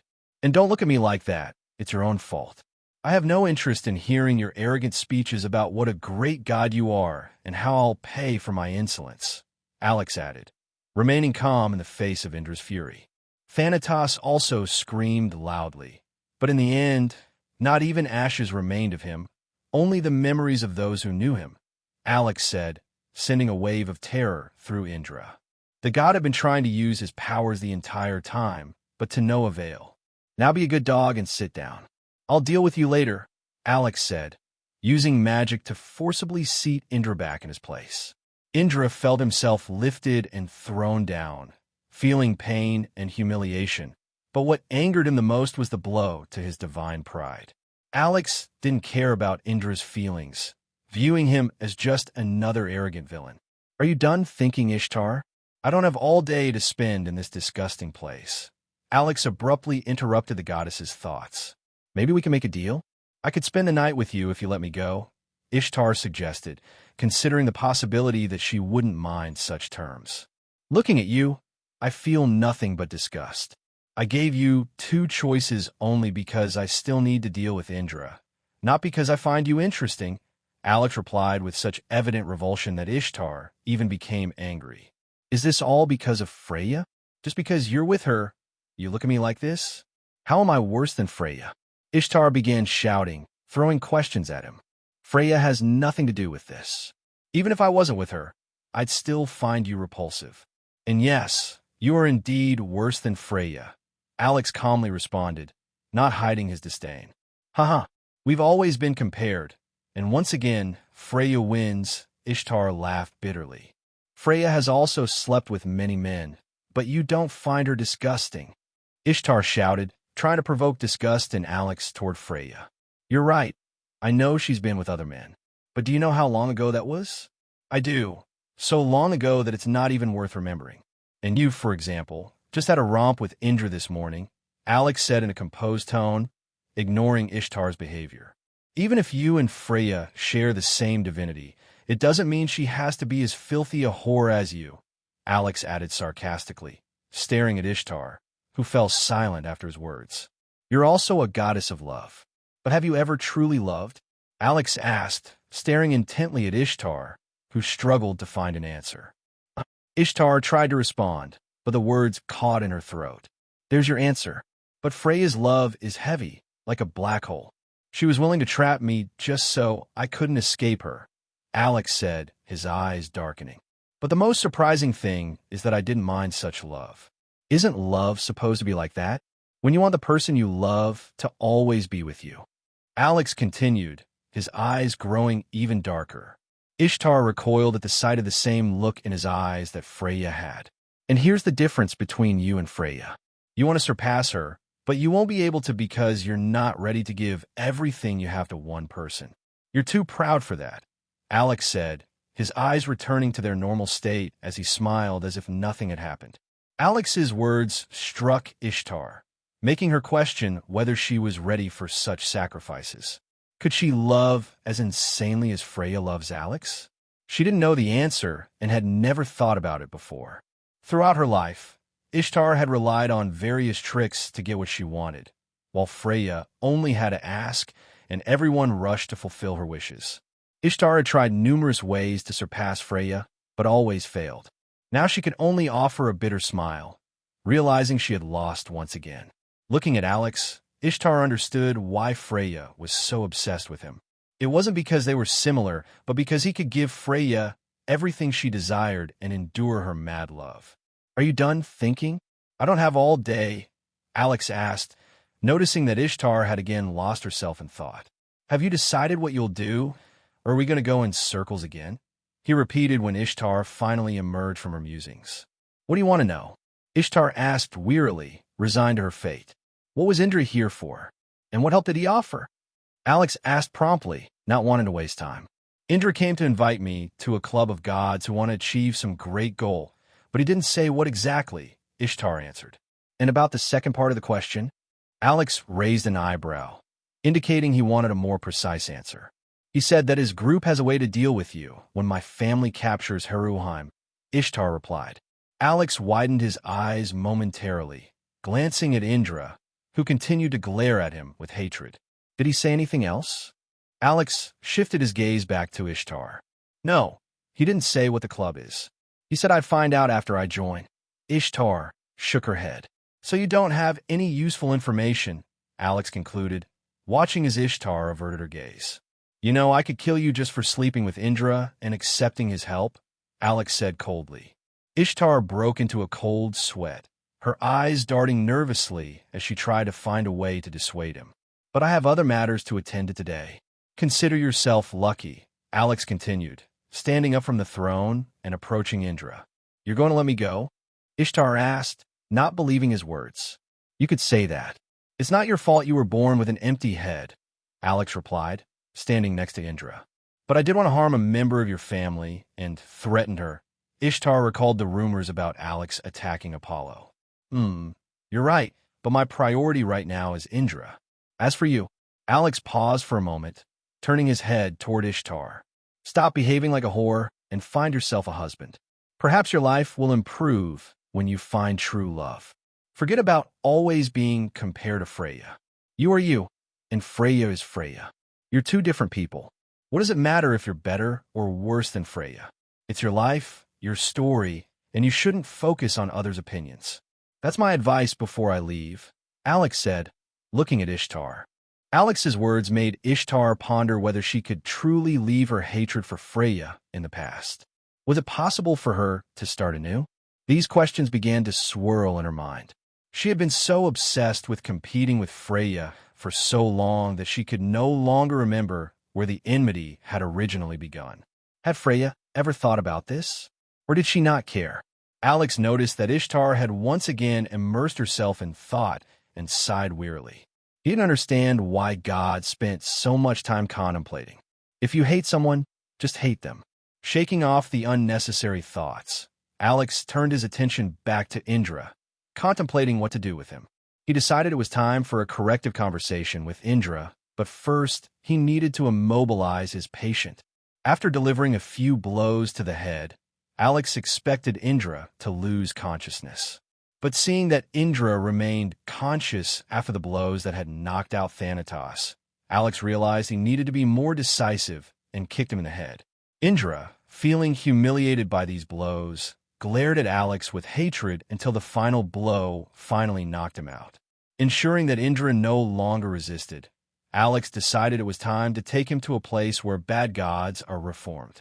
Ishtar, emerging from her thoughts, watched as Alex struck Indra's head and then kicked him. Her eyes widened in horror, realizing that she could have been treated the same way. But she didn't know that an even worse fate awaited Indra. Noticing a knocked-out tooth near Indra's face, Alex smiled with satisfaction, seeing the result of his work. He grabbed Indra by the hair, preparing to head home. Before leaving, he addressed Ishtar one last time, instructing her to stop her dirty deeds and start living a normal life. Just as Alex was about to leave, he remembered the 3 people he had promised to help and summoned them to teleport together with him. Ishtar watched as Alex took 3 more members of her family and sighed wearily. The day had been too eventful for a goddess like her.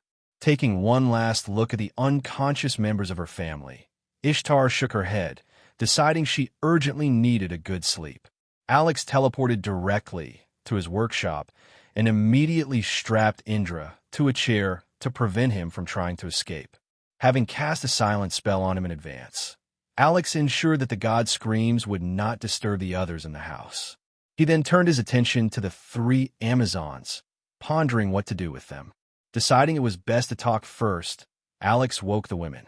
As the Amazons woke up, they looked around and realized they were in some kind of workshop. They were confused until they noticed Alex sitting in a chair next to the restrained Indra. At first frightened, the women calmed down upon seeing Alex's strange but calm demeanor. "I see you're awake. I pulled you out of Ishtar's family, as promised. You could say you're free now," Alex said, looking at the group that included Aisha. "Thank you for helping us and protecting Haroheim all this time. She's like a younger sister to me," Aisha said gratefully, bowing her head. "There's no need to thank me. We made a deal, and you did your part, and I did mine. As for Haroheim, it's my duty to take care of her, as she is my family," Alex replied, brushing off the gratitude.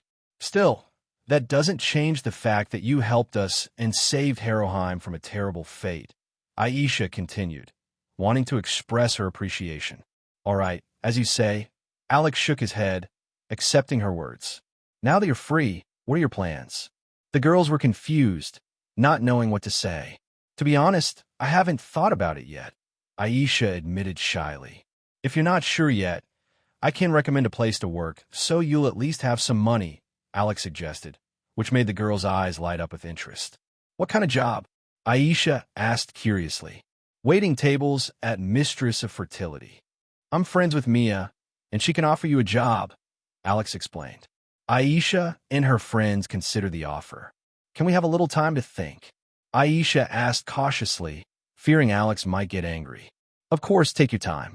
This is your life, and only you have the right to decide how to live it," Alex replied with a kind smile. "I thought you were different," Aisha confessed, surprised by Alex's reaction. "What did you think I was like?" Alex asked, tilting his head. "Cold, cruel, not accepting refusals," Aisha replied, carefully watching his reaction. "PFFF, ha ha ha. That's something new. This is why you shouldn't believe rumors," Alex laughed, which puzzled the girls watching him. "Maybe you're right," Aisha smiled. "All right, I need to talk to my goddess and gather others. So let's head upstairs," Alex said, getting up from his chair and asking the girls to follow him. Approaching the door, he added, "And please don't spread what you've seen today. It could end badly." The girls flinched at his warning and nodded, indicating they understood. Alex led the girls upstairs. Aisha's group, a bit nervous, followed him up the stairs. Their minds were filled with thoughts about what had happened, and they wanted to know why Indra was tied to a strange share and what had happened to Ishtar. However, afraid of angering the person in front of them, they didn't dare ask questions. Alex reached the main hall and immediately felt the oppressive atmosphere. In the center of the room were Hestia and Hephaestus, and opposite them were two unfamiliar men. One was a blonde in a strange hat, whose face seemed to beg to be hit. Next to him was another man with black hair who exuded kindness and calm, instilling trust. Behind them stood a group of people, 3 of whom were bandaged after injuries, and one girl standing behind the blonde seemed to be reluctant to be there. Alex immediately recalled a scene from an anime and realized that the situation might be very similar. His suspicions were confirmed when he saw Hestia frown, and anger began to boil inside him. "Alex, please, calm down first, and we'll talk," Hestia said as she saw Alex's smile vanish upon noticing the strangers in the hall. She realized that Alex had figured out what was going on. "We'll talk, but as for calming down, I'm not sure," Alex replied grimly, approaching and sitting next to Hestia. This blonde with the disgusting smile is Hermes, and next to him is Takamikazuchi. Behind them are members of their families. Hestia introduced the guests. "Hestia, what do you mean by disgusting smile?" Hermes asked with feigned surprise. "Nice to meet the famous captain of the Hestia Familia." "I'm very pleased," Takamikazuchi said with a smile. "I came to apologize for the actions of my family members," he continued, trying to ease the tension as Alex's eyes grew darker. "Go ahead," Alex said curtly. "Alex, listen." Hestia began, but Alex interrupted her before she could continue. "I said, tell me what they did," Alex demanded, keeping his gaze fixed on Takamikazuchi. "How dare you speak to a god like that?" The muscular guy, all bandaged up, exclaimed indignantly. "You better shut up. Depending on what your god says, you might end up staying here forever," Alex threatened, looking at the guy who seemed to be responsible for the situation. "There's no need to argue. We're all friends here." Hermes tried to defuse the tension. "Shut up," Alex snapped without even looking at him. His gaze was fixed on Takamikazuchi, who began to sweat under Alex's intense stare, feeling increasingly uncomfortable. "My children went on a raid and encountered a group of strange monsters. Unable to defeat them, they decided to flee. And while escaping, they ran into members of your family and decided to provoke the monsters to attack them," Takamikazuchi confessed, avoiding Alex's intimidating gaze. "So you decided it was better to sacrifice others' lives rather than try to handle the problem yourselves?" Alex asked calmly, sending shivers down everyone's spines. Takamikazuchi's family members looked away, not daring to answer. "Why are you silent?" Alex asked in the same calm tone. "Where's your courage when you were throwing others to their deaths? Where's your courage now when you're in the house of those you decided to sacrifice?" He approached the muscular guy and continued. "I asked you a question. Why are you looking away and not daring to look at me?" The guy began, but before he could finish, he received a kick to the chest, feeling his ribs crack. "You should have sacrificed yourself instead of standing here and trying to make excuses," Alex said, looking at the guy who had fallen, choking on his own blood. Everyone in the hall was stunned by Alex's actions as he suddenly attacked the injured guy. Hestia was the first to react. She rushed to him, trying to hold him back, with Hephaestus quickly following. They grabbed Alex, who seemed intent on continuing the assault despite the guy's obvious injuries. Both goddesses were unsure of Alex's capabilities in a fit of rage and didn't want to find out. Their main goal now was to calm him down and stop him from further actions. Takamikazuchi could only smile sadly, realizing that his children had brought this anger upon themselves. Hermes, who had been smiling before, now frowned, disappointed by Alex's unexpected reaction.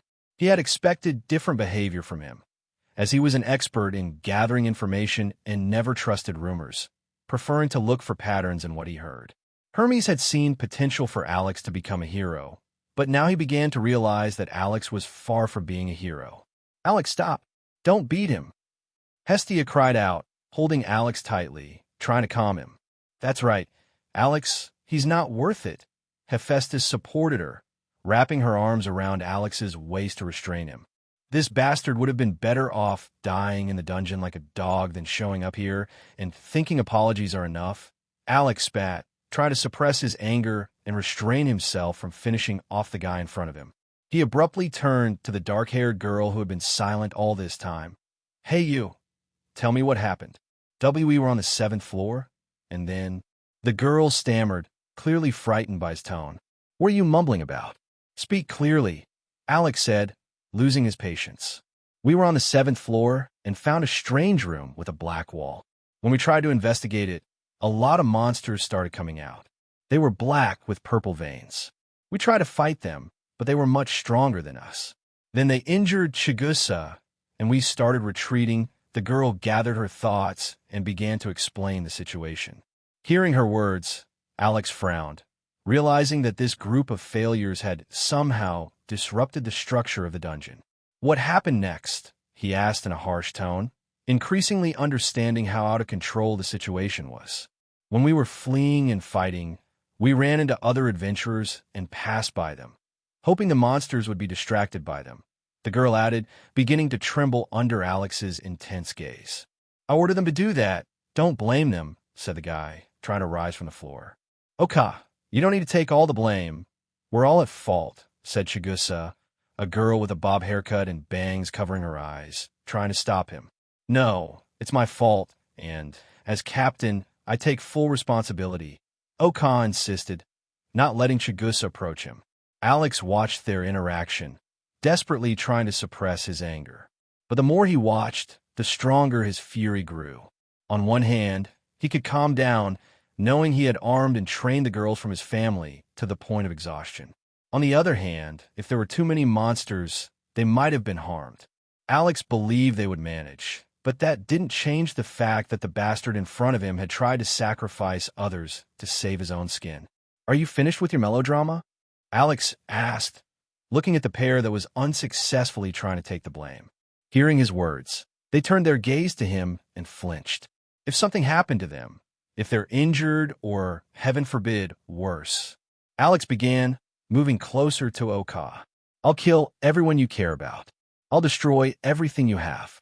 You'll watch as those you love die before your eyes, and everything you hold dear will be torn apart in my hands," Alex said, leaning closer to Oka.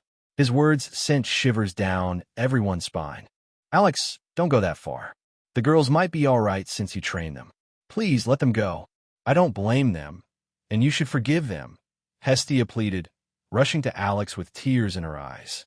"My goddess might have forgiven you, but I certainly won't. Remember, whether you lose everything or receive forgiveness depends on their condition," Alex said, turning away from Oka, who was drenched in cold sweat, realizing the situation was much worse than he had imagined.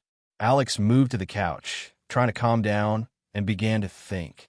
The girl, who seemed to be named Yamato, mentioned a black wall from which mutated monsters emerged. The more Alex thought about it, the more convinced he became that this group of failures had somehow managed to infect the dungeon. The experiment with infecting Goliath was not just a test of Monster Rex mutation, but an attempt to infect the dungeon itself. Alex pondered this theory deeply. At its core, the dungeon was an organism filled with mana, where the dungeon's bottom served as its heart and the walls as veins. Injecting poison into the blood would infect the entire organism. Everyone in the hall watched Alex, seeing him frown as he tried to understand what he was thinking. Hermes watched him with particular interest. While Alex might not have had the potential to become a hero, there was something else that intrigued Hermes deeply. When he first heard the title Alex held, he realized there was something more behind it. Alex's behavior only reinforced Hermes' belief that Alex was the complete opposite of a hero. If a hero aims to save everyone, Alex, like a demon king or dragon, guarded only his treasure, his loved ones. "Hey," Alex said, pointing to the girl with braided black hair. "My name is Yamato, not you," she replied. "As you say, describe the wall you saw," Alex continued, looking at Yamato intently. "Just a plain black wall," she answered after a brief pause. "Did it have purple streaks, like veins spreading across the wall, almost like poison?" Alex clarified, wanting more details. Why, yes, exactly. How did you know? Yamato asked, surprised. Damn it, Alex cursed, causing confusion among everyone in the room. Alex, do you know something? Hephaestus asked, noticing his frown. You understand it too. It's those failures again, trying to amuse themselves, Alex replied, causing Hephaestus and Hestia's eyes to widen. The others present were confused about what was being discussed. Damn, well played. I can't argue with that, Alex muttered to himself, which only increased everyone's bewilderment. Alex, what are you talking about? Hestia asked, trying to understand his words. This is their way of getting revenge on me for interfering with their plans and distracting me while Ishtar kidnaps Heraheim. They hoped my anger would be directed at Ishtar, and thus made their move, Alex explained, his eyes flashing with contempt for those behind it. You're saying they planned all of this? Hephaestus asked, trying to confirm. Yes, Alex simply nodded. Hephaestus frowned, and Hestia began to get angry, realizing how devious their enemy's plan was. While Alex and his two goddesses discussed the situation, the others present were left guessing. They didn't understand which group of failures was being referred to and why they were causing so much trouble for Hestia's family. Hermes was particularly intrigued. Watching Alex and the goddesses, he realized they clearly knew more than they were letting on, and their reluctance to share information irritated him. His curiosity to uncover the truth was only growing. Ignoring Hermes' restlessness, Alex got up from the couch, intending to call Finn to find out how their dungeon expedition was progressing. However, something was interfering with the connection, and Alex realized that mana flow disturbances in the dungeon were causing interference. Deciding to take further action, he called Alan to find out when he last communicated with Finn. Alan, when was the last time you spoke with Finn? Alex asked. We talked a couple of days ago, when they were finishing up the alarm installation on the 60th floor, Alan replied, not understanding what Alex was getting at. Got it. Listen, go to Freya and tell her she needs to come to my place. And don't forget to bring Loki, Alex instructed. Why do I have to do this? Alan replied, annoyed. Because shit has hit the fan, so hurry up, Alex answered, ending the call. Alex sighed wearily, realizing his peaceful life was coming to an end and that the villains had decided to make their final move in their great scheme. He didn't yet know who was pulling the strings, but he understood they were resorting to desperate measures. Alex pondered that these villains were not following the usual script. Such actions were typically taken when the protagonist is alone and the villain summons a monster lurking in the shadows. Settling back on the couch, Alex decided to wait for Loki and Freya to discuss the current affairs and the situation in the dungeon. Alex sat on the couch, deep in thought about how well the villains had played their cards. The atmosphere in the room, already tense, grew even more oppressive. Alex realized that the group of failures was now aiming to infect not just one monster, but the entire dungeon, causing chaos on a massive scale. His thoughts were dark, and he struggled to resist the urge to smoke, but Hestia had strictly forbidden smoking in the house. Alex sighed again and looked around at the people in the room, who were watching him warily. But one gaze stood out among the rest. Hermes' eyes were full of interest. He clearly wanted to know all the details of what was happening. Hestia, noticing that Alex was deep in thought, tried to calm him down. Alex, the girls will be fine. You said yourself that you trained them well, Hestia said, taking his hand. I'm not worried about them. I'm worried about Belle. She only trained under me for a week, Alex replied with a wry smile, looking at her. She'll be fine too. Knowing your paranoia, I'm sure you armed her to the teeth, Hestia reassured him, recalling how Alex had prepared her for self-defense. Ugh, but I have to give credit to those idiots. They made a very smart move. I didn't expect them to go this far, Alex admitted, starting to reach for a cigarette. I told you, not in the house, Hestia sternly reminded him, slapping his hand. Alex grimaced and thought about going to the workshop, the only place in the house where he was allowed to smoke. What will you do now? Hephaestus asked, sitting down next to Alex and taking his hand. Everyone in the room was shocked at how these two goddesses treated him.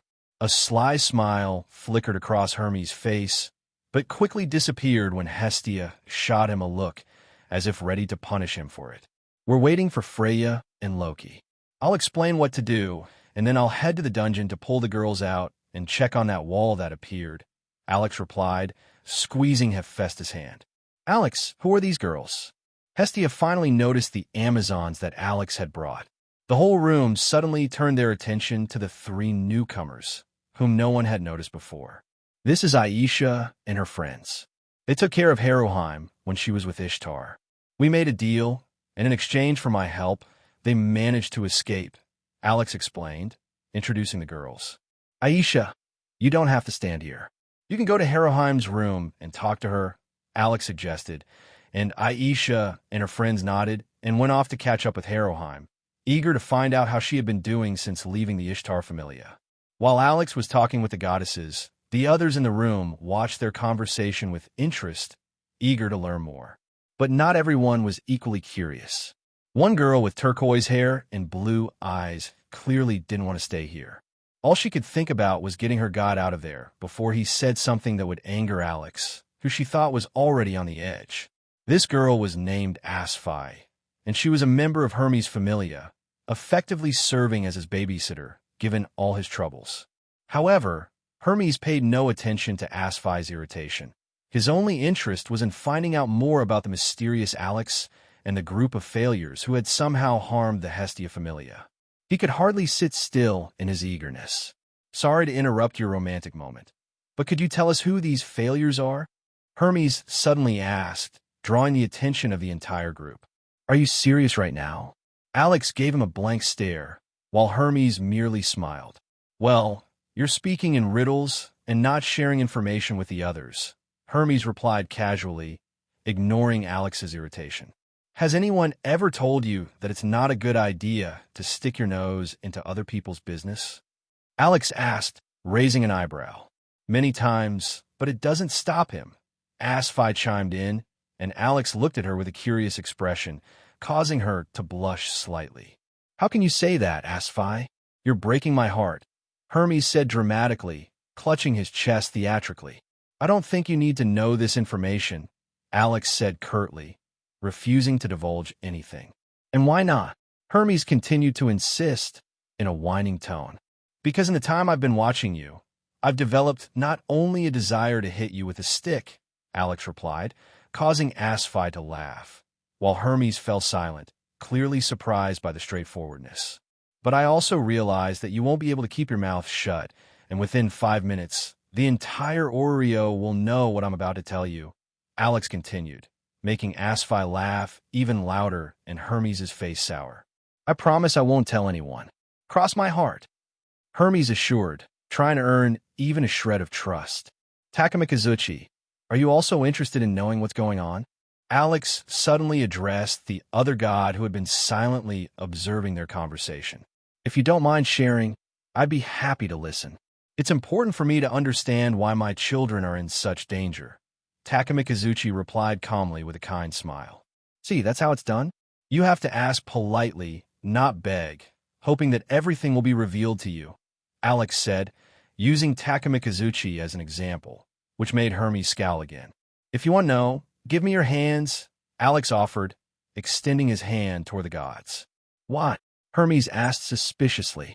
Just so you know I like girls. Sure, you're handsome, but still. Hermes started to joke, but stopped when he saw the dark lines appear on Alex's forehead. I think it might be worth hitting you with a stick a couple of times to make you stop spouting nonsense, Alex said with a dark expression, pulling out the stick. Stop. Stop. I was joking. I won't do it again. Hermes shouted, trying to stop Alex. Give me your hand, and I'll give you an answer, Alex repeated, putting the stick away but keeping it in sight, in case Hermes decided to joke again. Realizing that jokes were not appropriate at the moment, Hermes extended his hand. Takamikazuchi simply smiled and also extended his hand. Now relax, Alex said, touching Hermes's and Takamikazuchi's hands in turn to check their memories. Has anyone ever told you that you're disgusting? Alex asked, looking at Hermes with a blank expression, causing him to look bewildered. Takamikazuchi, thank you for taking care of Haroheim and going after her when she was sold to a merchant. Alex thanked the god, who had a tender smile on his face. There's no need to thank me. Even though Haraheim was not part of my familia, she was like a daughter to me, Takamikazuchi replied, brushing off the thanks. I think we'll get along, Alex said, appreciating Takamikazuchi's care for his family. Haha, of course, I don't mind having such an interesting friend, Takamikazuchi replied with a smile, realizing that Alex wasn't as bad as the rumor suggested. He understood that Alex was just very protective of his family. What are you talking about? And why were you touching our hands? Hermes asked, not understanding what had happened. Alex decided to explain that he had checked their memories, but not deeply, just enough to ensure they weren't connected to the group of failures. Hermes was about to ask what this group was, but he had another question. How could a mortal read the memories of gods? The more Hermes observed Alex, the more his curiosity grew. Alex clearly possessed a power that no mortal had before, and this knowledge drove Hermes mad with curiosity. Asfi also began to study Alex closely after hearing about reading divine memories, which greatly surprised her. Takamikazuchi just smiled, not giving it much thought since he had nothing to hide, and was happy to gain an interesting new friend. Just as Alex was about to briefly explain who these failures were, Freya and Loki burst into the house, gasping for breath.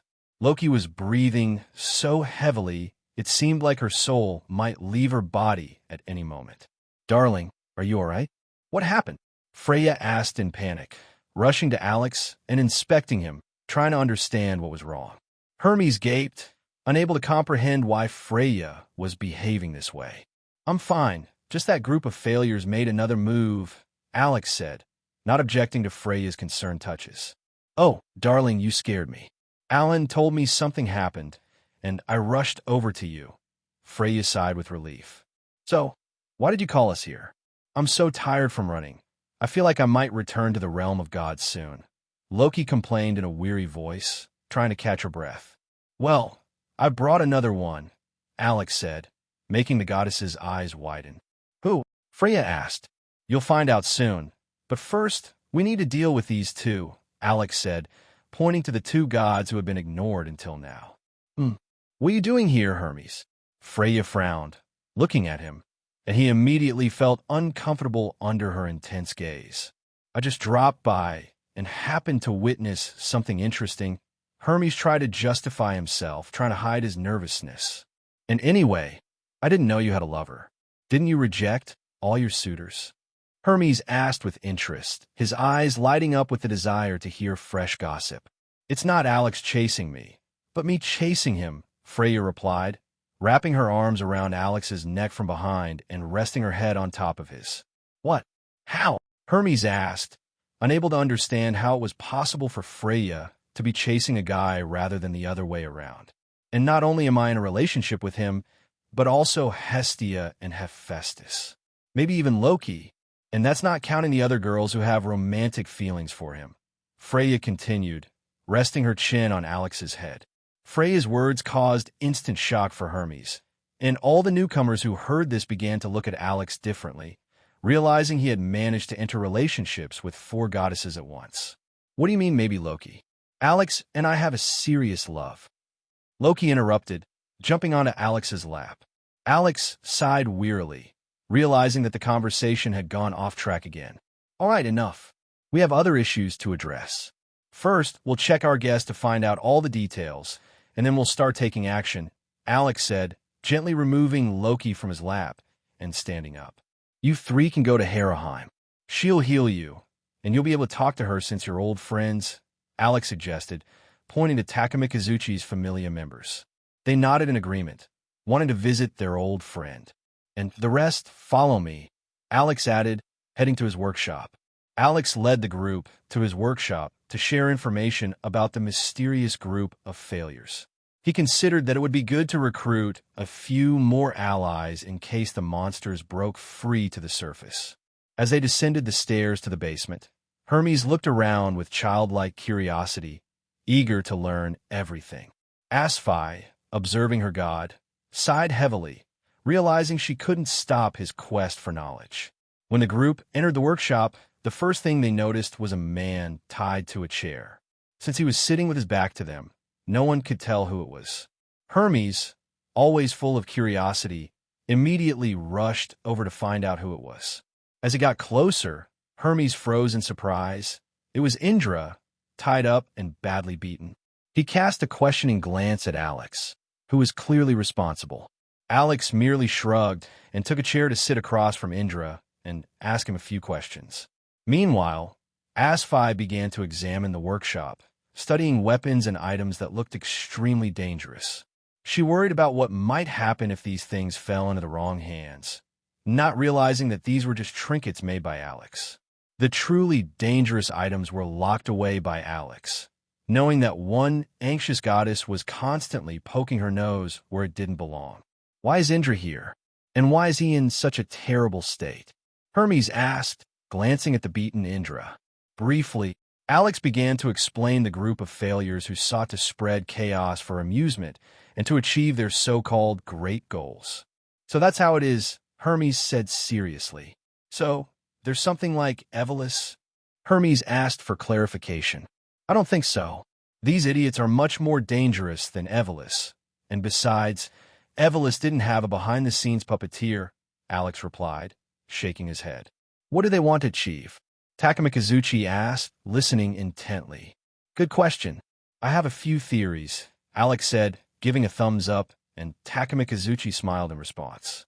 The first possibility is that they want to prove that gods are above everyone else and make mortals know their place, Alex suggested. The second, and more likely, is that they've all united under different pretenses, with Erebus manipulating them, who himself is a puppet of a more dangerous villain. Alex continued. You're saying someone is pulling the strings behind the scenes and wants to spread chaos? Hermes asked. That's right. This someone is far more dangerous than all the gods of this world. Probably Erebus is craving more power and gathered his group to achieve this goal, not realizing they themselves are being manipulated, Alex answered, lighting a cigarette. Hestia noticed this but remained silent, as they had an agreement that he could smoke in his workshop. And what are you going to do with Indra? Hermes inquired, wanted to know more. This, Alex replied calmly, getting up from his chair and preparing for further actions. Alex approached Indra and slapped him a few times, trying to bring him to his senses. However, Indra remained unconscious. Seeing that the gentle approach wasn't working, Alex decided to use a more radical method and shocked Indra several times with a stun device, which usually had an immediate effect. Those who didn't know Alex were shocked by his methods, unable to understand how he could treat a god this way. Asfi was frightened to see Alex first trying to wake Indra with slaps and then hitting him with a strange object emitting electricity. When Indra finally came to, Alex decided to start with a peaceful conversation to avoid scaring off the new allies. Good morning, Indra. How did you sleep? Do you like the hospitality I've provided?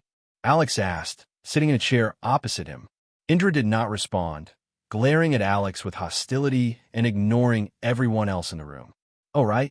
I forgot that I cast a silent spell on you, Alex said, slapping his forehead as if just remembering. The goddesses familiar with Alex sighed wearily, understanding that he was deliberately provoking Indra. Those seeing him in action for the first time looked at Alex with confusion. Before I lift the spell, let me warn you. If you make a noise, your stay here will become very unpleasant. So be obedient and answer my questions, Alex smiled, but there was nothing kind about the smile. It only fueled Indra's anger. How dare you? Indra began to shout, but was cut off when Alex punched him in the mouth. I asked you not to shout. Are you a child who doesn't understand words? Alex asked coldly, watching blood flow from Indra's mouth after the punch. Now let's start over. I'll ask you a few questions, and if you keep shouting, I'll tear your memories out myself, Alex said, staring intently at Indra. Wait, what will happen to him if you do it by force? Hermes interjected, curious about what would happen. He didn't care about Indra. He was more interested in Alex's abilities. Let's just say he'll end up like Thanatos, a drooling idiot, Alex replied calmly. Hearing this, Indra began to struggle and tried to activate his arcanum. But when you checked our memories, it didn't harm us, Hermes noted, recalling how Alex read their memories. It was easier with you because you didn't resist, and I didn't want to harm you. Alex shrugged. To put it in perspective, it's like pulling a tree out of the ground by its roots. In your case, I just carefully examined the tree without wanting to damage it, Alex explained. I see. That's very interesting. So you saw everything I did? Hermes asked, his eyes gleaming with curiosity. That's why I said you're disgusting, Alex replied with distaste, looking at Hermes. Hermes just smiled sheepishly, realizing his secrets were exposed. Indra was keenly watching the conversation between Alex and Hermes, trying to find a way to escape. He continued his fruitless attempts to free himself while noticing other gods he hadn't seen before watching him. Freya and Loki stared at him intently, never breaking their gaze.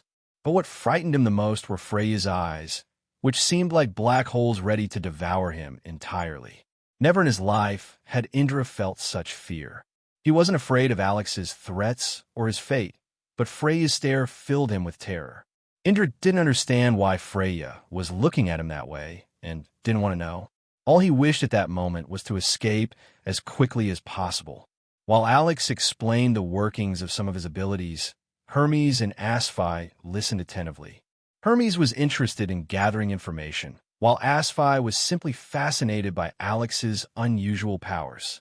Loki approached Alex and unceremoniously reached into his pocket for a cigarette, wanting to smoke. Alex only glanced at her briefly and returned to his conversation with Hermes. Well, that's roughly how it works, Alex said, piquing Hermes' interest even further. His eyes sparkled with curiosity.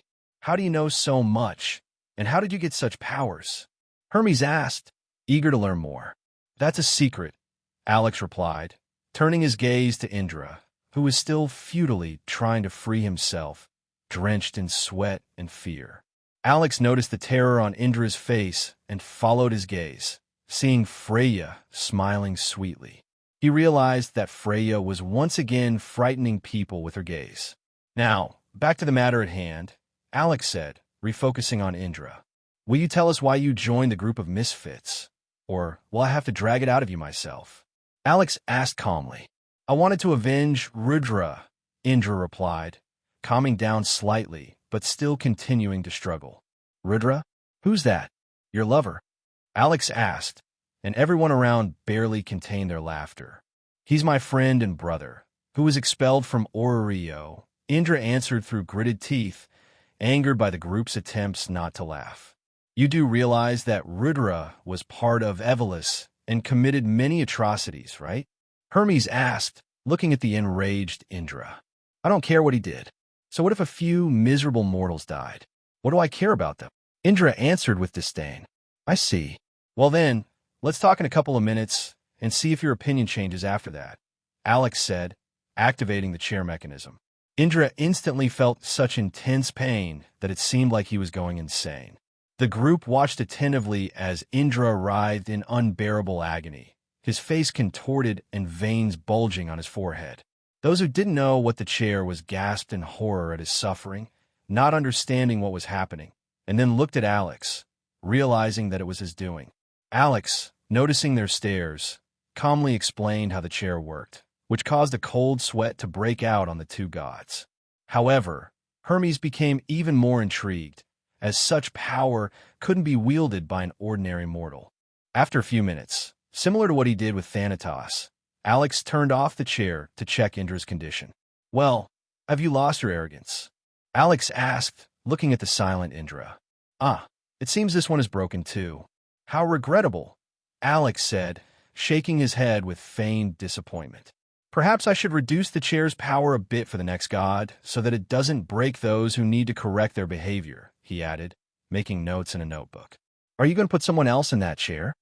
Hermes asked anxiously, feeling sweat trickle down his forehead. Of course, Alex replied, not looking up from his notes.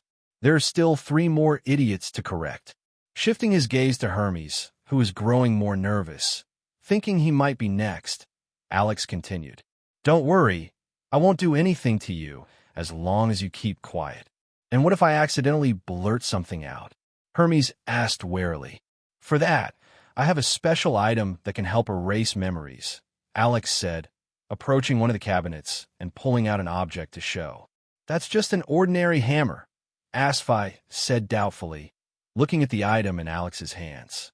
No, my dear Asfi, this is a memory erasing device. See, it even has a label explaining what it does, Alex said, pointing to the inscription on the hammer's handle. If Hermes starts talking too much, I won't mind giving his memories a little adjustment. You're joking, right? Really? Hermes asked, hiding behind Asfi. Maybe, Alex replied with a smile, putting the hammer back. Hearing this, Hermes began to sweat even more, swearing to himself to keep quiet. Since our unruly boy can no longer speak, I'll have to do everything myself, Alex said, approaching Indra and placing a hand on his head. Alex delved into Indra's memories, trying to extract useful information or at least clues for planning in case of unforeseen circumstances. Hermes shuddered at what had happened to Indra after his memories were extracted, vowing never to anger Alex again. Takemikazuchi simply turned away, unwilling to watch his fellow gods suffering, but not interfering with Alex, understanding that despite the cruelty of the methods, there was no other choice. The villains could cause more suffering than imaginable. Asfi frowned and looked away, disapproving of Alex's cruelty, while the goddesses, accustomed to his actions, paid no attention. Did you find anything useful? Hestia asked. Basically, as I suspected, they learned that Ishtar wants to kidnap Heraheim and decided to help her to distract me, Alex replied, causing Hestia to frown. What else? Loki asked. Apparently, Ereb is starting to lose patience and is taking more radical actions. He has stopped sharing his plans, Alex said. Each of them is playing their own game. Indra was supposed to help Ishtar. Dionysus is plotting something on Daedalus Street, and no memories about Nyx, he continued. And what are you going to do? Freya asked, frowning slightly. First, I'll go to the dungeon to check the wall that Takemikazuchi's family mentioned. I'll also pick up the girls from the dungeon and check on them, Alex replied, considering his next steps. I'll go with you, Hestia declared, approaching Alex. Maybe that's not necessary? Alex asked, worried about a repeat of events from the anime. I'm going with you, and that's non-negotiable, Hestia said firmly, leaving Alex no choice. At that moment, Hermes' eyes lit up and a plan began to form in his mind. Asfi, noticing this, sighed wearily, understanding that her god was planning something foolish again. If the shrimp's going, I'm going too, Loki interjected. No, you definitely won't be coming, Alex said, rejecting her request. But why? Loki began to cry, tugging at Alex's arm. I need you to stay here with Freya. While I'm in the dungeon, I want you to keep an eye on the city in case these idiots do something while I'm occupied. I have a feeling that something is going to happen both in the dungeon and in the city, Alex said. His intuition told him that this group of misfits was planning something big. Are you sure? Freya asked. Yes, I think they've planned something grand to distract everyone, Alex replied. Freya paused for a moment and understood what he meant. All right, I'll contact Uranus and prepare my family just in case, Freya said, looking into Alex's eyes. Now we can head upstairs and prepare for the dungeon trip. But first, I'll grab a few things, Alex said, approaching a cabinet covered in runes and opening it. Everyone was curious about what was inside this heavily guarded cabinet. When Loki saw Alex pulling out one of the black boxes, her eyes sparkled. Is it what I think it is? Loki asked eagerly. Yep, it's not for emergencies. Freya, take this. It might come in handy if things get out of control, Alex said, handing one of the boxes to Freya. And what about me? Loki extended her hands. Not for you. I know you. Your impatience might ruin everything, so you get nothing, Alex said, poking Loki on the forehead, making her pout and head towards the exit. Alex laughed at Loki and told everyone it was time to go upstairs. Takemikazuchi asked what would happen to Indra and why he was left there. Alex simply said he would deal with it later since he had other plans for now. He didn't want the others to see him killing a god. It could be a horrific trauma that, like a shadow, would forever haunt their hearts. When Alex's group went upstairs, he noticed two unexpected guests. Alex hadn't anticipated seeing them in this situation and wondered why they had come. When Alex came upstairs, he immediately noticed two unexpected guests in his home and wondered why they were there. It was his beloved elf, Ryu, and Seer, the little stalker who often followed Alex. He was taken aback to see them. Alex remembered that in the canon, Ryu helped the Hestia Familia venture into the dungeon, but he couldn't understand why Seer had come along with her. However, seeing the concerned look on Ryu's face, he realized she was probably worried about the Hestia Familia members and his well-being after everything that happened. Ryu, Seer, it's good to see you. Why are you here? Alex greeted them, asking the girls. I heard about what happened in the dungeon and came to check on you, answered a worried Ryu, approaching Alex and taking his hand. You could say I'm halfway okay. I've calmed down. Maybe, Alex replied with a crooked smile. But how did you find out about what happened to my family? He asked, looking at them. The whole of Oreo knows by now. As soon as I heard, I came straight to you. And Seer tagged along, Ryu responded, to which Seer's face darkened with lines of frustration. What do you mean tag along? I was worried about Alex too.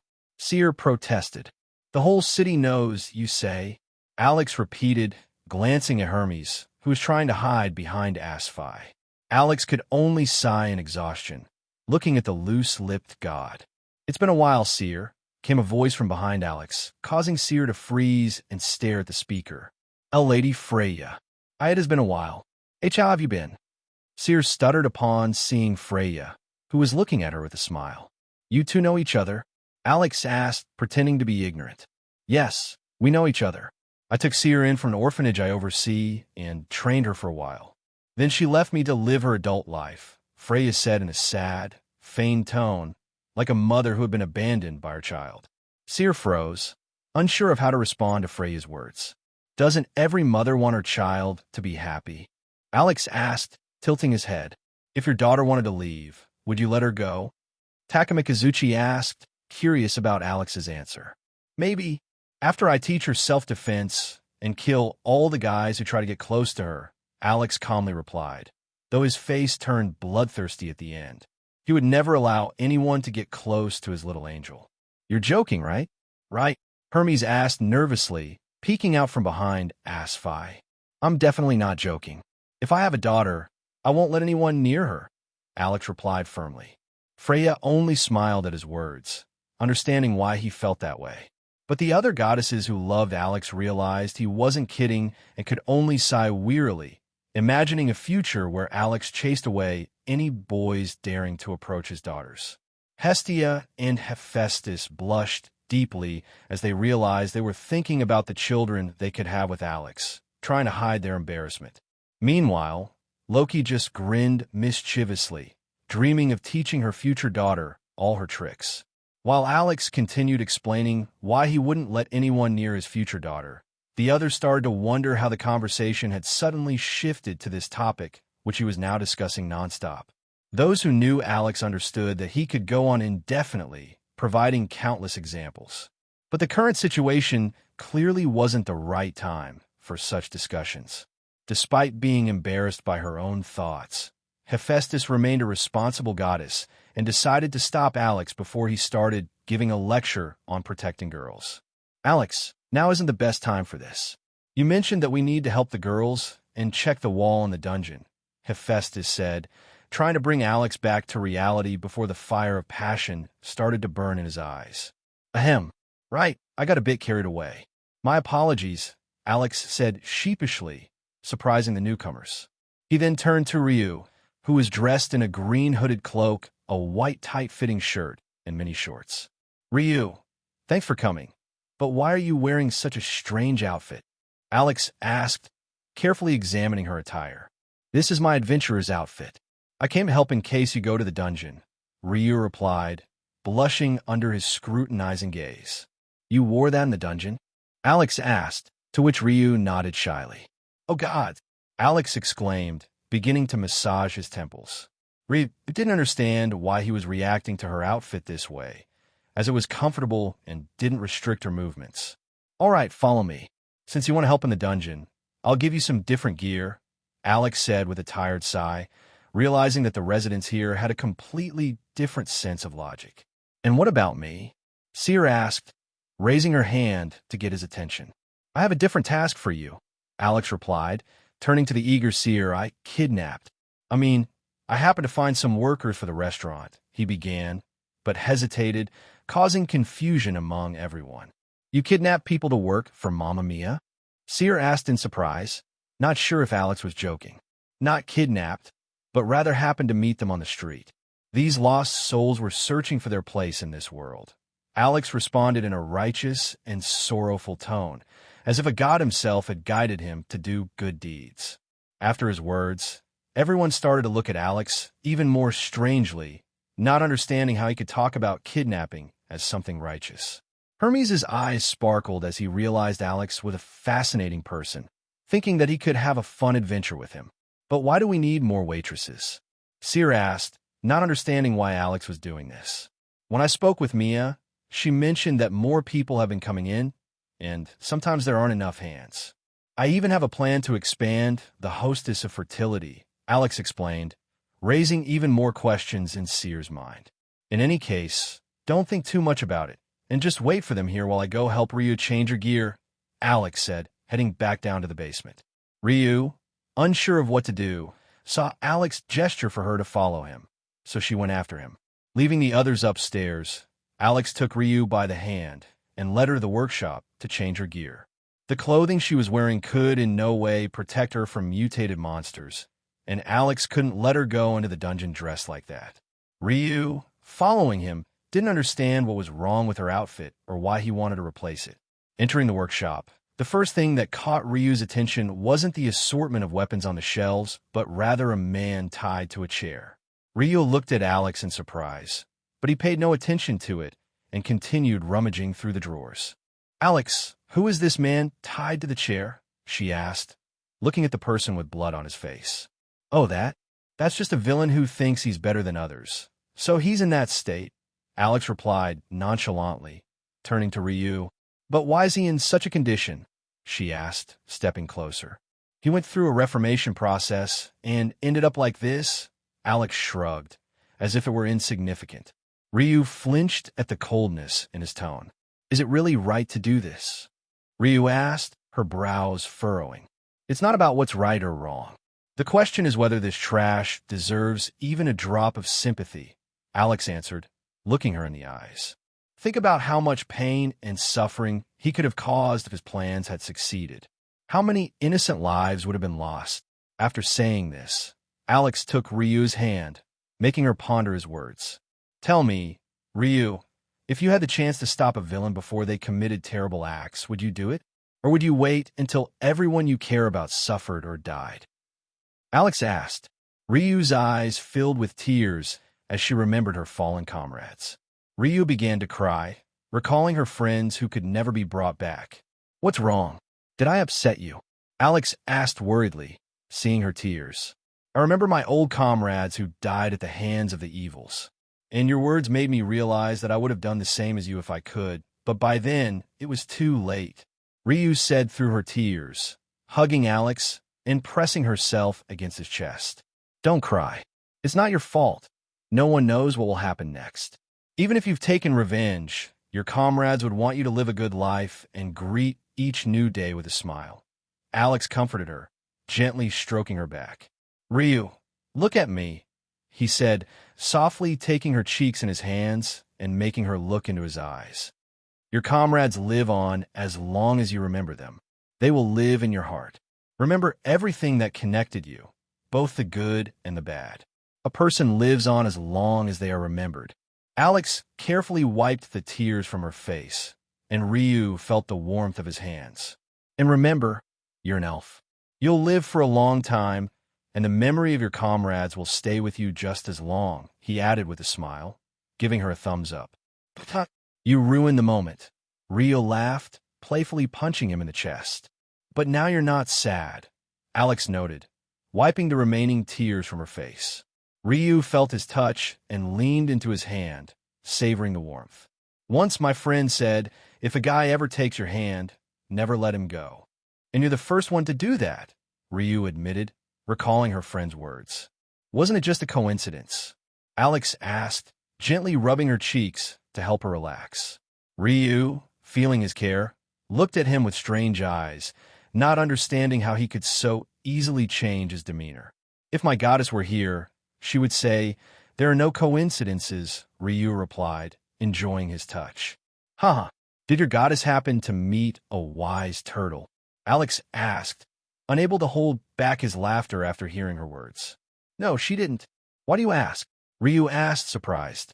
Because those words were said by a wise turtle to guide her student, Alex explained, trying to suppress his laughter. I wish I could meet that turtle someday, Ryu replied with a smile. I promise. I'll try to make that happen, Alex said, looking at her. I believe you, Ryu said, gently kissing Alex on the cheek, making him blush. Next time, you should do it like this, Alex said, leaning in and kissing her on the lips. Ryu was initially taken aback, but then she felt a warm sensation in her chest and decided to enjoy the moment. I think we'll have more time to enjoy the kiss later, but for now, we have more important matters, Alex said, breaking the kiss. Ryu bashfully covered her face and nodded. I'm glad I prepared in advance and made some armor that will fit you, Alex said, pulling out a box with new gear for Ryu.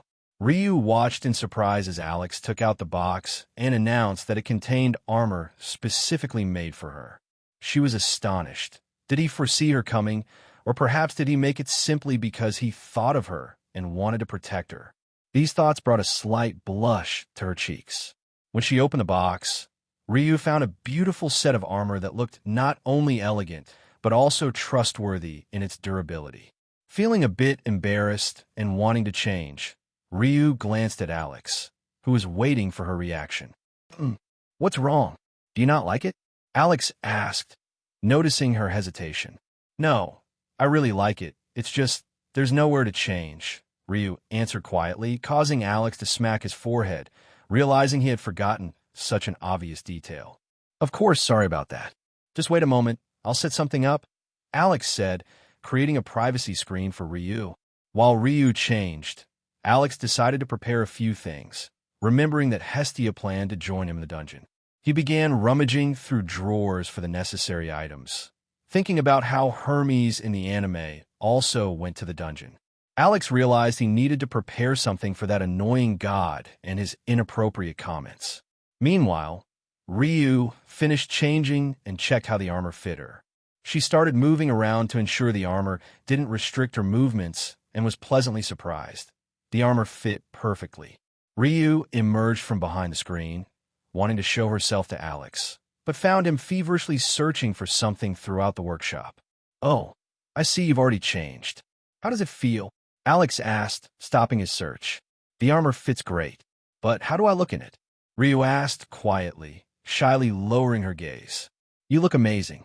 Anything would look great on you, Alex replied with a smile, causing Ryu to blush and feel her ears slightly twitch from excitement. What are you looking for? Ryu asked, trying to hide her embarrassment, but her blushing ears betrayed her state.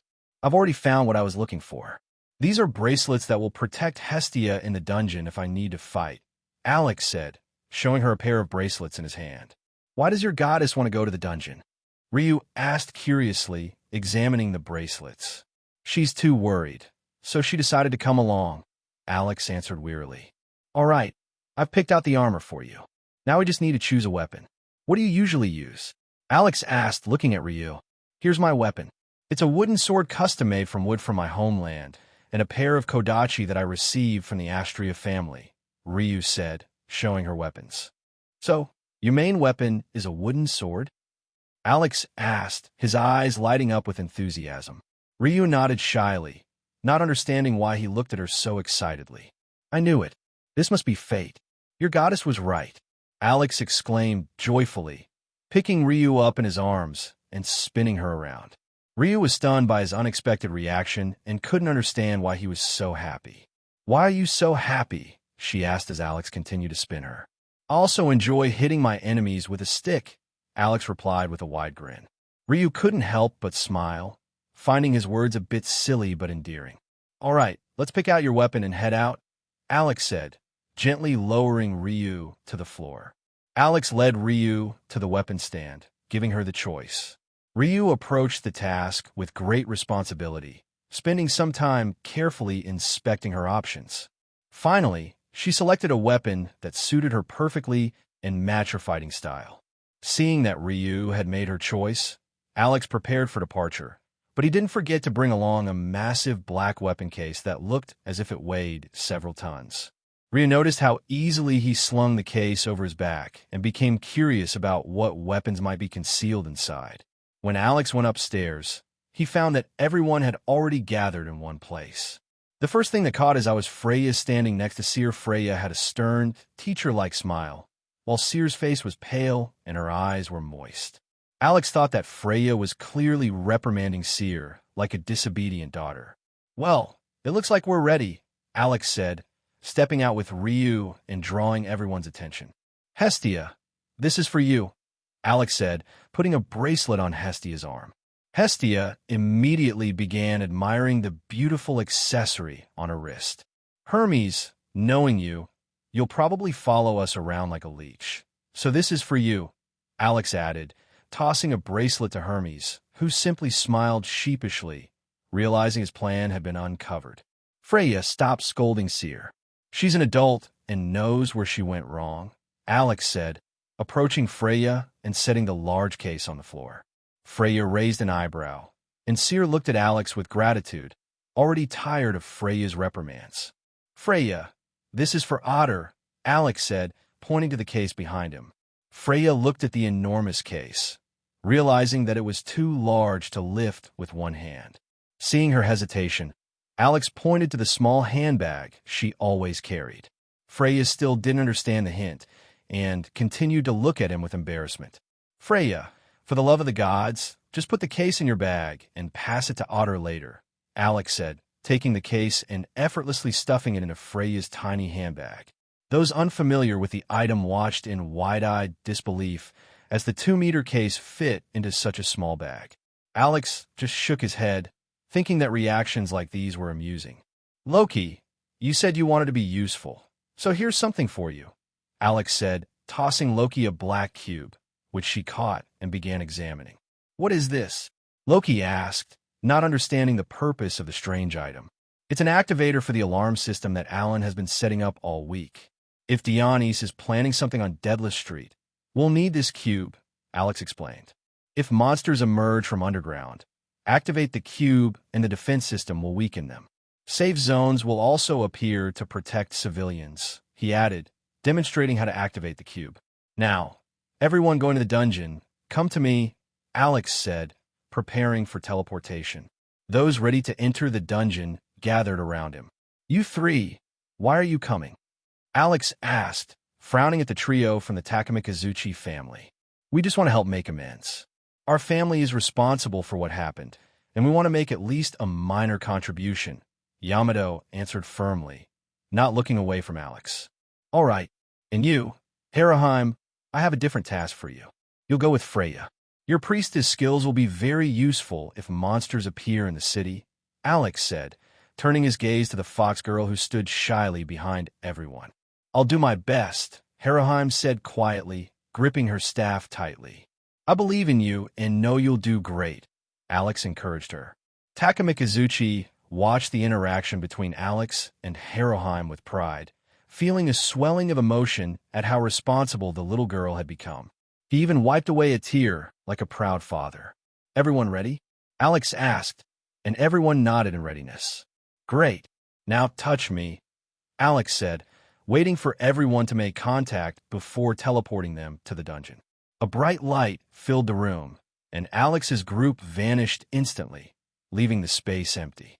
Freya looked at the spot where they had just stood for a moment longer before deciding to head to Otter to deliver the weapons.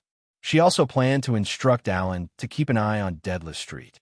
Noticing Freya leaving, Loki followed her, and Haraheim quickly went after them. The others, still in the house, exchanged awkward glances before going about their business. Takamikazuchi headed to his friend, the god Miahu, while Seer, relieved that Freya was gone, decided to escort the Amazons to Mamma Mia to arrange their work and discuss Alex's plans for expanding the restaurant. Meanwhile, Alex's group found themselves in an empty room on the first floor of the dungeon. Those experiencing teleportation for the first time held their mouths tightly, trying to suppress the nausea. Alex patiently waited for everyone to recover and decided to find out where the Takamikazuchi family had encountered the Black Wall. Yamato, where did your group come across the wall? Alex asked, surveying the people who were doing their best to avoid throwing up their breakfast. It was a strange room on the 7th floor. Yamato replied, holding back her nausea. Got it. If everyone's ready, follow me, Alex said, stepping out of the room. The group, finally recovered, followed him. Alex moved slowly through the corridors of the 1st floor, trying to detect where the mana flow in the dungeon was disrupted. He searched for a while before finally reaching a spot where he felt something was off. I found the place where the Black Wall is likely located, Alex announced, and everyone looked at him in confusion, not understanding how he could know this from the 1st floor. In simple terms, the dungeon is a huge organism. Its walls are like veins, and mana is the blood flowing through them. The Black Wall is a poison that contaminates this blood. Alex tried to explain so that everyone could understand. After his explanation, the faces of those around him brightened as they began to grasp what he was saying. But how did you figure this out? Hermes asked, eager to satisfy his curiosity. I was just directing the flow of mana downward, tracking the infected area, Alex explained, satisfying Hermes' curiosity, whose eyes lit up with newfound knowledge. Now I'll take a shortcut to this spot, Alex said, asking everyone to move aside. The group didn't immediately understand what he was about to do, but then saw Alex deliver a powerful strike to the ground, creating a hole that led to the 2nd floor. Hestia, jump on my back, Alex commanded, beckoning her. Hestia quickly complied, wrapping her legs around his waist and her arms around his neck, settling onto his back. Alex, feeling her secure grip, wrapped a rope around her body just in case to ensure she wouldn't fall. Now come here, Hermes, Alex said, beckoning Hermes, who approached, intrigued by what was happening. Before Hermes could understand what was going on, Alex grabbed her by the scruff and jumped down. Hey! Hermes screamed like a child as they fell together. The rest of the group was momentarily stunned, watching Alex leap with 2 gods, but then they exchanged glances, gathered their courage, and followed him. Alex smashed through the dungeon floors with each strike, rapidly making his way down to the 7th floor, eager to reach the infected area and find out what mischief this group of losers had caused this time. Finally, he landed in the room where the infected wall was supposed to be. The room was swarming with mutated ants. Hermes, seeing the swarm, felt a shiver run down his spine. He realized the situation was far from ideal and began to doubt the wisdom of his decision to enter the dungeon. However, his doubts quickly dissipated when the entire room was suddenly engulfed in flames, and all the monsters were instantly burned alive. Releasing Hestia and Hermes, Alex approached the wall to inspect it. Upon touching it, he immediately realized that this was not ordinary corruption, but something much worse. If his suspicions were confirmed, the situation would be truly serious. Have you found out anything? Hestia asked cautiously, keeping her distance from Alex. Something about the wall unsettled her, and she couldn't look at it for long without feeling a sharp headache. I'm about 70% sure I know who might be behind this, Alex replied, noticing her behavior. He began to suspect who might be pulling the strings, but couldn't understand why this entity was intervening in this world. These thoughts troubled him, and he went through possible motives but couldn't reach a conclusive answer. This wall has grown larger, and it's almost impossible to look at it, Yamato said, descending and noticing the changes. Alex, what are you going to do about this? Ryu asked, jumping down beside him and watching Alex, who was still pondering various scenarios. I think I might have something that could help, but I'm not sure, Alex said, deciding to stop pondering since he couldn't find a satisfactory explanation for the entity's interference. Let's see if this works, he continued, pulling a white crystal from his pocket. Alex pressed it against the wall, and it instantly began to absorb the black energy like a vacuum sucking up dust. Once all the corruption was absorbed, dark miasma began to ooze from the crystal, resembling mud dripping onto the floor. Realizing his plan had succeeded, Alex quickly placed the crystal in a prepared rune-etched box to seal it and prevent the corruption from spreading. Looking at the box containing the sealed crystal, Alex realized that thorough preparation was needed to confront whoever was behind this mysterious threat. The others watched his actions and, seeing his serious expression, understood that there was something more to this than just dungeon corruption. Putting the sealed crystal in his pocket, Alex began examining the room with the mysterious wall. He wanted to understand why the alarm system had failed. Alex walked slowly along the walls, touching them and trying to locate the cubes that should have been part of the system. The group watched his actions closely, not quite understanding what he was looking for and why he wasn't hurrying to catch up with the girls who were stuck in the dungeon. Finally, Alex reached one of the corners and found remnants of a cube that had once been part of the alarm system.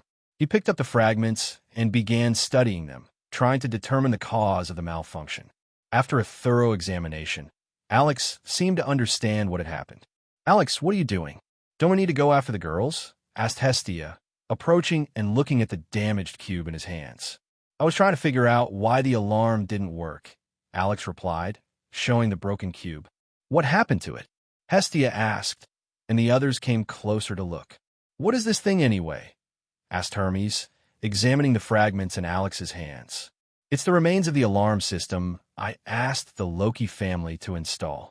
But it seems some clumsy idiot installed it incorrectly and the monsters destroyed it," Alex replied irritably, his eye visibly twitching with anger. At that moment, on the 18th floor, one of the Loki family members sneezed and felt a chill run down his spine. He began anxiously looking around, sensing that something bad might happen. Not understanding the cause of the chill, he returned to his food. "Tiona, did you catch a cold?" asked Riveria, noticing Tiona's sneeze and start looking around anxiously. "I don't think it's a cold. I just felt like someone was about to attack me," Tiona replied, shaking her head. "Are you sure you're not sick?" Finn asked, staring at her intently. "I'm sure. Captain, have you contacted Alex or Alan?" Tiona asked Finn, who froze for a moment after her question. "I haven't tried yet. The last time I tried to report to Alex about finishing the installation, the connection was lost. I haven't tried since," Finn replied, shaking his head. "Maybe we should try again? Let him know that we've encountered members of his family," Riveria suggested. "I don't think it's necessary. Alex is very busy these days. I don't want him to worry unnecessarily," Daphne interjected, sitting with the Loki family. "Maybe he's restless, wishing he could come here. It's better to let him know we're okay," Riveria continued to insist. "Daphne is right. We're leaving for home soon anyway, so it's better not to bother him unnecessarily," Cassandra agreed, pulling out some sweets from her pocket. "Where do you always get those candies?" "You eat them constantly, and they never seem to run out?" Lily asked, watching Cassandra reach in her bag for another candy. "Alex gave me a whole bunch. He said sweets can save the world. You know how he is," Cassandra replied with a shrug. "Why didn't he give me any candy?" Daphne asked suspiciously, raising an eyebrow. "You don't like sweets. Why waste them on someone like you?" Cassandra countered, looking at her friend with a hint of disdain. "Are you looking for a fight?" Daphne asked irritably, gritting her teeth. "You can try, but I'm not afraid of you," Cassandra replied calmly. Daphne didn't wait and attacked Cassandra, intending to take all her candies and teach her a lesson. How did a discussion about not being able to contact Alex turn into an argument about candies and then into a fight? Lafia asked in surprise, watching Cassandra and Daphne grapple with each other. "They're always like this. You can just ignore it," Lily sighed wearily, used to such situations.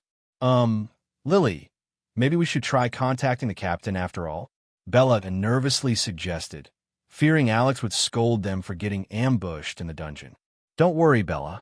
Alex will just give you a long lecture about the importance of vigilance, and then let it go," Lily reassured her. "Does he really give you lectures about dungeon behavior?" Tiona asked in surprise, wondering how that was even possible. "Usually, his lectures are brief unless you really messed up," Lily shrugged. "It seems like that's exactly what happened to you," Bet added with a smirk. Lily froze, realizing how bad the situation was. Cassandra and Daphne, who had just stopped fighting, also heard the comment.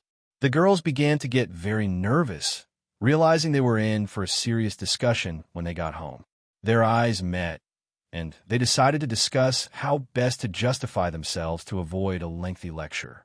While Hestia's group was trying to avoid the dreaded lecture, Alex's group was still in the room where the mysterious black wall had been. Alex was explaining the purpose of the alarm system and why he had asked the Loki family to install it. Those unfamiliar with Alex were amazed by his invention and his plans for its use. Hermes, noticing Alex's ingenuity, began to consider asking him to create a few useful devices for his needs. Asphi, sensing her god's contemplative look, realized he was up to something again, but decided not to dissuade him, knowing it would be pointless. If the alarm was supposed to activate when mutated monsters appeared, why didn't it work? Ryu asked, watching as Alex restrained his anger. Well, as they say, trust a fool with a job, and everything gets ruined, Alex replied with a heavy sigh. What do you mean? Asked Hestia. The alarm was hastily made. To function properly, it needed many cubes working in synergy. But because one fragment was damaged, the whole system failed. Alex explained, recognizing that he was partly to blame as well. Are you saying that because of one broken part, everything collapsed? Hermes asked for clarification. Pretty much. I designed it to cover the entire dungeon. And to work properly, it needed to be assembled as one cohesive device, Alex said, causing even more questions from the group. It's like building a house. If you're missing one brick, the whole structure might collapse. It's a similar situation here. Alex used an analogy, seeing that the group still didn't fully understand. Is it possible that one damaged element caused the entire system to fail? Asphi asked. I had little time, so I divided the system into parts that were supposed to work together as one large construction. If one part is removed, everything falls apart, Alex explained. Asphi frowned, realizing that despite the simplicity of the words, the mechanism was much more complex than she thought. Can't you fix that element so everything works again? Hestia asked, receiving approving nods from the entire group. Even if I fix it, it's not certain that everything will work.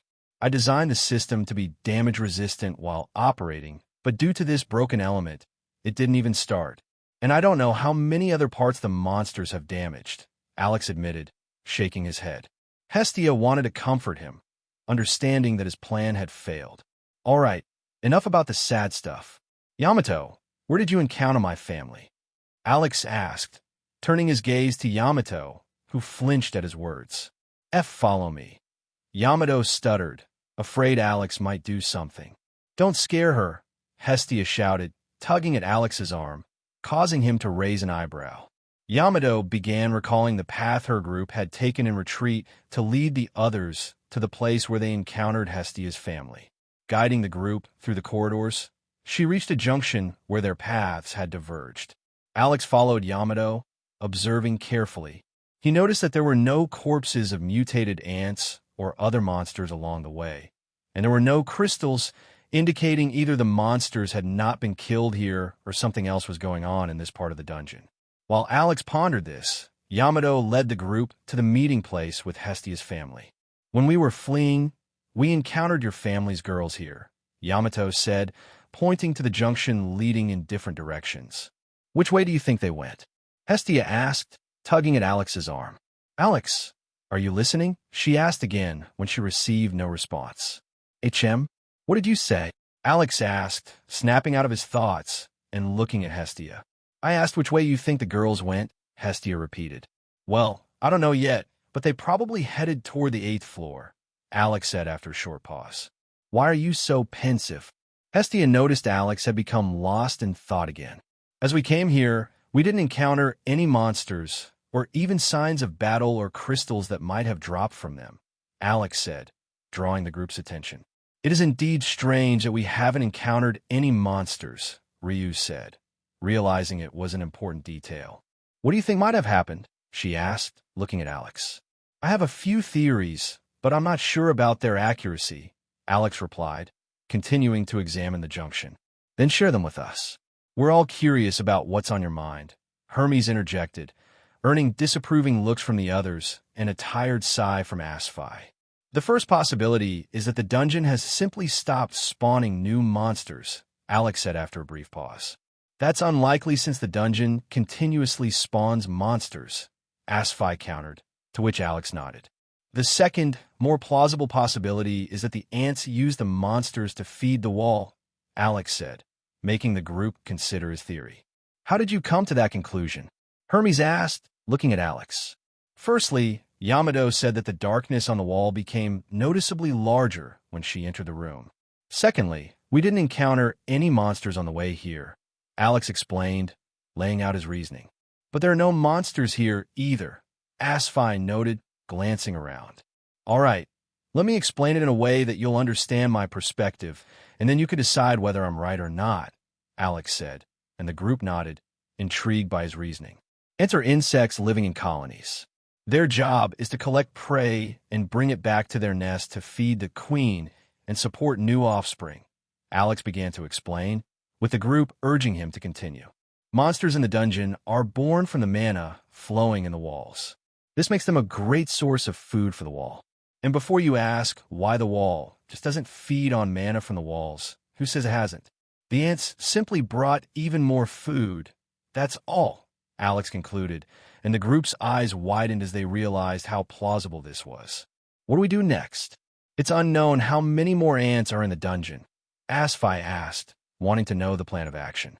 For starters, we'll head toward the 18th floor and figure out what happened along the way, Alex replied, heading toward the passage to the 8th floor.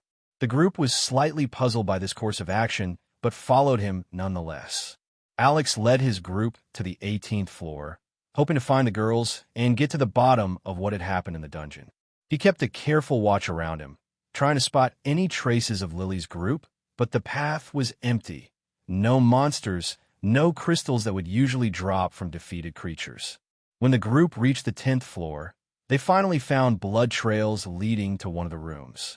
Approaching the room, Alex peeked inside and saw a large number of mutated orcs dumping live monsters against the wall.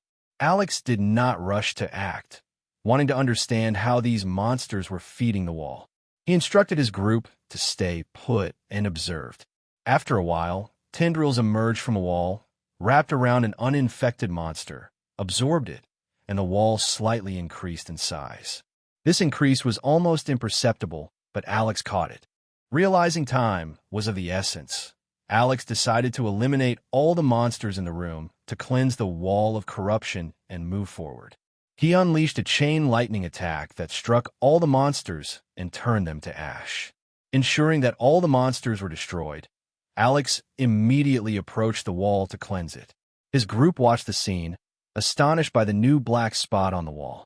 Alex took out another crystal intended to cleanse the wall, and as before, the crystal instantly turned black and began emitting miasma.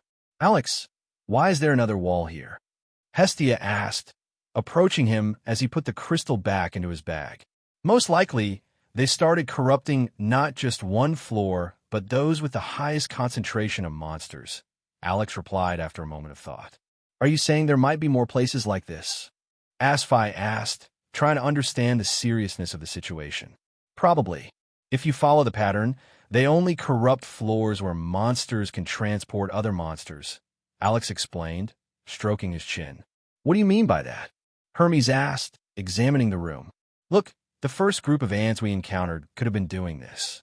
They have a collective intelligence that helps them work together. Now, orcs, which if they lived on the surface, might start building their settlements.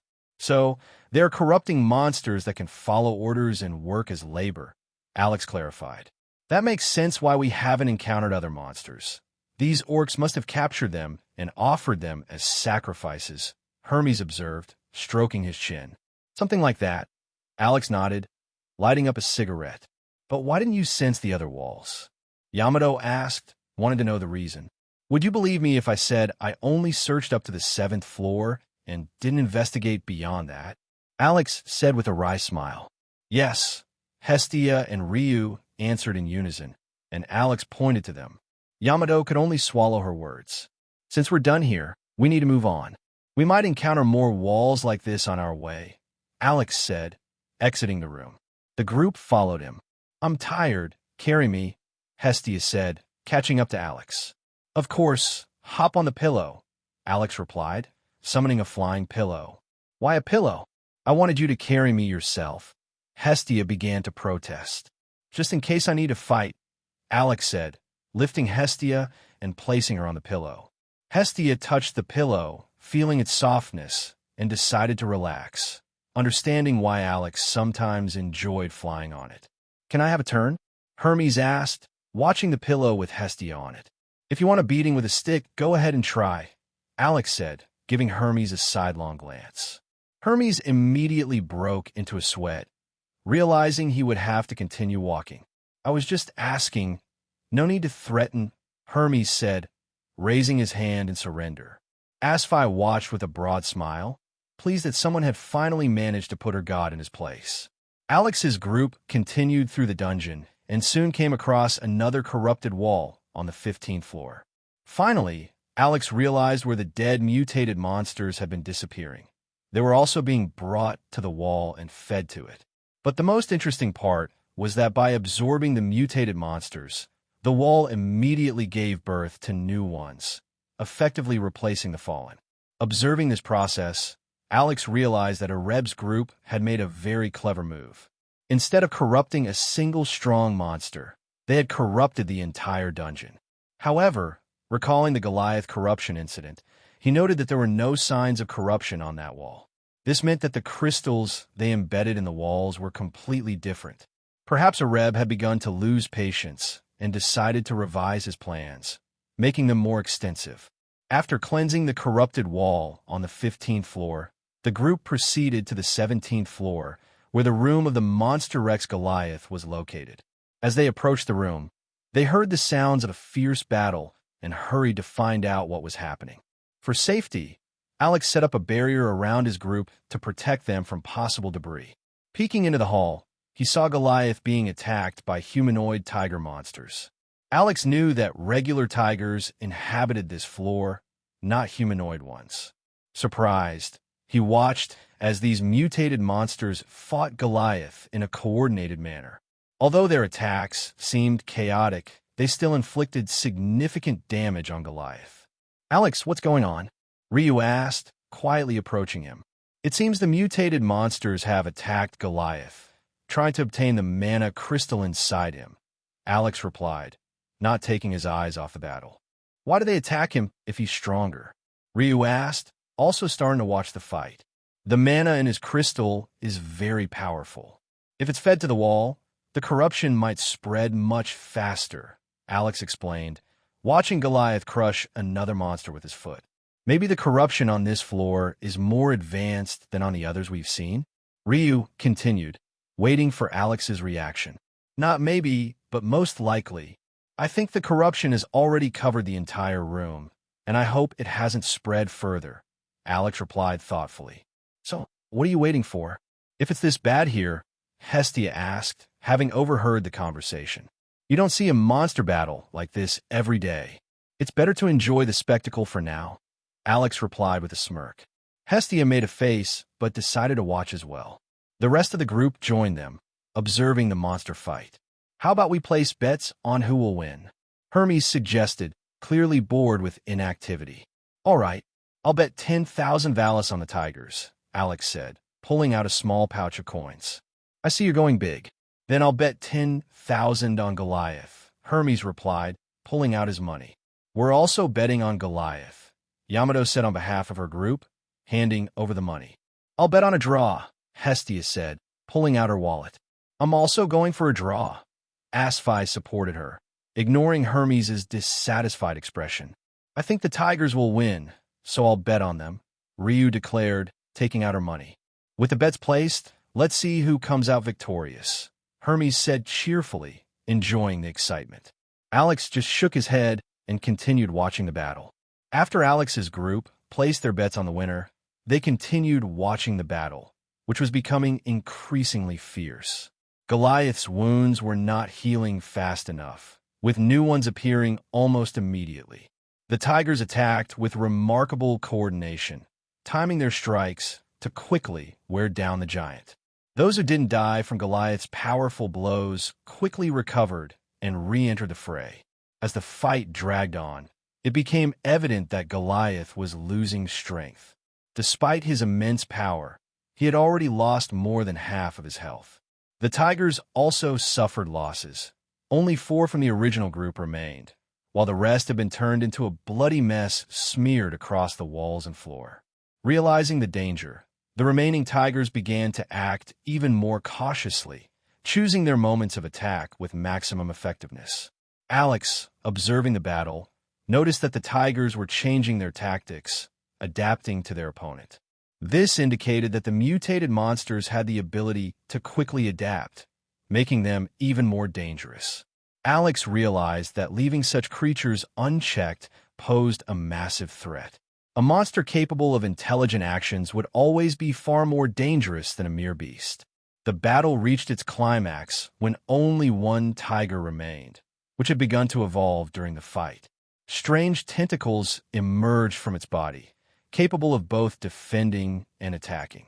Exhausted and on the brink of defeat, Goliath decided to make a final push to crush his opponent. The tiger waited patiently for Goliath to open up for a decisive strike. However, it did not expect Goliath to change his attack direction at the last moment and strike it forcefully with his foot, sending it crashing into the wall. The tiger was stuck after the impact, and Goliath, seizing the opportunity, began to viciously pound the wall, turning his foe into a bloody mess. When the battle ended, Hermes rubbed his hands together with a satisfied smile, anticipating his victory. However, his joy quickly turned to shock. Alex turned to see that Goliath, reduced to ashes, had left behind a massive crystal. "Ha! Hand over your money, losers!" Hestia exclaimed joyfully, quickly collecting money from the losers. Alex watched in surprise at her strange behavior. "Hestia-sama, I'm sorry, but some of that money belongs to me." Asphai interjected, causing Hestia to stop and sadly hand over a portion of the money. "Hestia, don't you have enough of the money I give you?" Alex asked, noticing her sulking. "It's not the same," Hestia replied with pouty lips. "And what's the difference?" Alex asked, raising an eyebrow. "This money I won fairly, while the money you give me is just handed over," Hestia explained, gesturing with her hands. "So Alex gives you pocket money?" Hermes asked with a sly grin. "He's just like a father spoiling his daughter," Hermes added, laughing at his joke. "You're still laughing?" Hestia asked sharply, reaching in her bag. Hermes, still laughing, had no idea what was coming. "I see you're still having fun," Hestia continued, pulling out her shocker. "Now you'll have less to laugh about," she said, shocking Hermes. Hey! Hermes screamed and lost consciousness. "Oomph. That'll teach you to laugh at me," Hestia declared, putting the shocker back into her bag. "Hestia-sama, will he be all right?" Asphai asked anxiously, looking at Hermes, from whom smoke was rising. "Yes, he'll just be out for a while and then wake up. At least we'll have some peace and quiet," Alex replied calmly, lifting Hermes onto his shoulder like a sack of potatoes. "Now, let's move on and check the remaining wall," Alex added, heading towards the direction where he sensed a mana response. Asphai watched Alex carry Hermes and thought he was right. Hermes could talk for hours, and sometimes silence was truly a blessing. The group moved towards the black wall.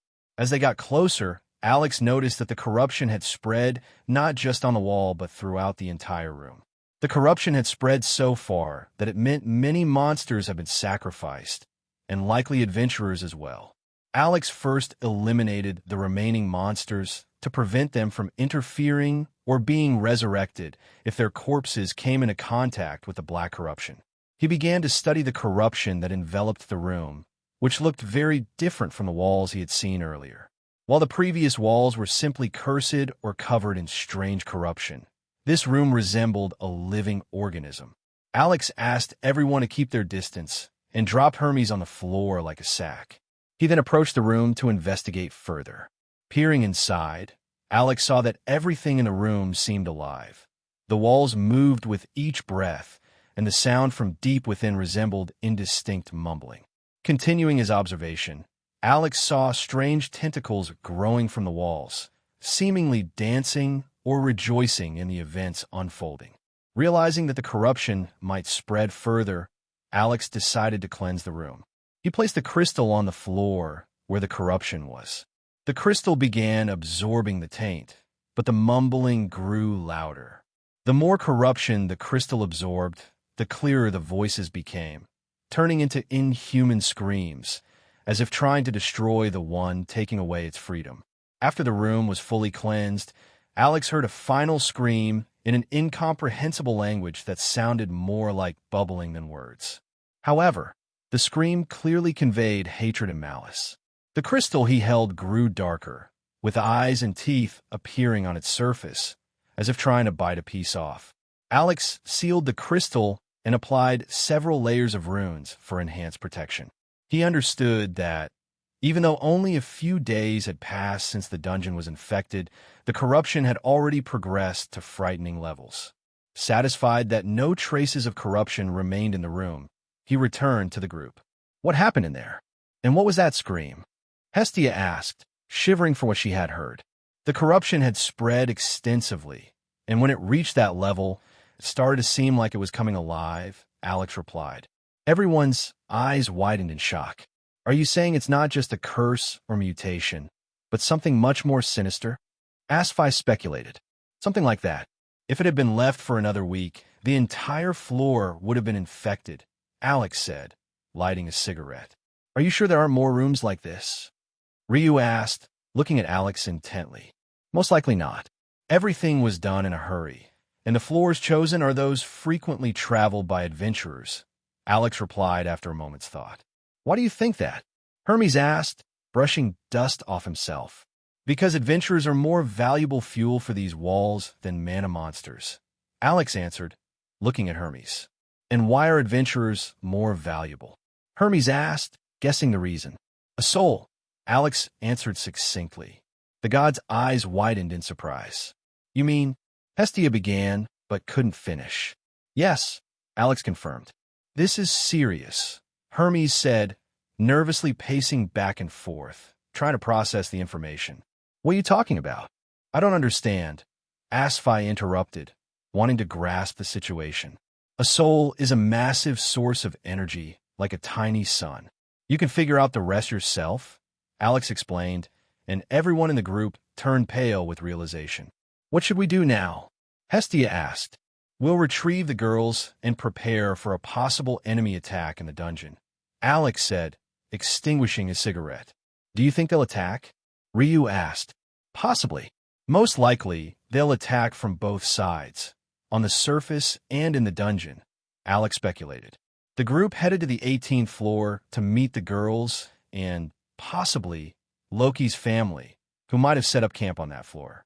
Along the way, Alex discussed potential scenarios for the next day and emphasized the need to be prepared for anything.